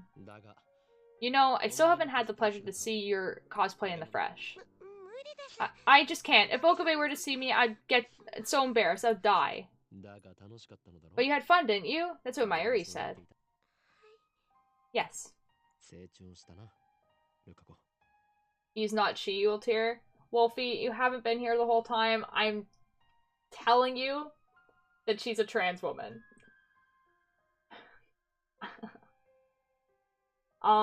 So basically, back at the beginning of the game, he was telling people that they could have a wish fulfilled, basically, so they can send a mail to the past to change the past. And he asked her, what was your wish? And she said, I want to be a girl. That's what she said. Not, oh, it'd be easier for me to girl, whatever, whatever. Like, literally said, I want to be a girl. Cis people don't say that. Trust me. You've grown up, Ruka. She's overcome her feelings of inadequacy and accepted herself for who she is. And and she even had fun doing it. Okabe, I mean, Kyoma, it's all thanks to the Shinsu-sama style you taught me. I've cleared my mind of all mundane thoughts. She truly is a worthy disciple. But you must not grow complacent. Your next objective is to ascend to the true form of the Shinsu-sama style. Once you've mastered it, the flames of evil sealed within you will have nothing left to burn. I don't know if I literally have felt the same. The moment will mark the beginning of the legend of Yoshibaru Ruka, guardian Miko of the personnel poles of Akihabara. What exactly will this legend be about? I shall tell you at the proper time. I reach into my pocket and take out a pen. Lab member number 006, Usharib Ruka, I grant this onto you. Ruka nervously accepts the pen with a confused expression.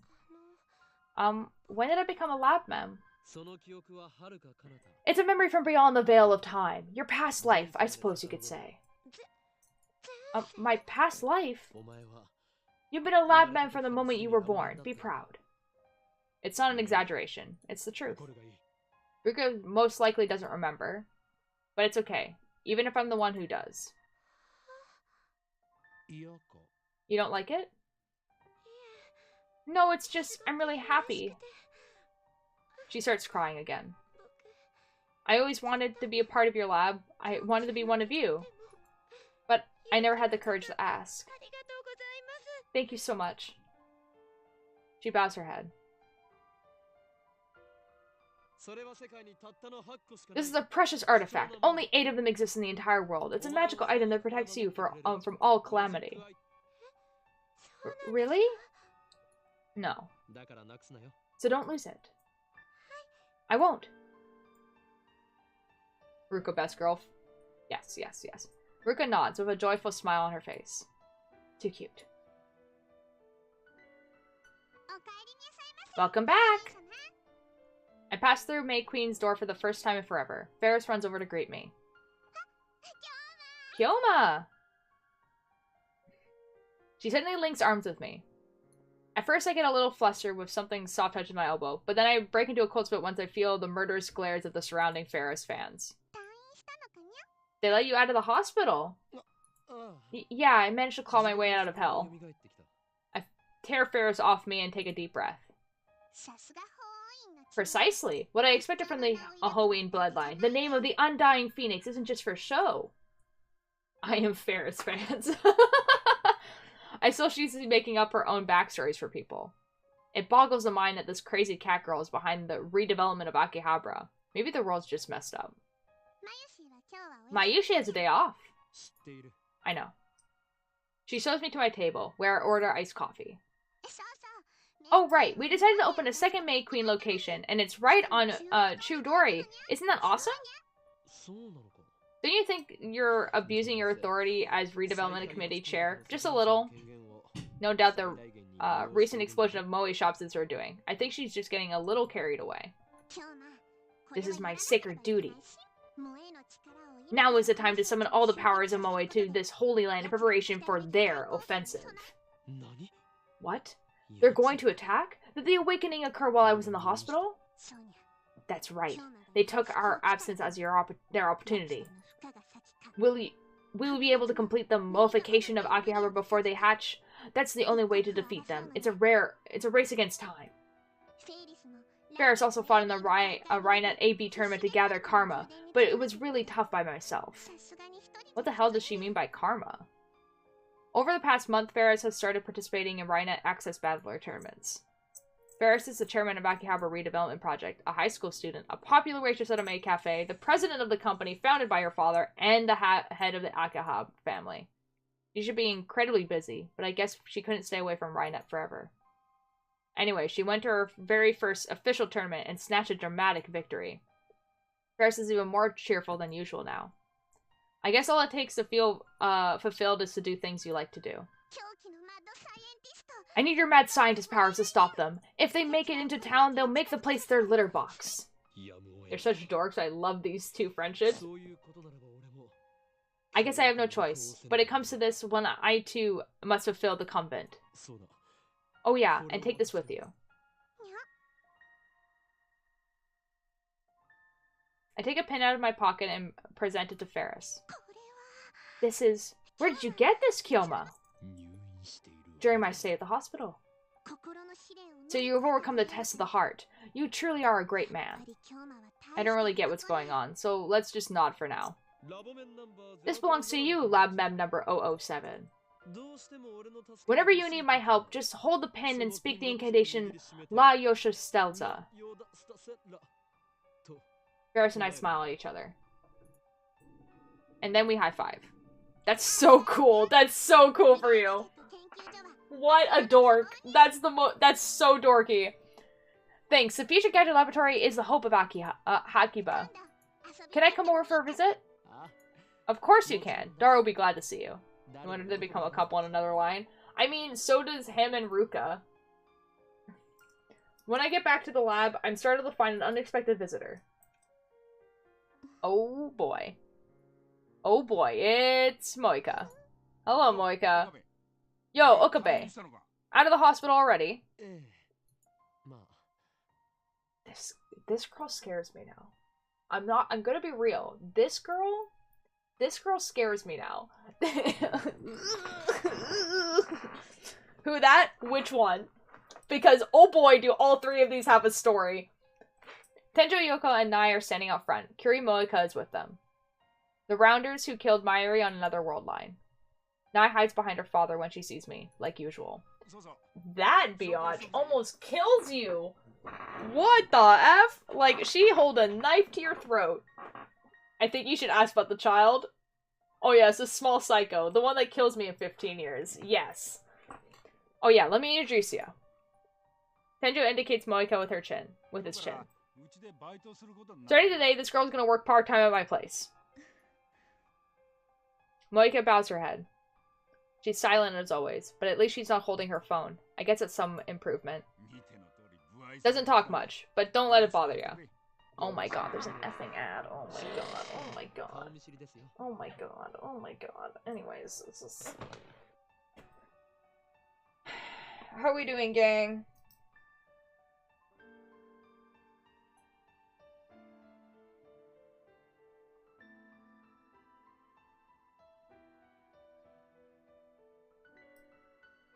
We're so close to being finished here. We're going to all the people.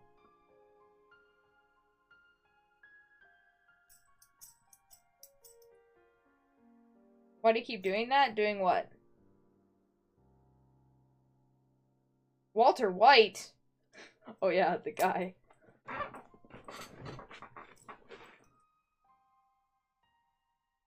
Keep doing what? See, I'm confused as well.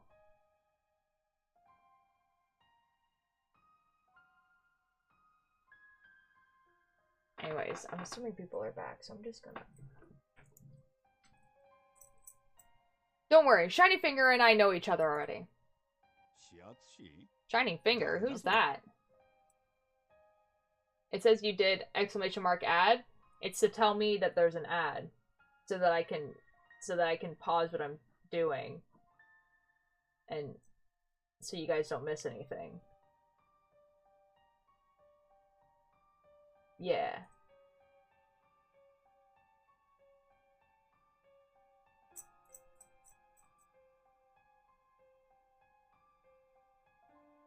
Wolfie, it's just to let me know that there's an ad. Essentially. So that I can pause. But it's also, like, if people complain about ads, like, if people are just like, oh my god, there's so many ads, ah! Then people will do, like, watch ads, support the streamer. And also, like, they're supposed to be every half an hour, and I just don't think that's true. And I think they, lied to me, but that's okay. I point to Moika. Shining Finger! That's the name of her Esper power! Tenjo and Moika ignore me completely. He helped me look for him at IBM 5100. I got a thank you email from her during my stay in the hospital. That email helped me figure out our relationship on this world line. Oh, that retro PC you were talking about? Did you find one? Moika shakes her head. Well, it just is an urban legend. Why did you decide to work here? Did Tenjo tell her who he is? I thought Moika wasn't supposed to know FB's true identity. I brought her. Knight speaks up in a tiny voice. I introduced her to Daddy. I see. So you're a matchmaker, huh? Hey, numbskull, there's only two things I love in this world. Brawn tubes and my little girl. Dad? Besides, it was more like the other way around. After Nai fell and got hurt, this girl gave her first aid and brought her all the way back here. I didn't know Moika had such a gentle side. Then she was unemployed. I decided to give her a job as thanks for helping my girl. Never thought our store would hire a part-timer. Didn't you hire one just last month? Huh? You high on your painkillers, kid? I've never had help before. Of course. The Suzuha who worked here was the Suzuha of the Alpha World line. The Suzuha came from a future ruled by CERN. So, like, still CERN, or...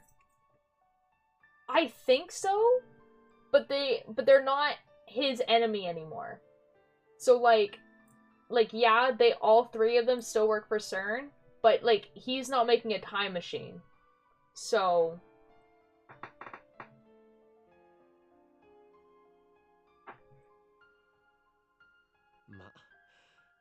Well, in that case, good luck to you, Moika. That's so cool for them. It is really cool for them. But it also means that they are never going to find the IBM 5100, because the reason why that IBM 5100 was there was because of Suzuha. But because Suzuha is not traveling back in time anymore, there's not an IBM 5100. There's not one in Akiba. That's so cool for Moika to write to FB and have him just be there. Yep. This is the perfect opportunity. I take a pin out of my pocket and hand it to Moika. Oh, now you're flirting? Don't mess with my part-timer. This pin is proof that you are lab member number 005. Our lab is on the second floor. Come on by whenever you feel like it. Moika stares at the pin in her hand. But I can't help you look for the IBM 100 anymore, okay? Don't be like that. Help her out, will ya? I can't. I'm a busy man. Catch the attention of the rounders again? No thanks. Besides, the three of them are better off if we never find an IBM 5100. Yeah, what happened with Kurisu? I don't... Bro, we're getting there. I end the conversation with a shrug and head to the stairs. Okabe? Moika calls my name. I turn back to see Moika smiling, ever so faintly. Thank you for this. Yeah. The hatred I once felt towards them is gone. I forgave Moika and Tenjo both. Now that I have destroyed our time machine, we can go back to being good neighbors. I won't pry into their secret lives, and I won't attempt to fight them either. It's all up to them. However, the affection that Nai showed towards Moika brings an undeniable warmth to my heart. Yeah, maybe she won't kill you in 15 years. Right as I walk into the lab, I'm greeted by the chiming of a microwave oven. Ocarine! Mayuri smiles brightly as she takes her juicy chicken number 1 out of the microwave. We need to call to your parents like this, but the number determines your rank. That's... No. Let's not do that. Pins, yes. Number, no. Do-do-do! Welcome back, Karine. Did you just combine welcome back and Ocarine? Yep, I've said it before, remember? Then Mayuri holds up the steaming chicken. Want some too? I'll give you one to celebrate your homecoming. I accept the gift of chicken and pop it into my mouth. I guess it's because I've had nothing but hospital food for a month, but it's so delicious I want to cry. Where did you get that microwave? We disassembled the phone wave names of the change weeks ago. Oh, that was me. Daru pops out of the development room in all his Rontungoi. Keith Pin, rank 0. I simply exist here. What? I wonder if he's making a new feature gadget. You bought it? I found it, duh. It was a pain to repair. It's kinda old, but it still works fine. That's our super hacker. Now let's keep up that pace and make the next future gadget. That reminds me, Ocarine, I'm mad at you. Mayuri suddenly puts on a pout. Why did you leave the hospital without telling Mayushi? We went all the way to the hospital to pick you up, but the nurse said you already left. That was one hot nurse. I wish I was hospitalized instead of Ocarine. That's so cool for you, Daru. You think my garden now, Mayuri? Huh, you're certainly come up in the world. Have you forgotten? I'm the one who protects you. I even helped you with your... That's so embarrassing for you.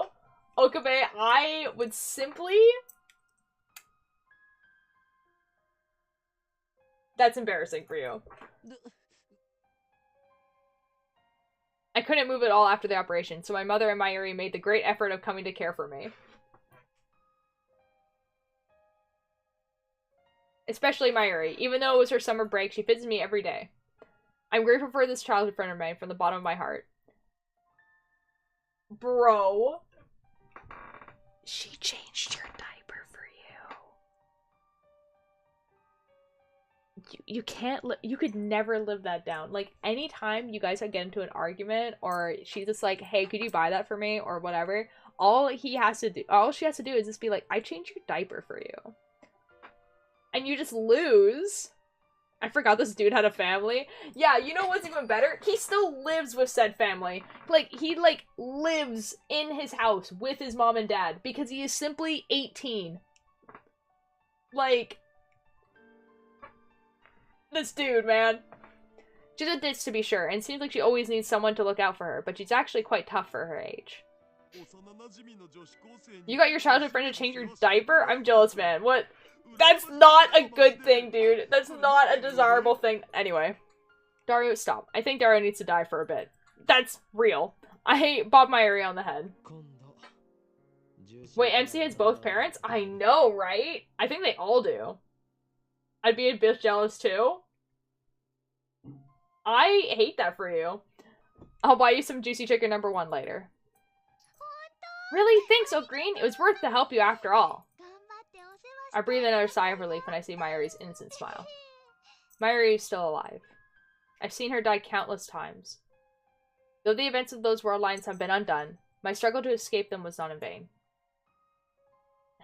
This stream is sponsored by Battle Hope. If the same thing were to happen again, what would I do? Would I accept her death this time? Or would I try again to save her, even if it meant building another time machine? There's no way to know. The future is undecided. But for now, Myrie is here. And that means everything to me. Here, take these. I give Myrie and Dario their pens. It's so cute! Oh, nice! They're finally done! Myrie pins the badge to her chest and shoves it off with a pirouette. Gotta be sure to put this on every day, or else I won't be let into the lab. Nobody really made that rule, but whatever. But you know, there's something I've been meaning to ask you about the pen. What's that? There's an inscription, right? It says OSHMKUFA 2010. Okabe, Shina, Hasida, and then Yursha, Shira, and Ferris. I know those, but what about M, K, and A? Who are they? M for Makise, K for Kiru, A for Amane. But the current Myrie wouldn't understand. Those three were lab mems on a world line undone and forgotten. I haven't told Myrie or Daru about them. They wouldn't believe me if I told them, especially about the last initial, A. I mean, how do I tell Daru he's gonna have a daughter? I can just imagine his reaction.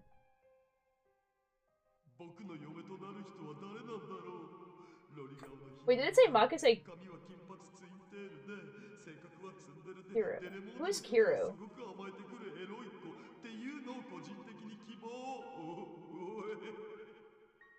Who's my lucky bit? I hope she's got it. Yep. That's so cool. That's so cool.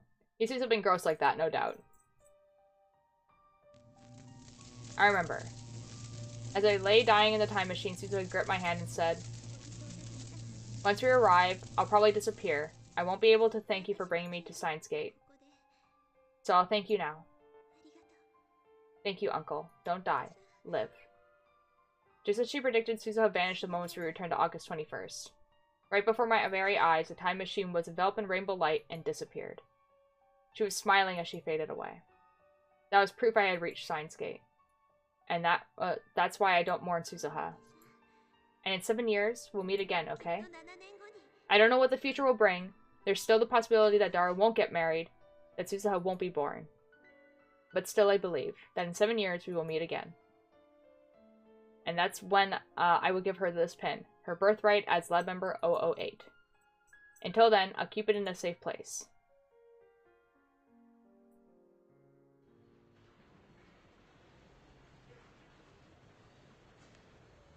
I aimlessly head out to town alone. I went to get a better look at the Science Gate world line. But try as I may, I can't find anything drastically different. Accept. Same.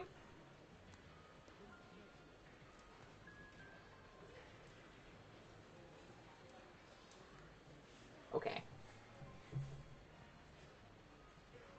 Way back when Ferris's female erased the Moe shops from Akiba, at that time it was obvious that the world had changed. I feel unsatisfied, so I look up at Radhe-Khan. Obviously, there's no satellite stuck in the roof. It's open for business as usual. When I arrived on this world line, right after I saw Suzuha disappear, the first thing I did was ask Mayuri and Dario a question. Have there ever been any murders at Radhe-Khan?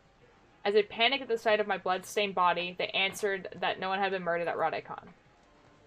As we waited for the ambulance to arrive, I had Dario call up the news on my phone.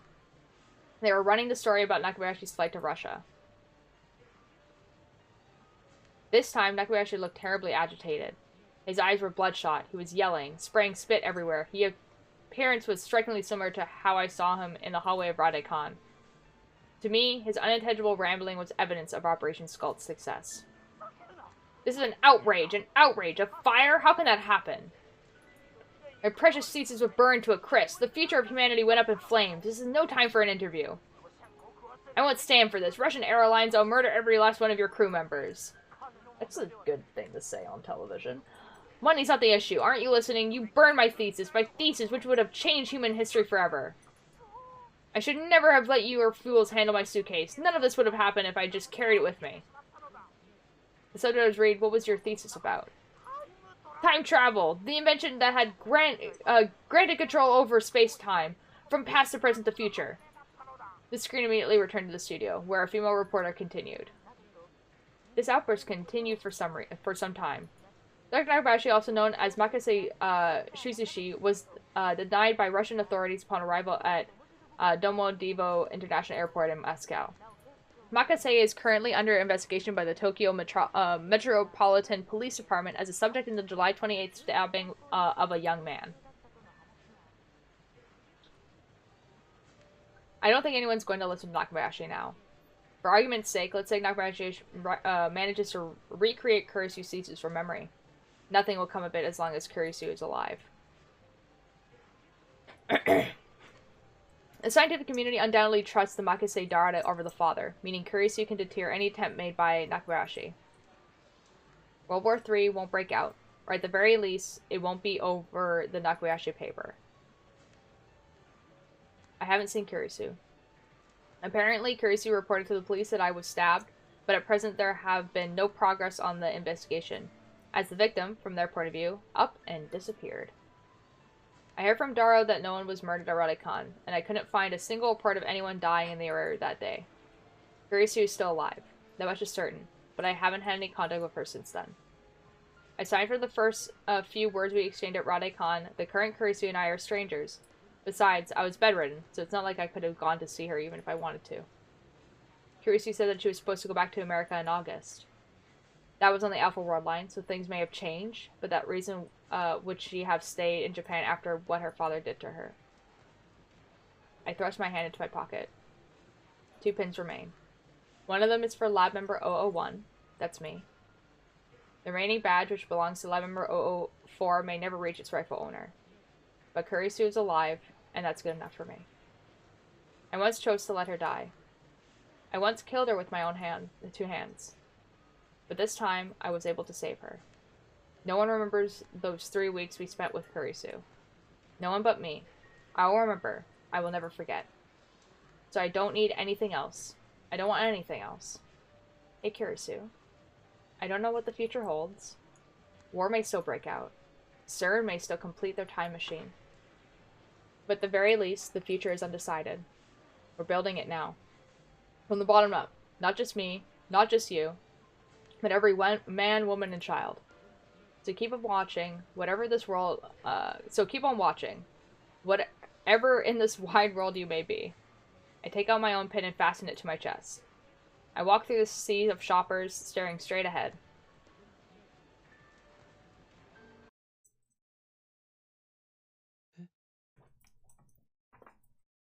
Ah! Anyway.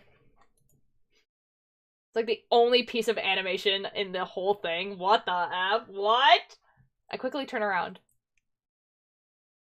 Just now, in the corner of my eye, I saw her. The girl who shouldn't be here. Her long hair fluttering as she passed by. There. A familiar figure. I'd recognize that back anywhere. She has stopped too, in the middle of the sidewalk. Slowly she turns to face me. Oh my god, oh my god, oh my god, oh my god, oh my god, oh my god. It's her. I thought she had gone back to America. It's her. She doesn't even know me. It's you!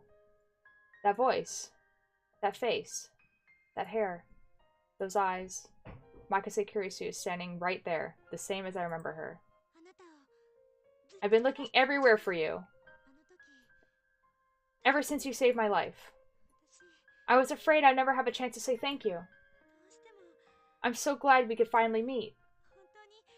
Thank you. Thank you so much. And thank goodness you're alright. Kurisu looks so radiant as she tries to hold back her tears. Now get married. Just when I thought I had finally suppressed it, all my love for her flows out at once. I'm so happy that I want to cry too. So to hide my embarrassment, I take out my phone and put it to my ear. That's so cool. This is such a cool coping mechanism of yours. It's me. Why is she here? Reading Steiner didn't activate. What? Protector? That's a tall order, my friend. But if that is a choice of Steins Gate, then so be it. L. Sai. Konguru. I close my phone and clear my throat. I have no idea what to say. She's still staring at me with those eyes. Pleading eyes. Has a strong case of YouTuber syndrome. I open my mouth. We meet again, Christina. How many times do I have to tell you? I'm not Christina, or your assistant, or...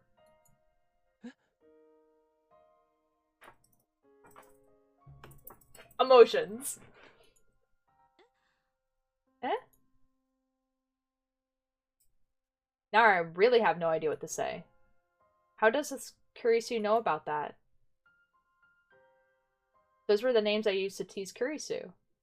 She always got mad whenever I used them. They were our bond, our private joke. But I had yet to use them on the day we first met at Radecon.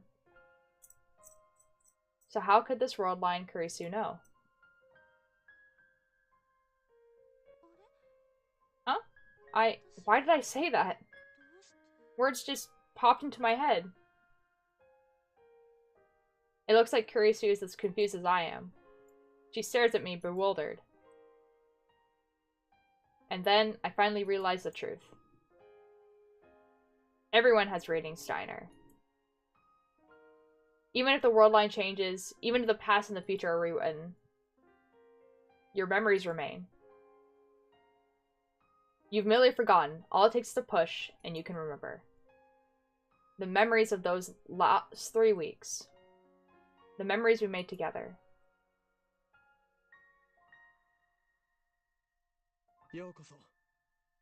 Welcome back, my assistant. Makise Kurisu. No. Christina. I reach into my pocket and take out the last pin. Nobody knows what the future holds. And that is why, just as this reunion demonstrates, the possibilities are endless. I place the pin in Kurisu's hand. I gently close her hand in mine. And then, holding back my tears, I tell her, this is the choice of Steins Gate.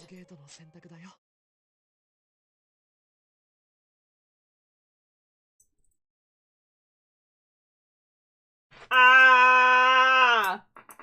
I am so glad everyone is as invested. I feel that.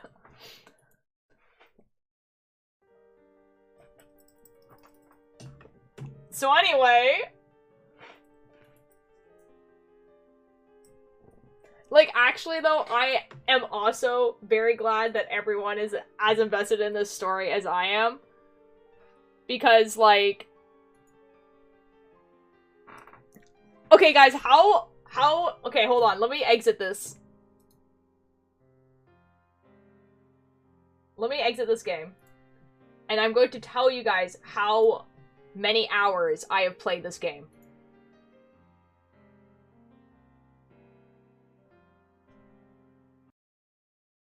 I would like people to take a guess of how many hours I've played this game. I just got here and I got invested instantly. If I wasn't at work, I'd have so much to say. 69? Okay, good guess. That's a good guess. That's a good guess. Keeping in mind I've been playing this game since... Wolfie, good God, I wish it was 11 hours. I've been playing this game every single week for at least 2 hours since July. Like, approximately.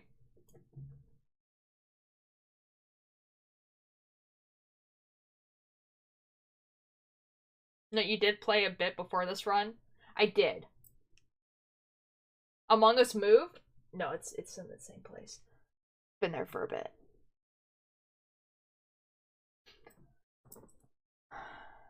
It's 87. I've been playing this game for 87 hours.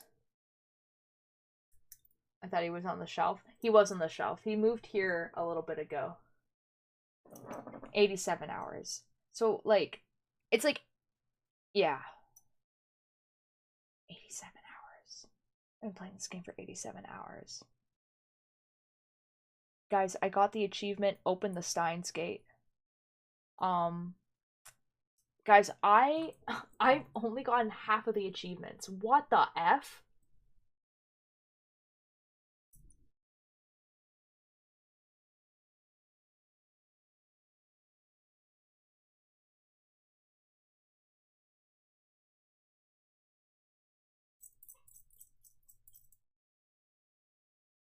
You'll not be a crewmate. Yep.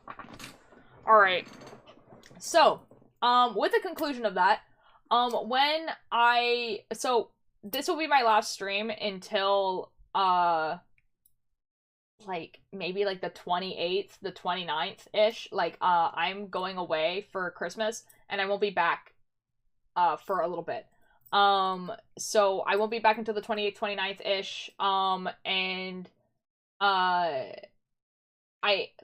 there is a sequel to this game. It's called Steins Gate Zero. I don't know as much about Steins Gate Zero because I watched the anime, I think, like, the first, like, 3 episodes of the anime, and I know what it's about, but I actually haven't, like, watched it. So I don't know what's going to happen in Steins Gate Zero, and everything like that, but, as Cakebird was saying, starting in January, I'm going to set a time and a place and everything like that where we're going to watch the anime. It won't be on stream because, like, obviously it'll get taken down and everything. That will be in Discord. We're going to watch it in Discord. And I don't know, like, I will try to make it not, like, be super long. So, like, maybe watch, like, maybe 2 hours at a time. So, it is a 24, 25 episode series. And it's very good. So if you weren't able to watch me play this entire thing and everything like that, I highly recommend watching the anime, because the anime is really good, has great animation, great soundtrack, tells pretty much the exact same story. You just don't get all the extra bits, basically. But you still get the exact same ending. And yeah, and it'll be cool for people who weren't able to watch this and everything like that. There's, like, a little thing on Steam that's just like, you played this for 87 hours. Would you recommend this game to other players? No. Like, one of us, one of us, one of us, one of us. Sorry, I'm looking at Cakebird's message that I just got a... The effing Oompa? Oh, Cakebird. It was the thing I was thinking of it being. What the F? I don't know what that means. Bump, bump, bump. Whoops, whoops, whoops, whoops, whoops, bump, bump. Anyway. So I'm gonna let you guys... I'm just gonna end stream. I'm not gonna raid anyone. Because, it's really late, and I think everyone... Am I worthy of the thing? Trashy, you are. Recommend make them suffer like we did? Yeah, oh my god. Oh my god. Wait, I sent you another message? Oh. It's gonna be, like, sus or something. It's just hi. That's so cool, Gator. Alright, yeah, I'm just gonna let you guys go. So yeah, I won't be seeing you guys until after Christmas. So if you guys celebrate, have a good Christmas. Have a Merry Christmas. If you guys don't, I hope you have a good week, basically, until I'm back. Yeah, and we'll replace this game with Steins Gate Zero on Thursdays. Don't worry, I'll be here. Nice. And we'll probably be playing more Minecraft, you know, that type of thing, and we'll set up when we're going to be watching the Steins Gate anime. Derby and Kurisu cosplay in Discord in a bit. Yo. Okay, I'm gonna go. Thank you guys for joining me. I hope you guys liked it. Yeah, have a good night.